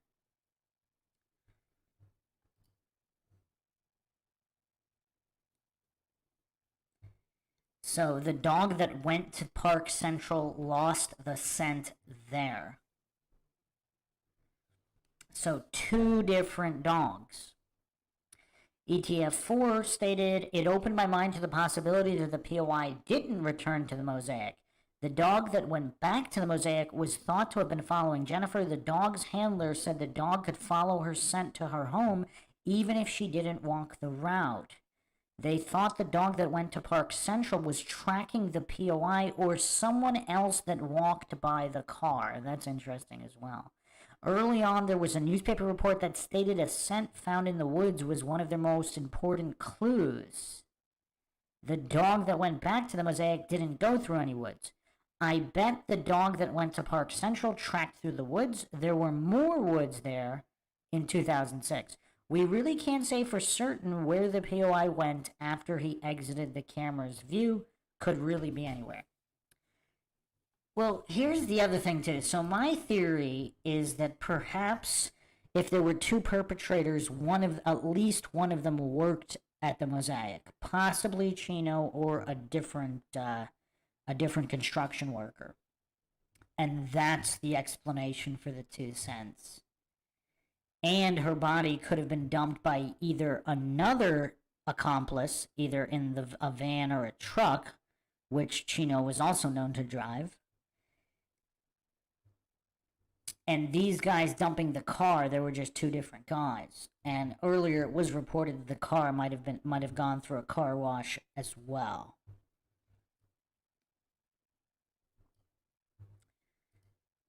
So, yeah. The last thing we're going to go over is another clue here that I haven't seen anybody discussing that might lead to even more possibilities.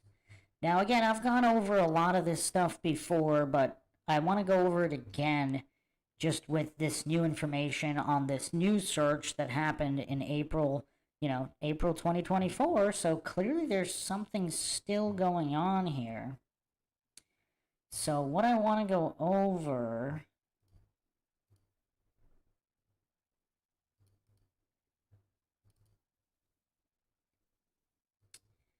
Now, I don't know if this is still up. Let me double check. This was on jenniferkesse.com. Jennifer Kesse Abduction Discussion Forum. Let me just see if it's still online.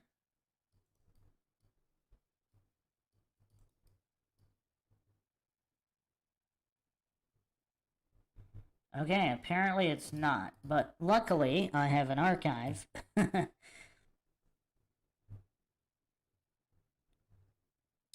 So here is poster Find Jennifer.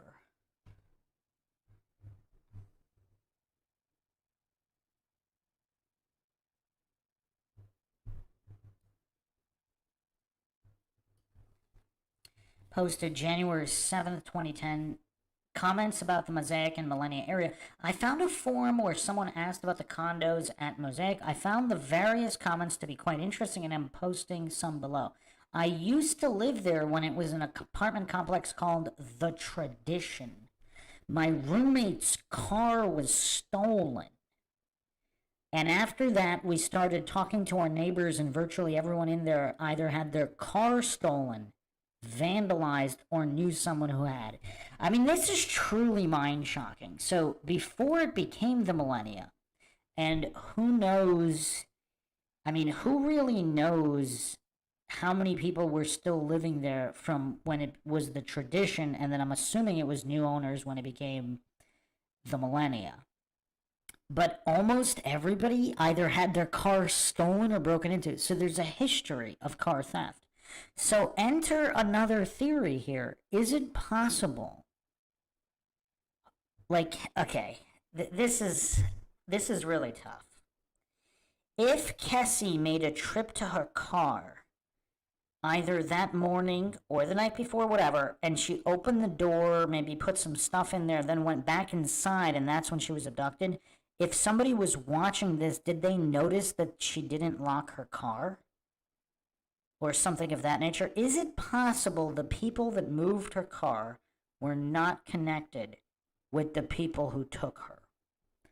Again, we're just casting the net wider here. We are examining each and every possible theory, many mutually exclusive theories. This is MINDSHOCK, where the only thing we know for sure is that we don't know anything for sure. So I'm not going to hallucinate that anything is true or untrue. This is an as of yet unsolved case.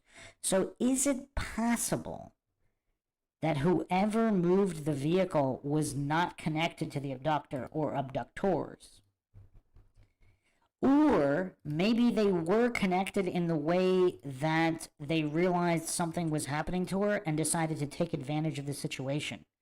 And they weren't physically directly involved with kidnapping her, but they realized that something was going on and they took that opportunity to take the car. But this theory also doesn't make a lot of sense, and we'll examine why here in a moment. I'll continue this post here.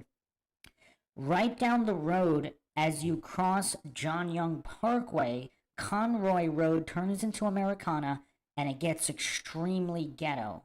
Obviously, the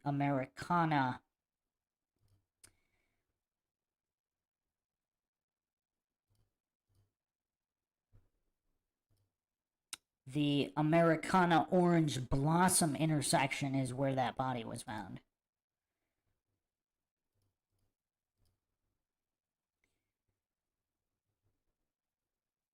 It's a beautiful complex and very new, but sad to say I can't recommend it. Is it a luxury gated community? No.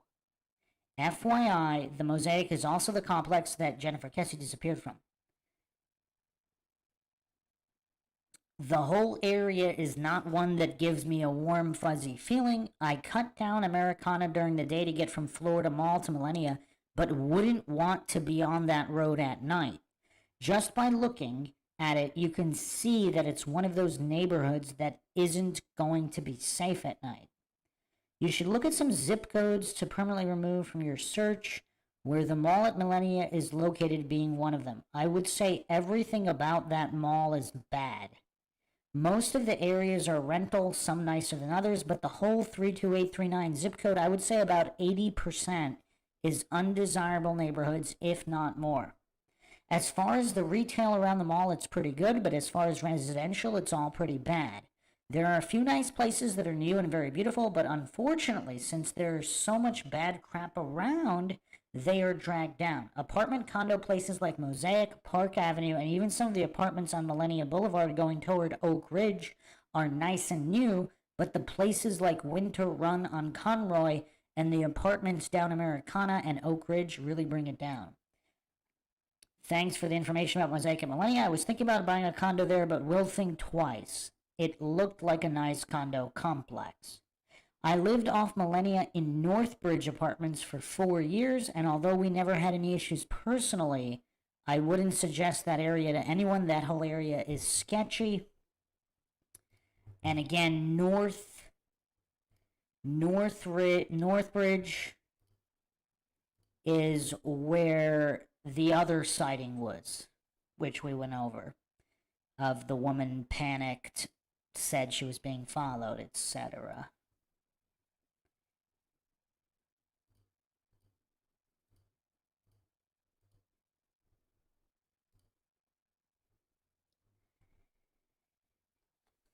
We lived there mostly because we didn't do enough homework. Was looking for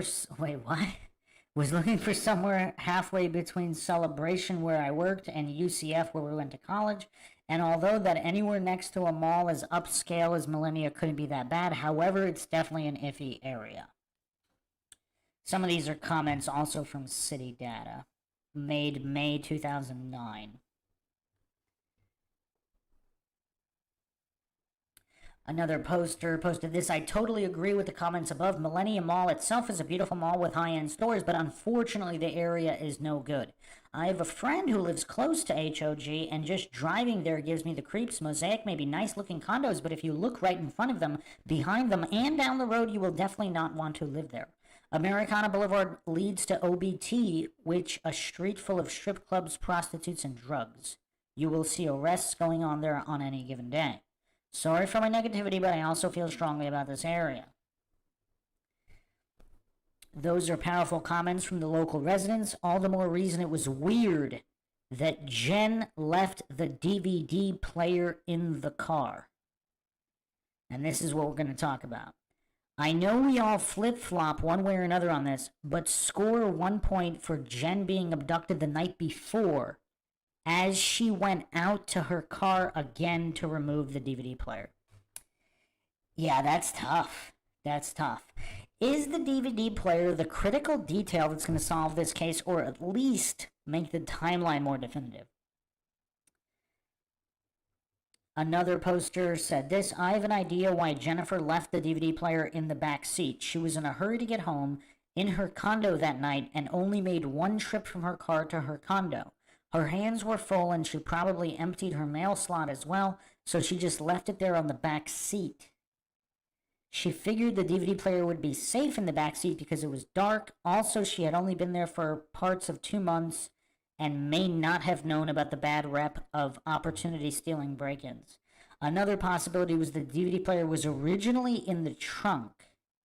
Why would she have needed it at St. Croix? And the POI strapped into the back seat like a precious passenger to mess with law enforcement and our minds. Huh. That's a curiosity. That is a curiosity indeed.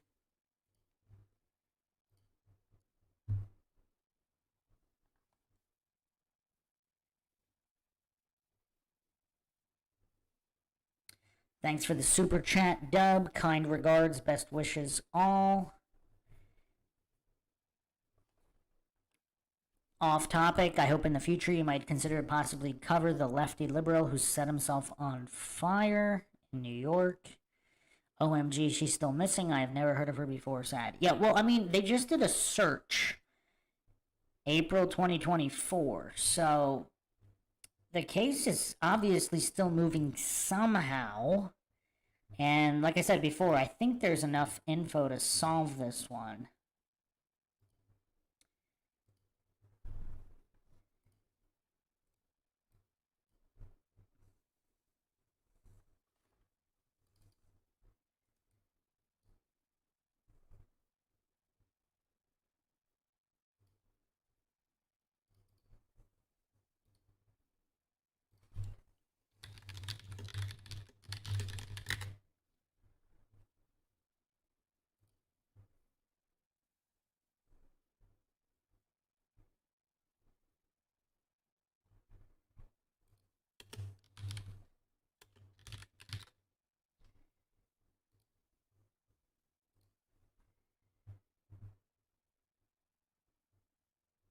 So I'm going to post an image here. This was posted on a Facebook account. I'm assuming this is the actual photo of the back seat of the vehicle.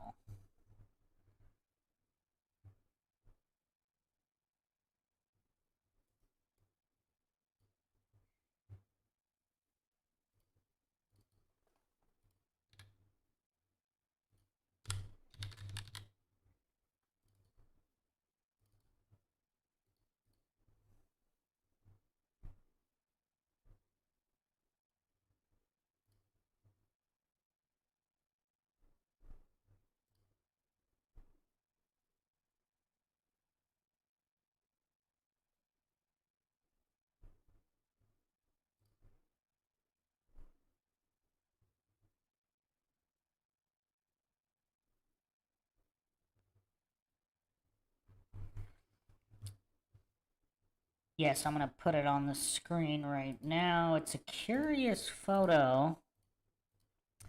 So I believe this is not a reenacted photo. I think this is the actual photo of her back seat.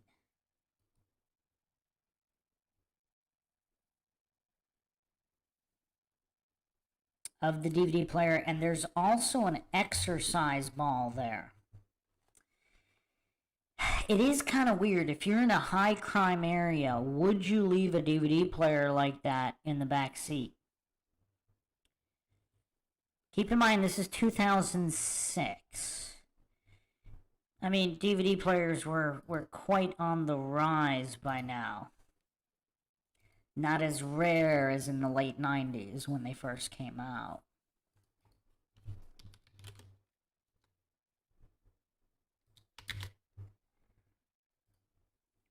It's developed 95, first released November 1st, 96 in Japan.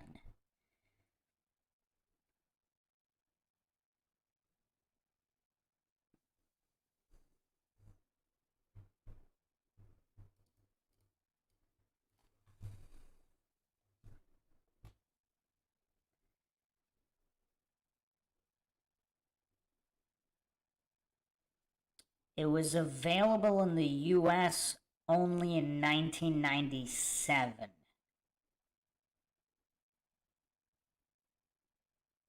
With only 32 titles.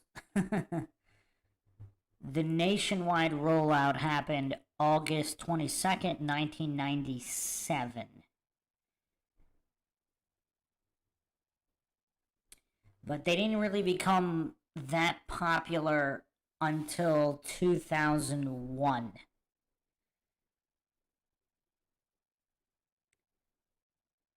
By 2007, 80% of Americans owned a DVD player. So in 2006, beginning of 2006, it was a bit less than that. So yes, they were still kind of a prized commodity for theft. Just a quick stroll down memory lane for the DVD format. Okay, so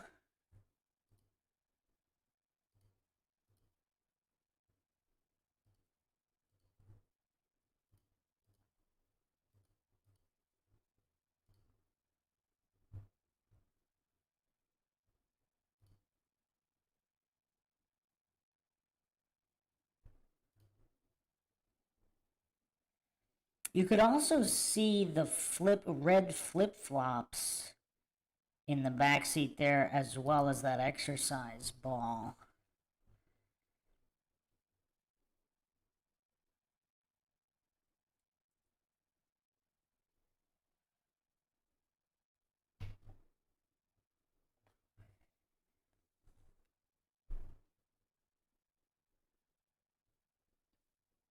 Another poster said, I believe the DVD player was strapped in the back seat to protect it from damage on her car trip back from Rob's place, her boyfriend. No one wants something that heavy flying around in the event. You have to brake hard, no other reason. She may have remembered it still being in the car and decided to go out to retrieve it that night. Another poster said, I never really thought the DVD player could be connected to the case, but now that you bring it up, it does make sense that she suddenly remembered it was in the backseat of the car and didn't want anyone to break in and get it. The other thing that would make sense, if for some reason she couldn't sleep that night after the conversation with Rob and decided she wanted to watch a movie and went to get the DVD player. Being safety conscious, what would Jen bring with her? Her keys and cell phone. Since we learned that the phone was powered down at 10:40 p.m. that night, it has always mystified me what could have possibly happened in just 40 minutes when she was already in bed for the night. I couldn't settle with the thought that she went out somewhere, like to a bar.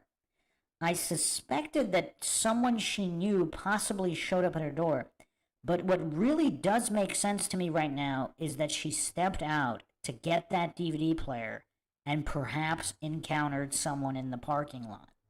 If I were Jen, I wouldn't have too many concerns about going out to the car since her parking lot is so close to the entrance.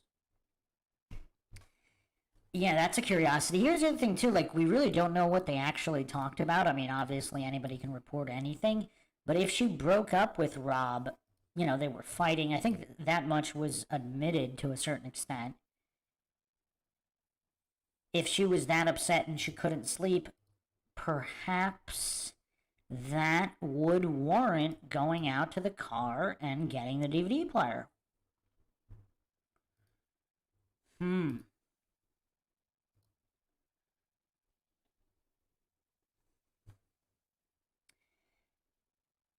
Another post here, very interesting. Also, too, that why, if Jen was going out to get the DVD player, why wouldn't she have stayed on the phone with Rob or someone? Because she used safe calls around her condo, but she did not this night.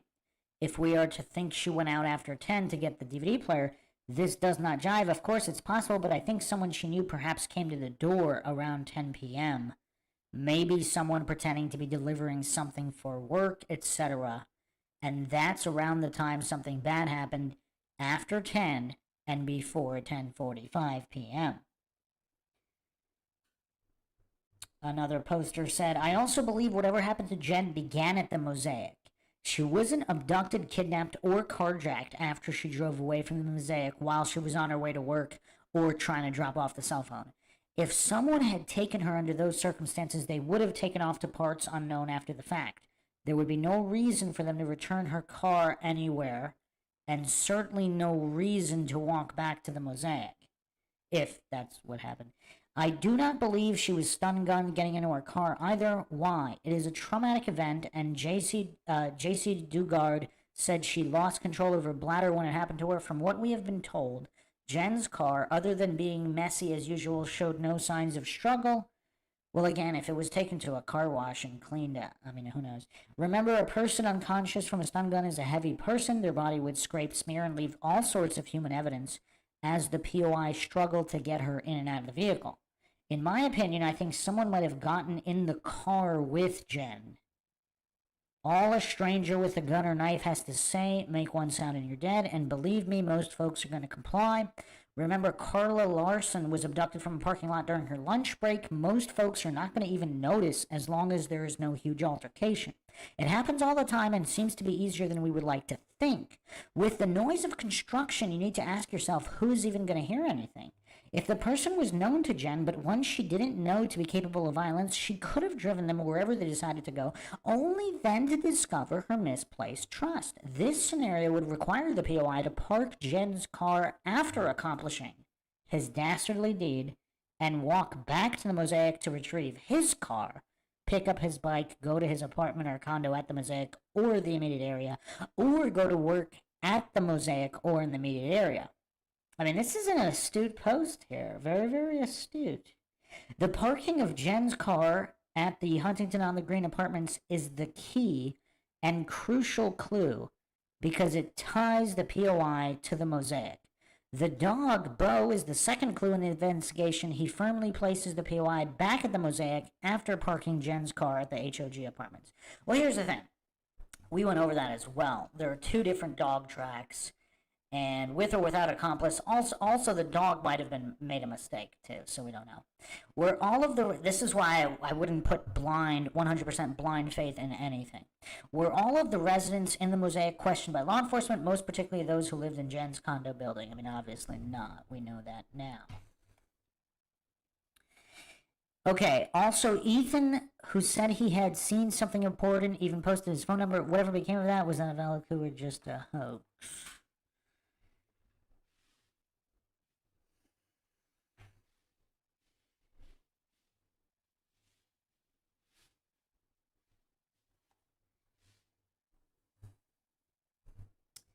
Someone else commented, here's why we now think the POI put the DVD in the back seat, referring to the previous comment. If the DVD player wasn't strapped in, would they strap it in the back seat so it wasn't flying around, especially if it was in the front seat? Or did they, of course, just do that to throw everybody off and it wasn't, I mean, yeah, this is pretty tough.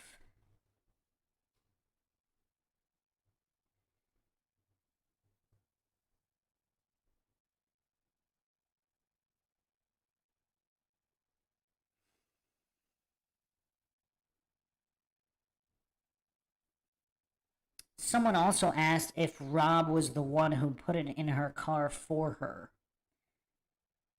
I mean, yeah, tracking the history of the location of the DVD player in the last 48 of the DVD player might also be crucial here.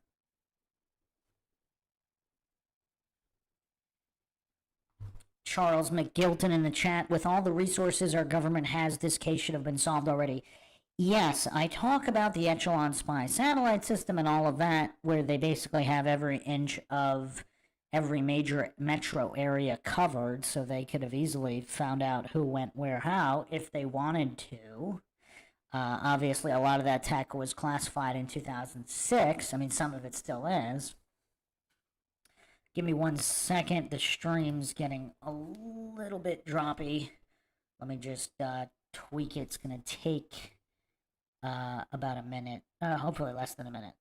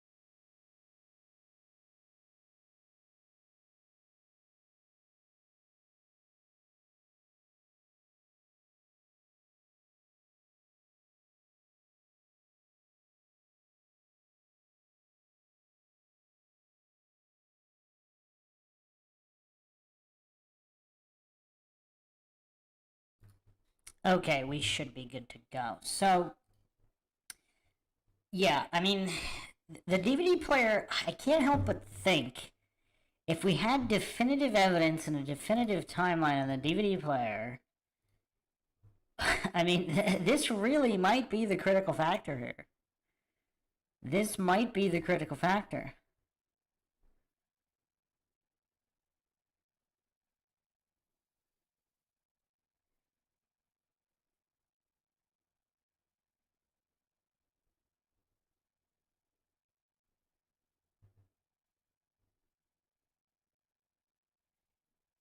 Also, apparently, I don't know if it's verified, because the whole timeline is a major issue. Because supposedly the POI parked the car at the HOG apartments at noon, but then the digital times, but then, the camera said 1 p.m.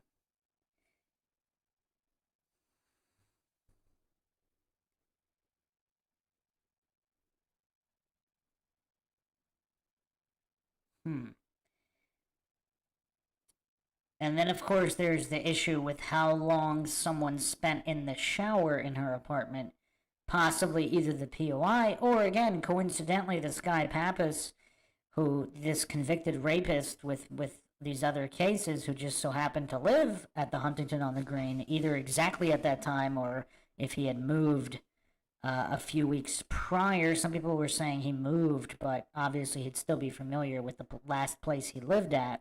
And we don't know, did he continue renting for an extra month so he had 2 apartments? Or who knows, did he know who rented the apartment after he left there? Either way, his MO is having his victim shower afterwards. So, yeah, the timeline here is a huge issue.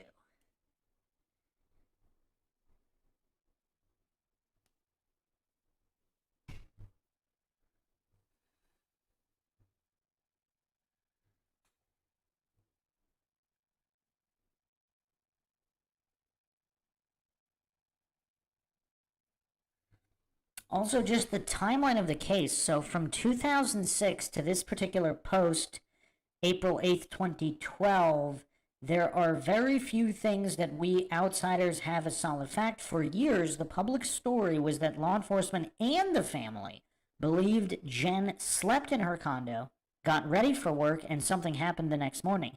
Now, we just recently learned Jen's phone was powered down at 10:40 the night before, indicating something happened the night before.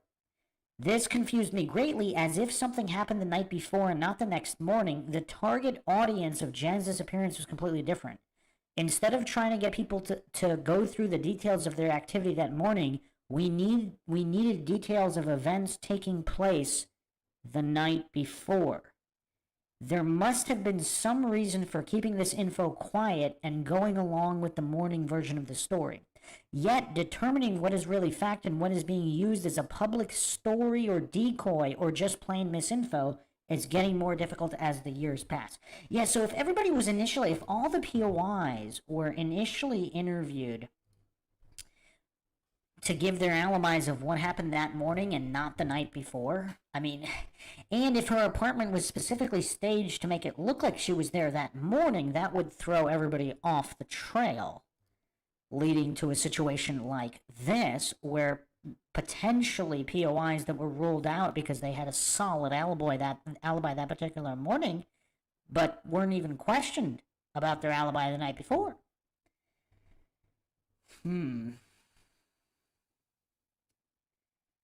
So someone could have been watching her when she arrived that night and been waiting for their opportunity, if it was someone not known to her. Now, again, let's not fall for false dichotomies. It's possible this co-worker or another ex-boyfriend who was drinking around the corner that night, it's possible they might have also wanted to harm her, but if 2 or 3 different parties want to harm her, I mean, one of them is going to get to her first that night. So even if they're all viable suspects, and even if they all intended to do her harm that night, that doesn't mean they all did.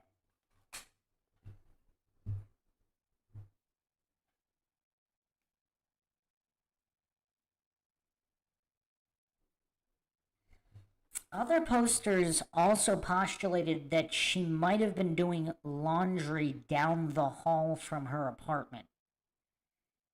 So even if she didn't go out to get the DVD player, she might have went out, maybe she had a load going in the laundry. I mean, I don't know if her family has commented on if they knew her exact laundry schedule. Some people just do it whenever they have time to do it, and they're not on a set schedule. Particularly if she just came back from a vacation.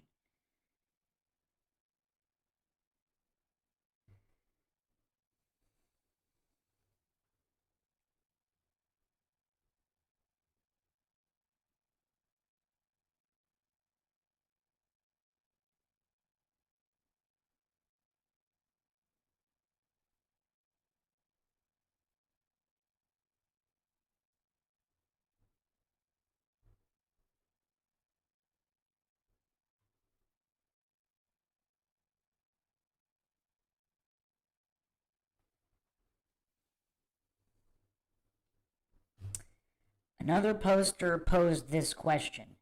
Something to think about.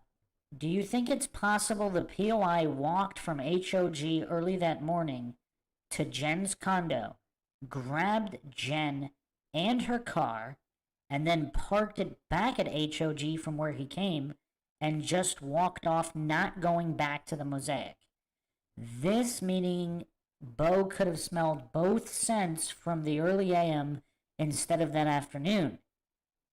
Really think about this. What is said on this is not fact at all. We just don't know for sure. All speculation.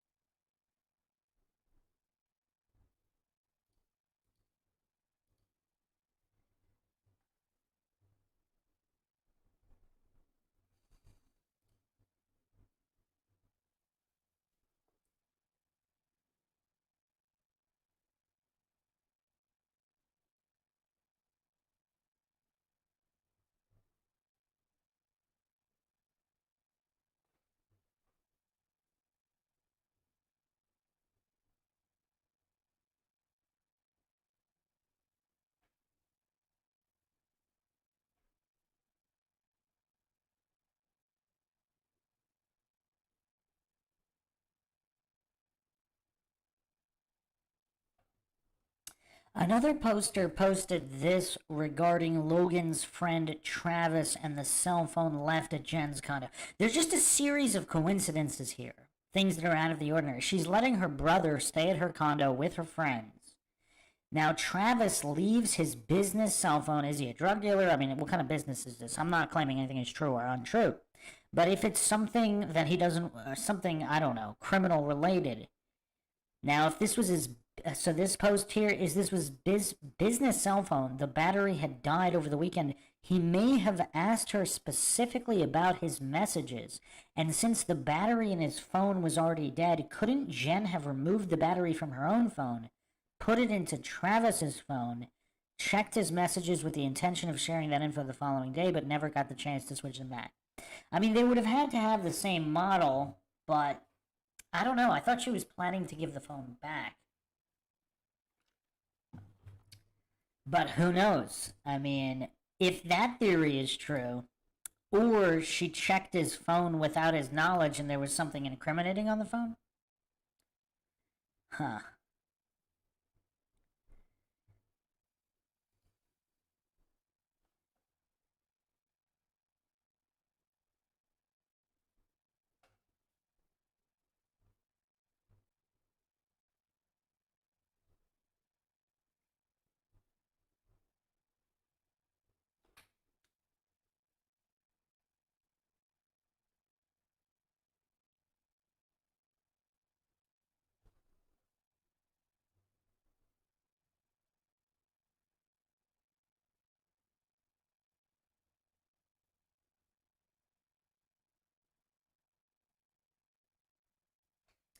Other posters are saying that there was a lady that lived underneath Jennifer's apartment that is refusing to talk.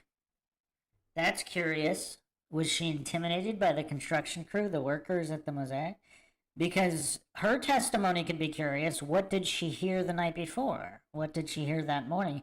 I haven't seen anybody corroborating this, but supposedly she refuses to talk.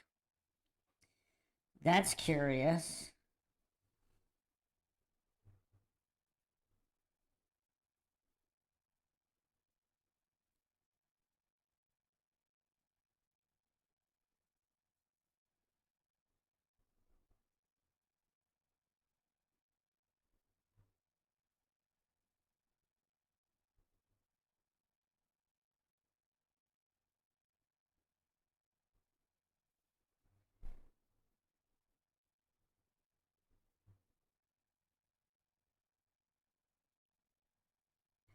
So other posters are also pointing out that the last phone ping, 10:40 p.m.,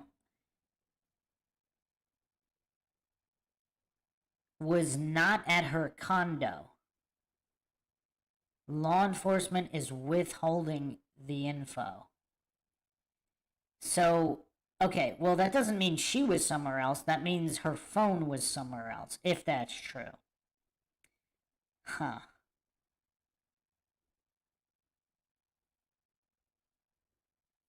So she may have went somewhere either willingly or not, and that's where the last ping was. Yeah, if the ping wasn't at her apartment, I mean, that's a problem.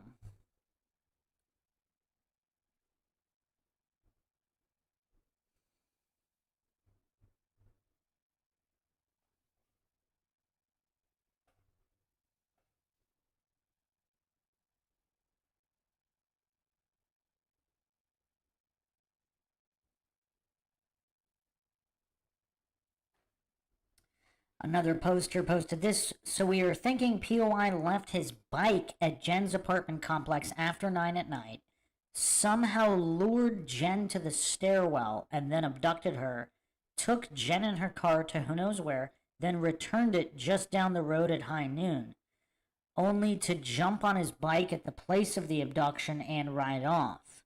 Well, she hasn't been found, so I guess that theory can't be ruled out.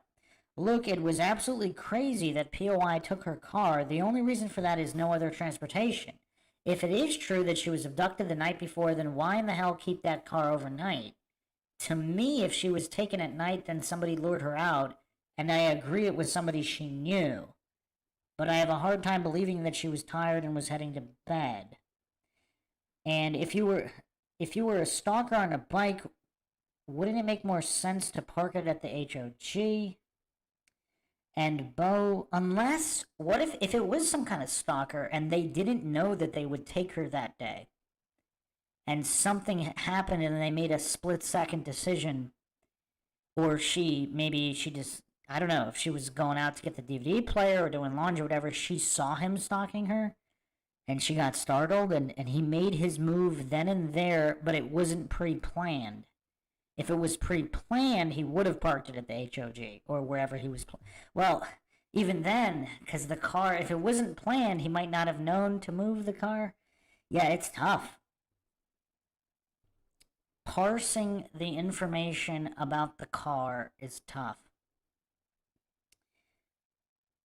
And Bo, so the dog follows the scent back to the stairwell at the mosaic and the scent was just lost there. Would this imply that the bike was parked there and the POI jumped on it and rode off? Look, the department screwed this up and who knows, Bo's senses were probably tainted as well. To me, the workers occupying the complex took her. Like I said, they had all kinds of access. Remember, the keys were pretty much just laying around.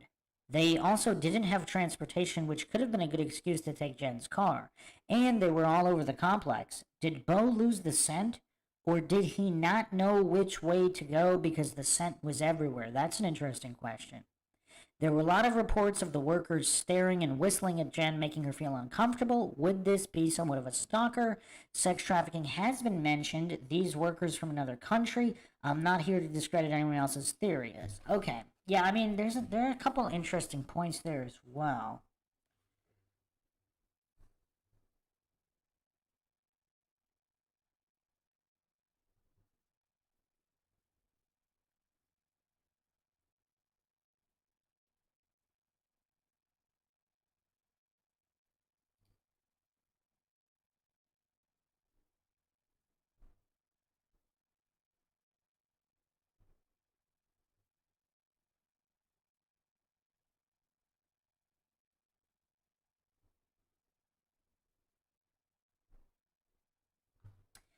Also, a lot of posters are discussing who lived on the first floor underneath Jen. Because if the scent was legitimate and traced there, that individual could have just went back in their apartment.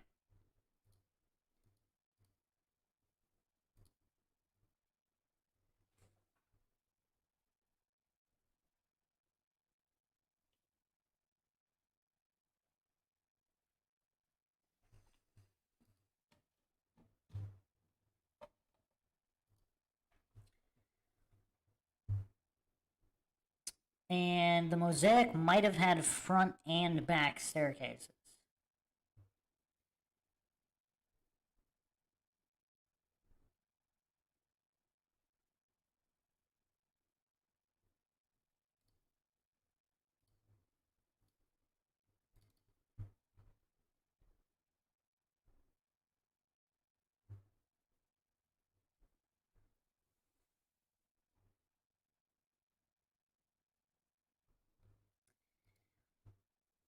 Let's look at the POI again regarding whether or not a bicycle's involved here, because I don't know if we can really tell,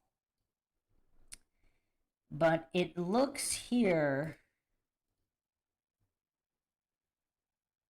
almost like there was definitely an effort here.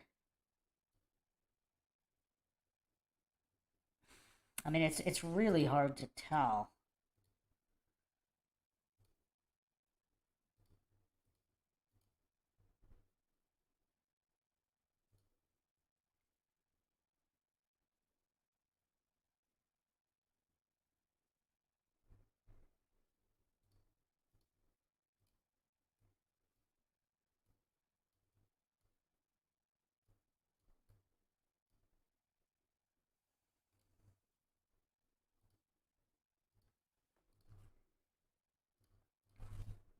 But it definitely looks like there's no loose, those pants are not loose. If you look here, are they tucked in or are they just very tight? A bicycle rider would obviously not want the bottom of a pant leg fluttering around getting caught in the chain. And that does look quite flush to the sock. That is curious. That's definitely curious.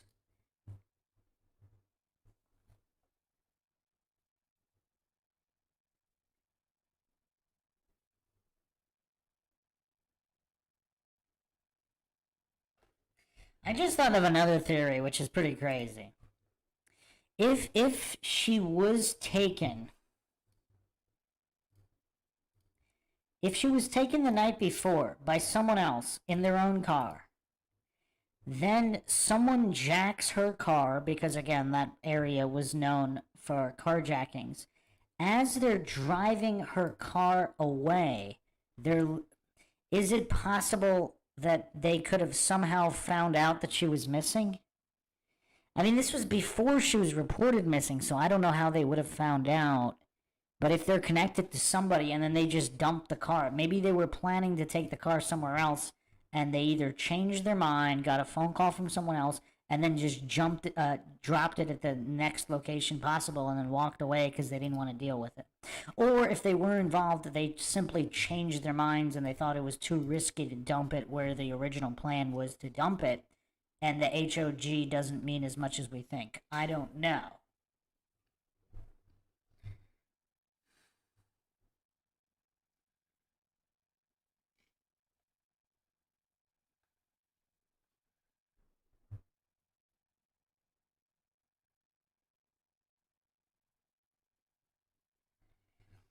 In terms of motives, means, and opportunity, clearly the workers at the Mosaic had the most, just based on the limited information we have. They know the complex inside and out. They have copies of all the keys. They know her, they know her apartment number, they know her schedule. So we can't ignore that. Now that still doesn't mean they did it, but it is hard to ignore that. Yeah.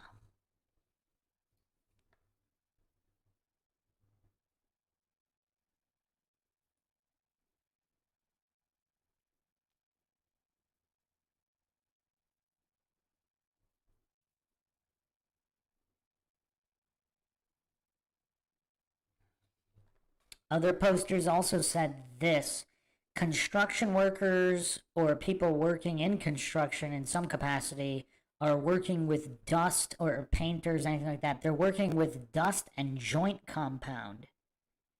And they always pull the pant legs tight to prevent dust and debris going up the pants and just around into the socks and shoes. So even if they have their pant leg tight like that, it could be intentional, and it may or may not have to do with a bicycle.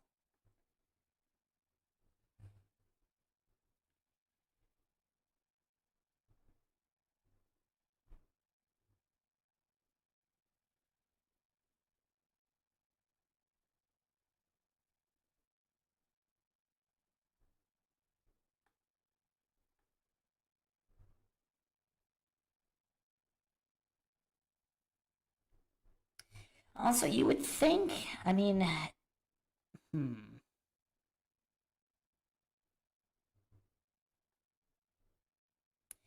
a few more points that, again, I don't know how verified these are.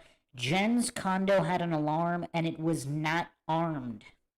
So if that's true and the alarm was not set, that's just another point pointing to her being taken that night before she had a chance to set it.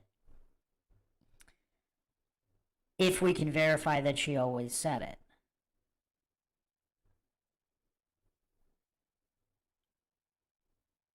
So her wallet is missing, but not her purse. Her purse is in the duffel bag, unless she had more than one purse, of course. I think we talked about that as well. They pinged Travis's phone, her brother's friend's phone. The ping showed it lost power over the weekend. The flip-flops in her car, one pair was the pair she wore home from work that day. The other pair was a pair she wore in St. Croix. In her car, in the cup holder, were aspirin, her mail key, a business card. They are withholding what the business card was for or what was on the card. Her sunglasses and her car charger wrapped around the gear shift.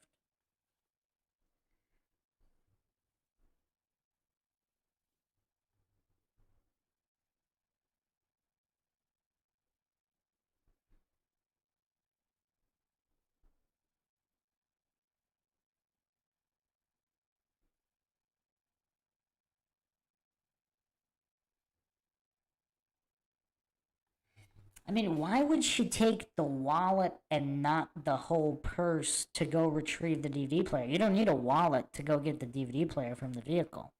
Unless she didn't take it, someone else came back and took it.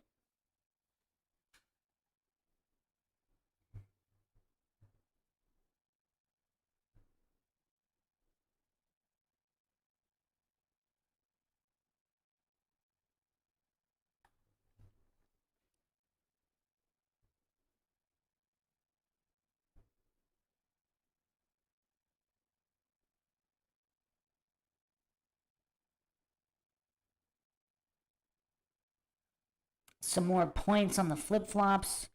The pair she wore home from work that evening were in her car.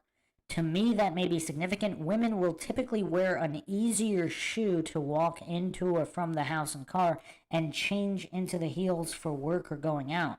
If the flip-flops she wore home from work were in her car, she either didn't leave her car when coming home from work, which we know is not true, or she went out that night wearing the same flip-flops. Recall that her favorite snakeskin pumps are also missing. Wow, that is significant.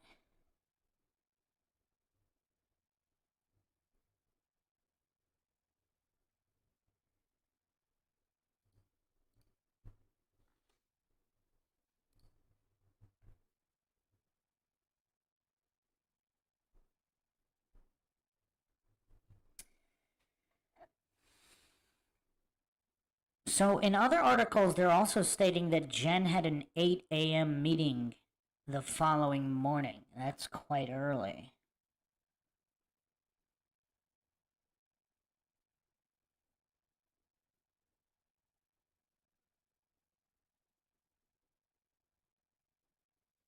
Okay, here's another mind shock. This could be very significant. So, there was a cop doc interview. Logan, her brother, went around knocking on doors, banging on doors. The only condo near Jen's that was unlocked was the condo directly across from her door. I don't recall hearing if this was an empty condo, but because there were only 6 occupied units in her building, I would imagine it was. Back to my theory, then maybe Jen was surprised by a knock on her door that evening, sometime between 9:57 and 10:40 p.m., and someone got her to open her door, or they had a key to it. Maybe she hadn't turned on her condo alarm yet. They dragged her into the empty condo. Back to POI returning from HOG to the Mosaic to the bottom of the stairs. Maybe while the POI was parking the car, there were others back at her condo staging it, cleaning it up. Those others met POI at the bottom of the stairs and took off in a vehicle. You know what's absolutely tragic? Would be if she was still alive in the condo across from her own while her parents were in her condo looking for her. Or maybe alive or not. She might have been in the condo across the hall.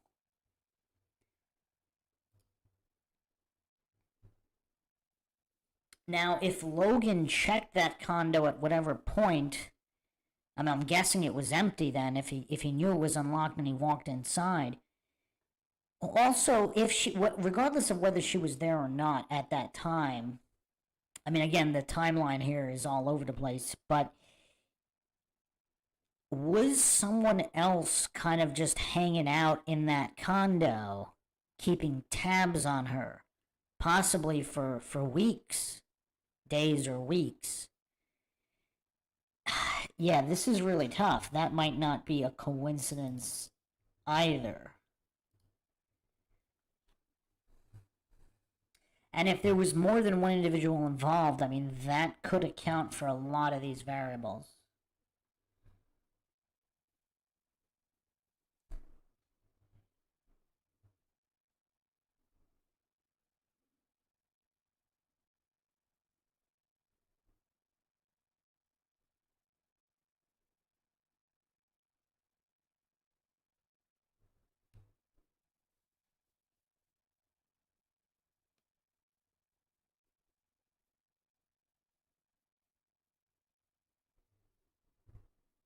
And apparently they did not fingerprint the condo or the other condo, the empty condo. Obviously, a proper investigation would have probably solved this thing. They probably would have solved it within, the first or second day. I mean, that's when most crimes get solved, of the ones that do.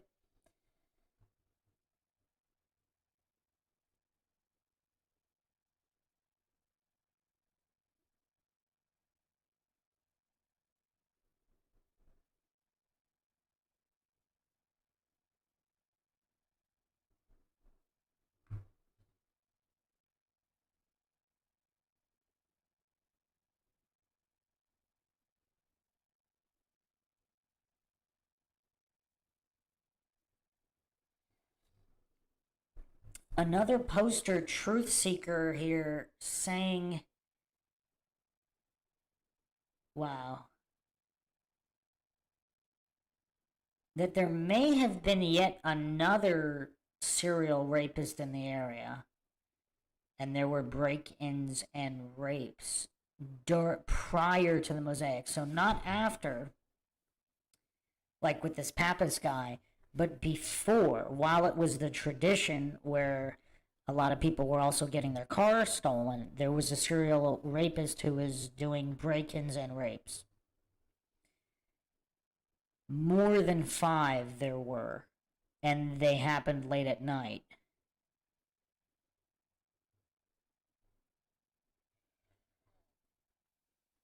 And this individual was never caught. So this was prior to 2006. This was before this was the Mosaic, it was the tradition. And then apparently Jennifer Kesse goes missing. Then a couple years later, Pappas is doing this again. It's quite weird.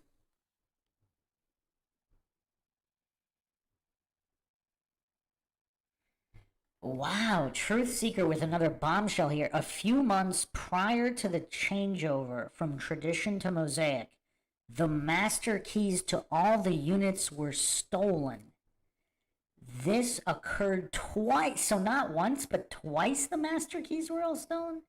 This occurred twice not long before the breaking and enterings with Assault, where the management company did attempt to calm the tenants by saying they would have all the locks changed on the doors, and to which subsequently they proceeded with costly expenditure to ensure safety of all residents. However, when prodded for proof, the management company failed to produce the receipts. This caused many long-term tenants, especially lone females, to locate other living arrangements. So, did they say they changed all the locks, but they actually didn't? Following the changeover and only a few months prior to Jen's abduction, once again, the set of master keys to all the condo units were stolen. The management company that handled both the Tradition and the earlier stages of the Mosaic is no longer handling the affairs of residents, as the company was fired and another with a far better track record of managing property. So it was the same management property? Wow. Management company. This is crazy. So they had all the master keys to all the units stolen, not once, but twice. Once, apparently, months or however long prior, well, a few months before Jen's abduction, and also however many months before that it happened another time. It is a well-known fact that this management company that handled the Tradition and Mosaic in the earliest stages had a horrible habit of hiring illegals. Most of the time, heads of the company could not honestly admit to who was working for them or even the number of employees. If someone was hired, for example, as a janitor and couldn't make it into work, he or she could send someone they knew in their place, and the company was none the wiser. This fact is where tracking any actual employees during Jen's stay would be next to impossible. Is this why this case is unsolved?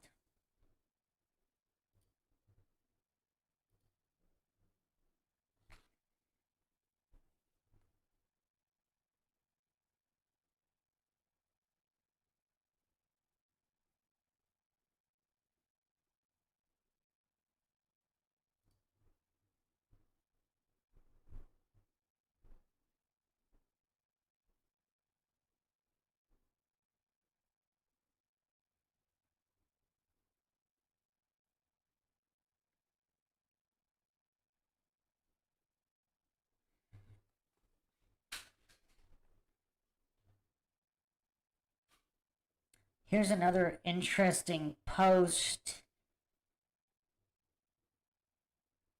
I saw your question to Drew Kesse on the guest book. I don't recall him ever saying that the condo itself smelled like cleaning products. I do recall him saying that in the 8 months that he and Joyce and Rob lived in Jen's condo after she disappeared, they painted the exterior hallway walls a couple of times. More times than you would think, anyhow. I was wondering why they would do that. To treat the walls for mold or something. That was the only thing I came up with. I also read something, I can't think of the name of it, that the black light they use to see bodily fluids, I wonder if it could still be used on those walls for any blood traces or saliva. That's curious. If she put up a little bit of a fight, would there be evidence of that on the walls? Or maybe, I mean, if it was obvious, they would have seen it. But why would they be painting? Okay, anybody that has lived in any apartment complex, inside of 8 months, would the hallway be painted more than 1 or 2 times? It doesn't say how many times. Well, it says a couple of times. So that, what is that, 2, 3, or 4 times? I mean, it's kind of crazy to imagine more than that. But why would they be painting the hallway every other month? That's kind of weird. I mean, I've lived in some apartment complexes. They don't paint. They never painted the hallway. And that place was new, so it would have already been recently painted anyway. Yeah, that's crazy. I mean, that's really mind-shocking. So are the workers painting these hallways to cover up their own crimes without a direct order from above? What's going on with that?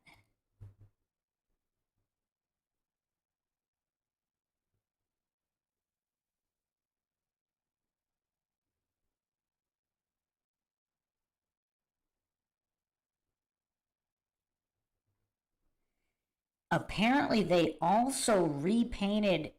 Okay, let me put up some images here, because just so everybody can get an idea of how new the apartment complex was.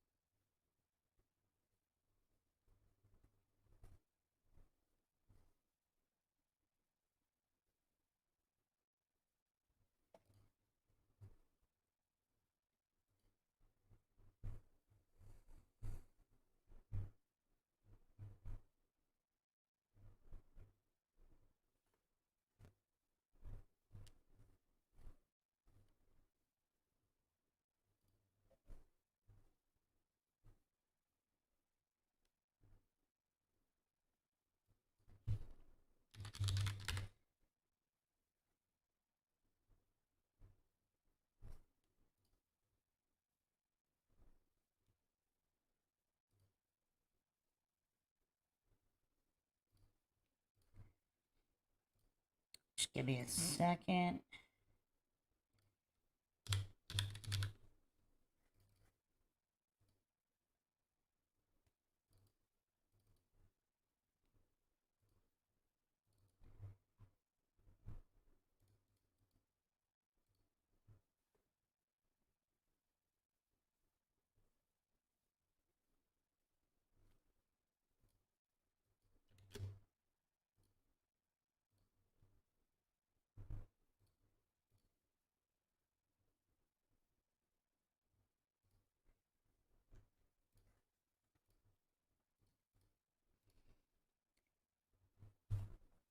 So this is the hallway. It's brand spanking new, newly painted, just like all the hallways in this area here.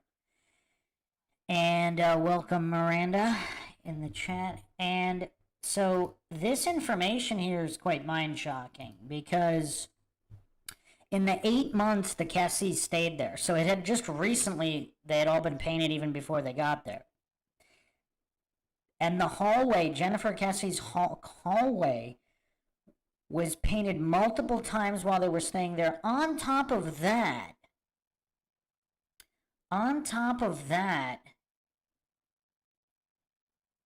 a month after her disappearance, they repainted the entire stairwell, which had just been painted 3 months prior. Right before she moved in, it was painted. And then they repainted it 1 month after she went missing, and they repainted the hallway several times while the Kesses were staying there.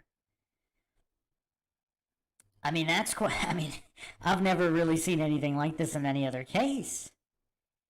I mean, if we're adding this to the coincidence stack regarding the construction workers, the workers that were, like, is it really necessary to repaint a hallway that was just painted? That doesn't make any sense. Here's a post on this forum on jenniferkesse.com by Find Jennifer. Bo was on Bo, the tracking dog, was on the entire other side of Jen's building from her parking space. Bo was in front of the building by the steps leading up to her condo where the lake and fountain are. Here, I'll bring up another image of the condo area.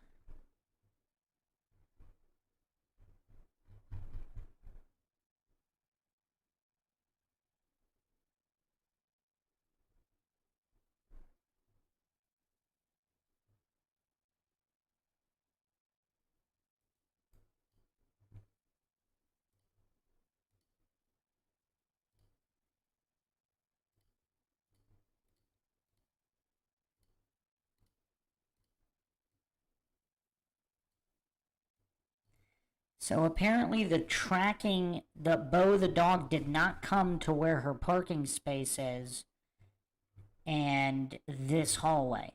It was on the other side of the complex.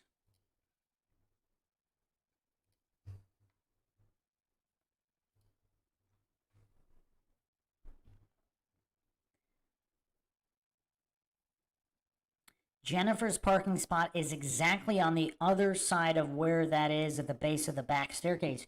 Bo was sniffing lastly on a bush in the front of her building as if a lawn care worker were doing their job but never went upstairs. Hence, Bo stopped at the bottom of the stairs below her second floor bedroom window. No one came through the window.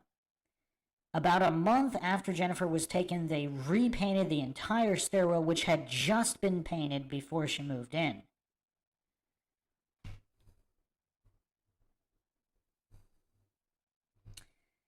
Regarding black lights and blood concealed by paint, it is not uncommon that a perpetrator of a crime tries to get rid of potentially incriminating evidence. This may include painting over areas that have been exposed to blood. To the naked human eye, it is next to impossible to see that a blood stain has been painted over. By using ultraviolet light, however, it is possible to detect blood stains that have been concealed by paint.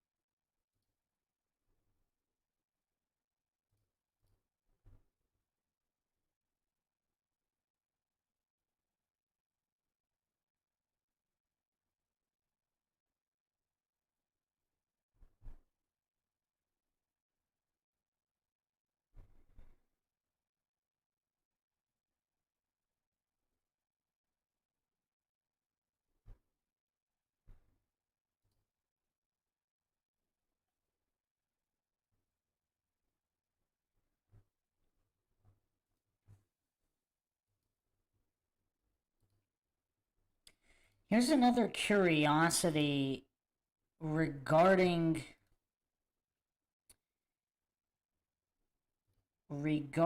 something happening the night before and the apartment being staged. Here's an image of her apartment, and The coffee table is supposed to be in front of the couch, but here it's shoved to the side. Now, why would that be? Huh.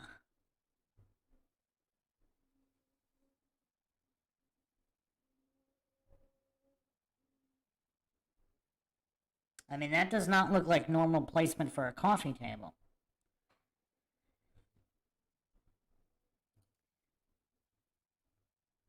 Furthermore, why are there random linens stacked in the corner like that? That can't be regular unless this was Jennifer cleaning up. And she was cleaning up the place after Logan and his friends stayed there, and that's why it looks like that. She moved the coffee table maybe to do some vacuuming and then stacked up those linens in the corner? If she was cleaning up the place after Logan and his friends, but I don't know if he's ever commented on that.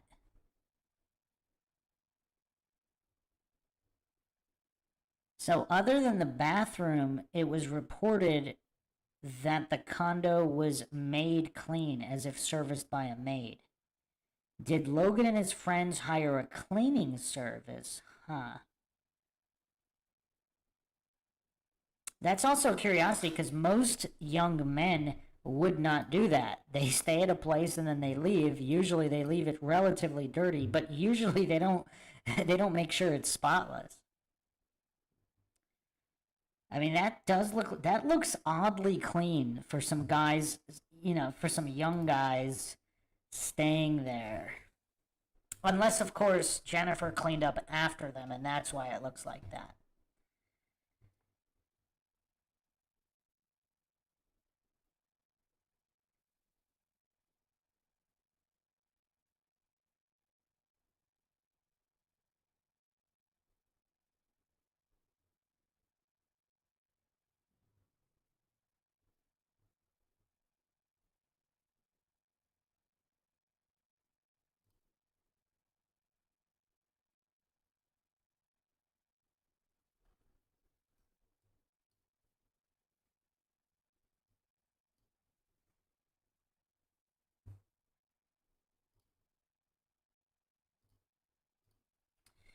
Apparently, this image is of Jennifer in her apartment, and that's the exact same coffee table. It's like a tile table or something, and that's supposedly the same couch and the same pillows. Obviously, the contrast is different in this photo, but it appears to be all the same. So the normal spot of the table is in front of the couch, but again, we don't know if this was her cleaning up or her brother and his friends cleaning up.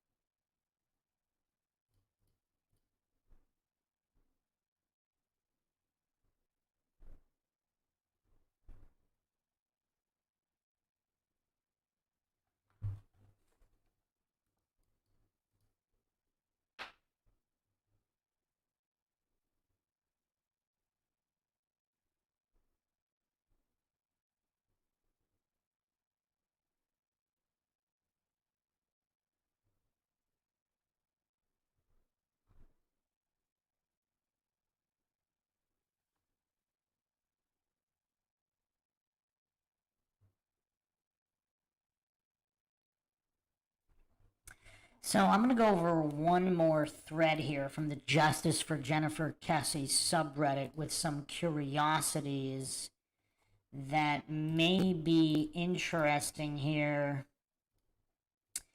and also point to why this has not yet been solved, because there seems to be a critical error in the entire timeline, which would explain why this is not yet solved. Is there actual evidence that Jennifer Kesse was kidnapped? Is it possible she willingly went with her killer? Is it possible she drove somewhere willingly and was murdered? I honestly don't think she was ever kidnapped. I think she was just murdered and her body was hidden. This is posted by ETF4. Some responses here from Vivian. I think she left her condo to meet up with someone shortly after her call with Rob, or was already away from the condo during that call. If this is the case, it certainly would account for Jennifer's car being moved away from the mosaic. Perhaps she did open her door, if indeed there was a knock on her door, which would indicate to me that she knew the person who knocked. Who knows, Jennifer may have made plans with someone at work to meet up with them for a late dinner. Things went awry, and Jennifer was murdered. Plans may have been in the works to get rid of Jennifer while she was in St. Croix. She had recently gotten promoted at work prior to her St. Croix trip. Was someone jealous of the promotion Jennifer had gotten?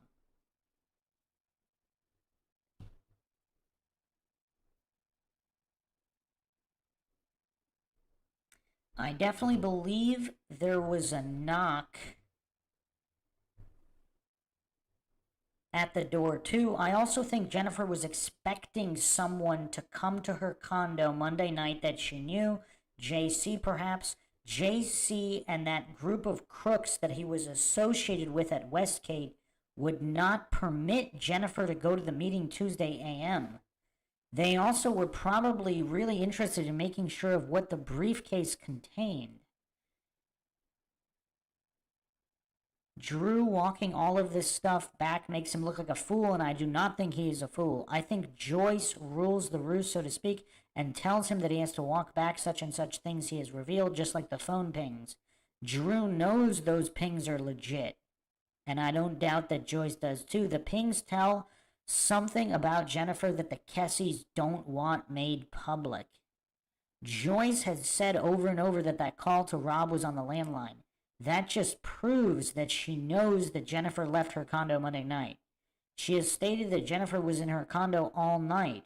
Now, how exactly did she know that? She didn't. She lied again. Jennifer wouldn't be the first woman to lie to a man she was dating. I believe Jennifer was seeing someone on the side unless Rob was in town. I think, by the way, the Kesses have acted the man she was seeing was Hispanic or black. And you know how the Kesses have acted accusing the workers at the Mosaic of taking Jennifer. Just imagine being a person in the U.S. illegally and two parents accusing you of abducting their daughter. The Kesses didn't seem to think that their lies could have gotten some of those workers deported. I am sure she wanted to string Rob along until she thought the relationship was through and decided that she was going to do what she was going to do about it. Per Blink, Jennifer was seen in a bar, the Tiki Hut maybe, before she went on vacation. Blink would not reveal who this was if she knew. I believe she did know. The stories that Lauren could tell, I wonder how soon after Jennifer disappeared that Drew and Joyce had a meeting with friends and relatives to shut them up.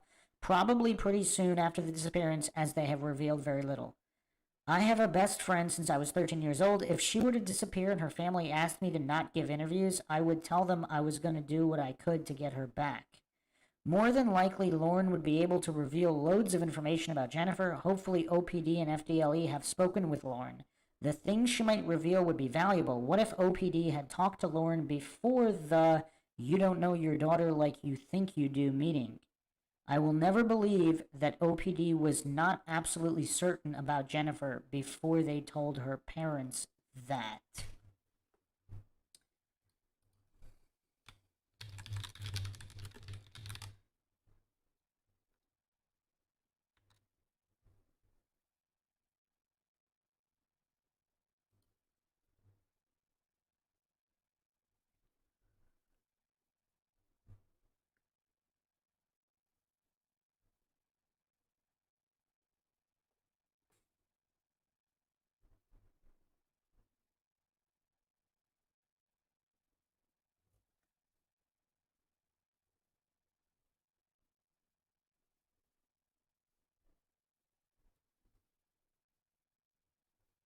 Lauren was one of her best friends. She did make a few comments on the case here and there.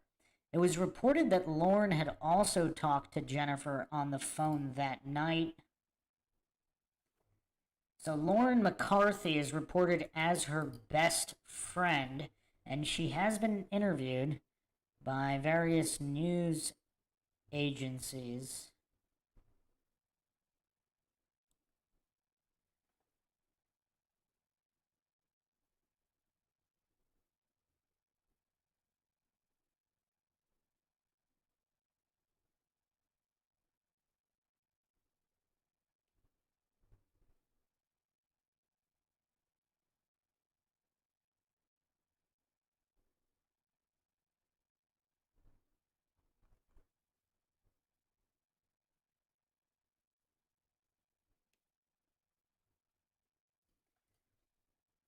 Another post from this thread.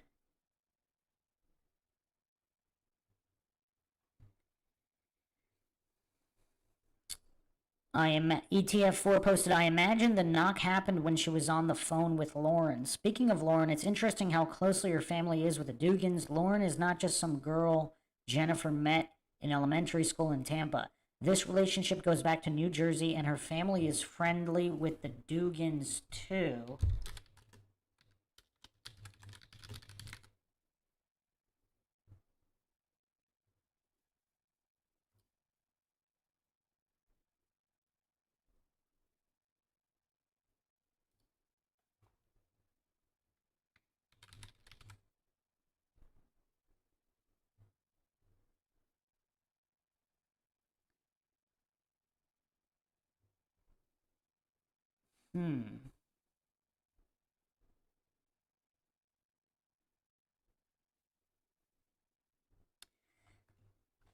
So Dugan is apparently the chief financial officer at Central Florida Investments.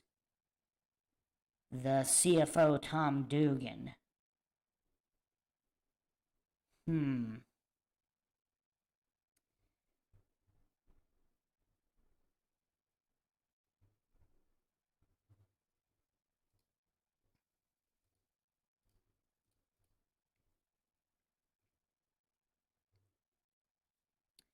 So ETF4 says, I would bet Jennifer had already left her condo when she spoke to Rob. The call was on her cell phone. She told Rob she was in bed, and we know that was a lie. The cell phone didn't work in her condo per her parents. Girlies lie to their boyfriends sometimes.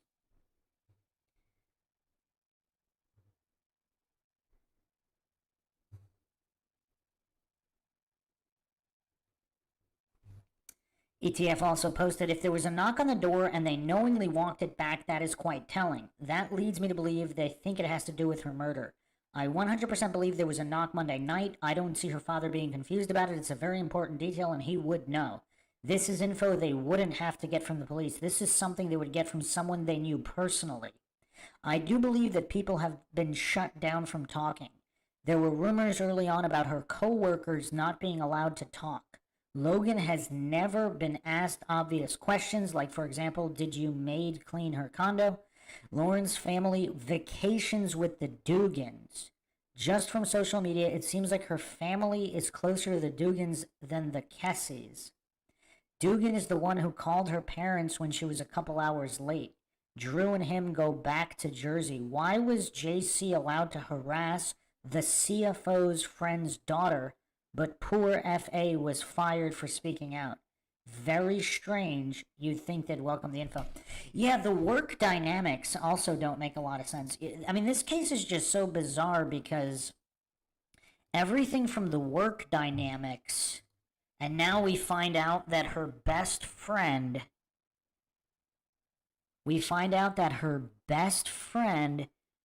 is buddy-buddy with the CFO of where she works. Wow.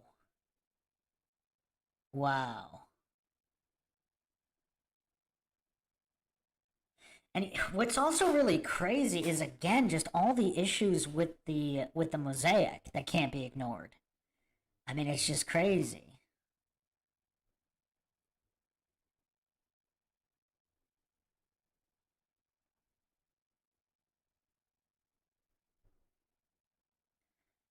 Vivian responded, I agree with you. Joyce is telling Drew what to walk back, and it makes Drew look like a fool. I think the knock on the door has something to do with her disappearance. It could be that whoever knocked may have talked Jennifer into leaving the condo in her car, and perhaps that is why he walked to the Mosaic from the HOG. Some say the POI was mixed up and parked the car at the HOG. I don't believe that. He walks as if nothing happened. Oh, wow. That's an interesting theory. He was supposed to park it at the Mosaic, and he mixed it up because well, wow, that's interesting. Well, if they hired somebody, if they hired an illegal, wow, this is crazy. If this was something to do with a work situation and they wanted to implicate an illegal working at the Mosaic, could they have paid him money to park the car? Either at the HOG or at the Mosaic, whatever. If he messed up or not, whatever. And they just paid him a lot of money. And he obviously, at the time, he would have no clue that the owner of the car was harmed.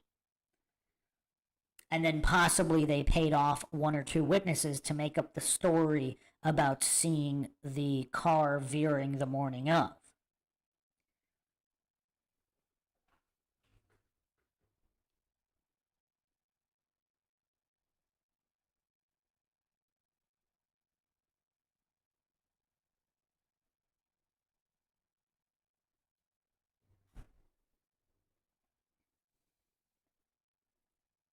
He walks as if nothing happened. The POI was calm, cool, and collected. I firmly believe that Jennifer's abduction and murder was not his first time. A normal person with a conscience would be walking along, looking back at the car, looking around to see if someone was watching him walk out of the HOG's parking lot. Again, unless it was just a guy that was hired to drop off a car who had no idea it was linked to a crime. The Kesses know that there was someone knocking at Jennifer's door Monday night, and she left to go to a bar. Jennifer knew a lot of people from college and from working at Westgate, plus family and friends. They have given few, if any, interviews about Jennifer. The Kesses met with them, I think, and asked them not to reveal anything about Jennifer or her case. Logan seems to be hot-tempered, and you would think he would have gone off and said things, but as far as I know, he hasn't. Why not? I have always wanted to know if the condo looked the same as it did when he left it. Did a maid come in and clean it up? Did Jennifer receive a lot of phone calls on her landline while she was vacationing? Were there people coming to the condo door wanting to see Jennifer? The Kesses shut everyone down. I don't recall anyone other than Rob giving an interview that the Kesses weren't present. The Kesses, I bet, gave the podcast and TV hosts a list of questions they could ask. What on earth would have made them act this way? No other crime show that I have watched had the victim's family lying like the Kesses have. I will never believe Dugan didn't know about JC's scheme at Westgate involving other employees. He probably just turned a blind eye to their corrupt activities. FA was done dirty by Westgate. That would indicate that JC was being protected by Dugan. Could Dugan have been in that scheme with the rest of the employees? I would not doubt it. This case is a mess, and the Kesses have contributed to that mess, but why would they? It is insane. ETF4 says, in my opinion, they're most likely protecting a living family member. I've thought about it for quite some time that JC is protected by the higher-ups at Westgate for some reason or another. Otherwise, you'd think it would have been him that got fired instead of FA.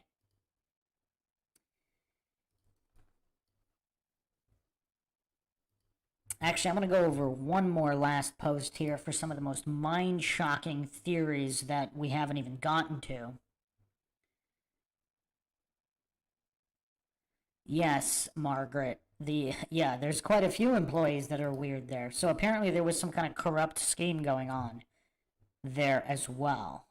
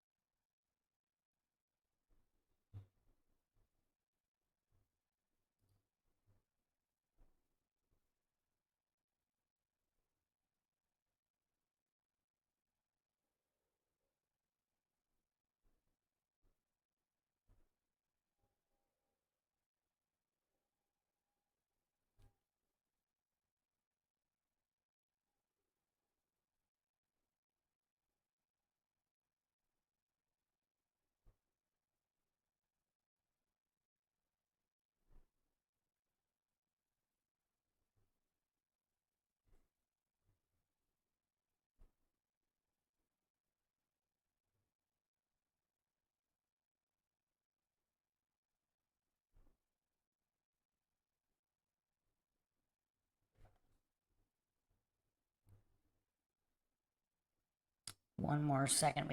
I want to go over one more post.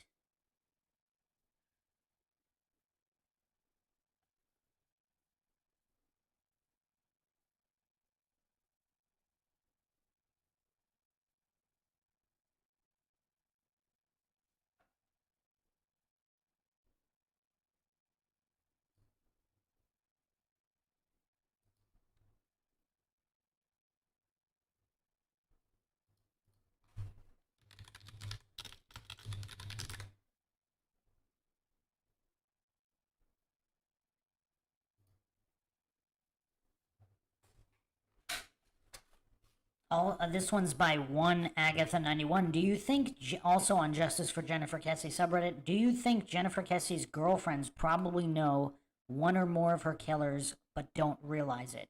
Do you think Jennifer Kesse's girlfriends remember who Jennifer hung out with at bars or the gym? Girlfriends talk, her girlfriends know.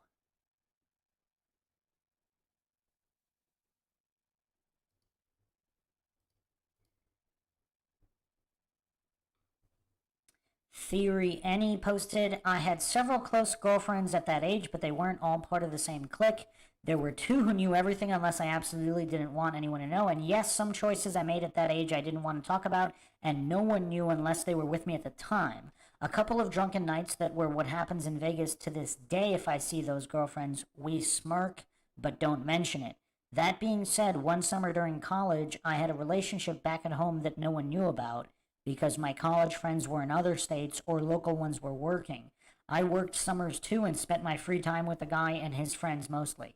When I'd talk to my friends on the phone or eventually see the local ones, I'd just say, yeah, I'm dating a guy, but they didn't know him. Just proving that it's not always that the close friends know absolutely everything. That being said, I do think one of Jennifer's friends knows.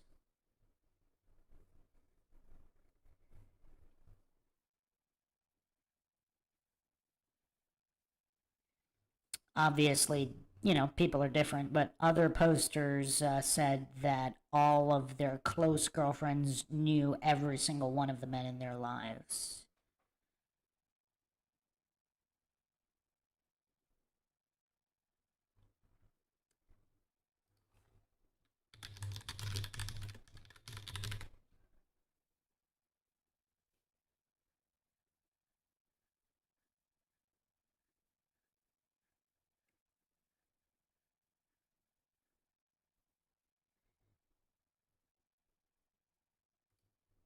So Jennifer Kesse was actually part of a sorority.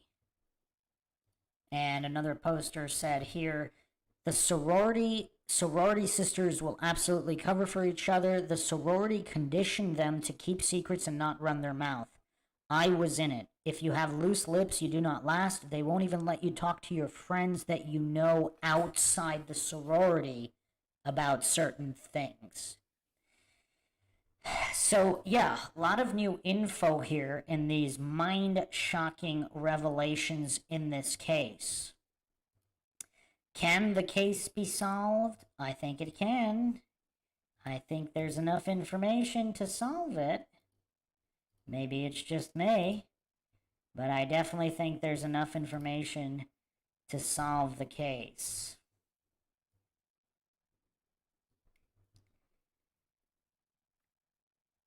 Quite a few rabbit holes to go down. We already went down a lot, but there's still more to cover in this case, and obviously I will continue to cover it. But that's it for now. Hope everybody enjoyed another edition of MindShock True Crime. Found it interesting and informative in comprehensive and exhaustive fashion with logic and reason at the forefront, unlike any other podcast out there. You can donate to our PayPal, help support the channel, help keep up awareness in all of these unsolved cases. Check the link in the description. Make sure to subscribe, like, and share. Twitter, Facebook, Reddit, Patreon. You could also become a YouTube member right here on YouTube. Help support the channel that way. This is Bruce McGuire. Catch you guys next time.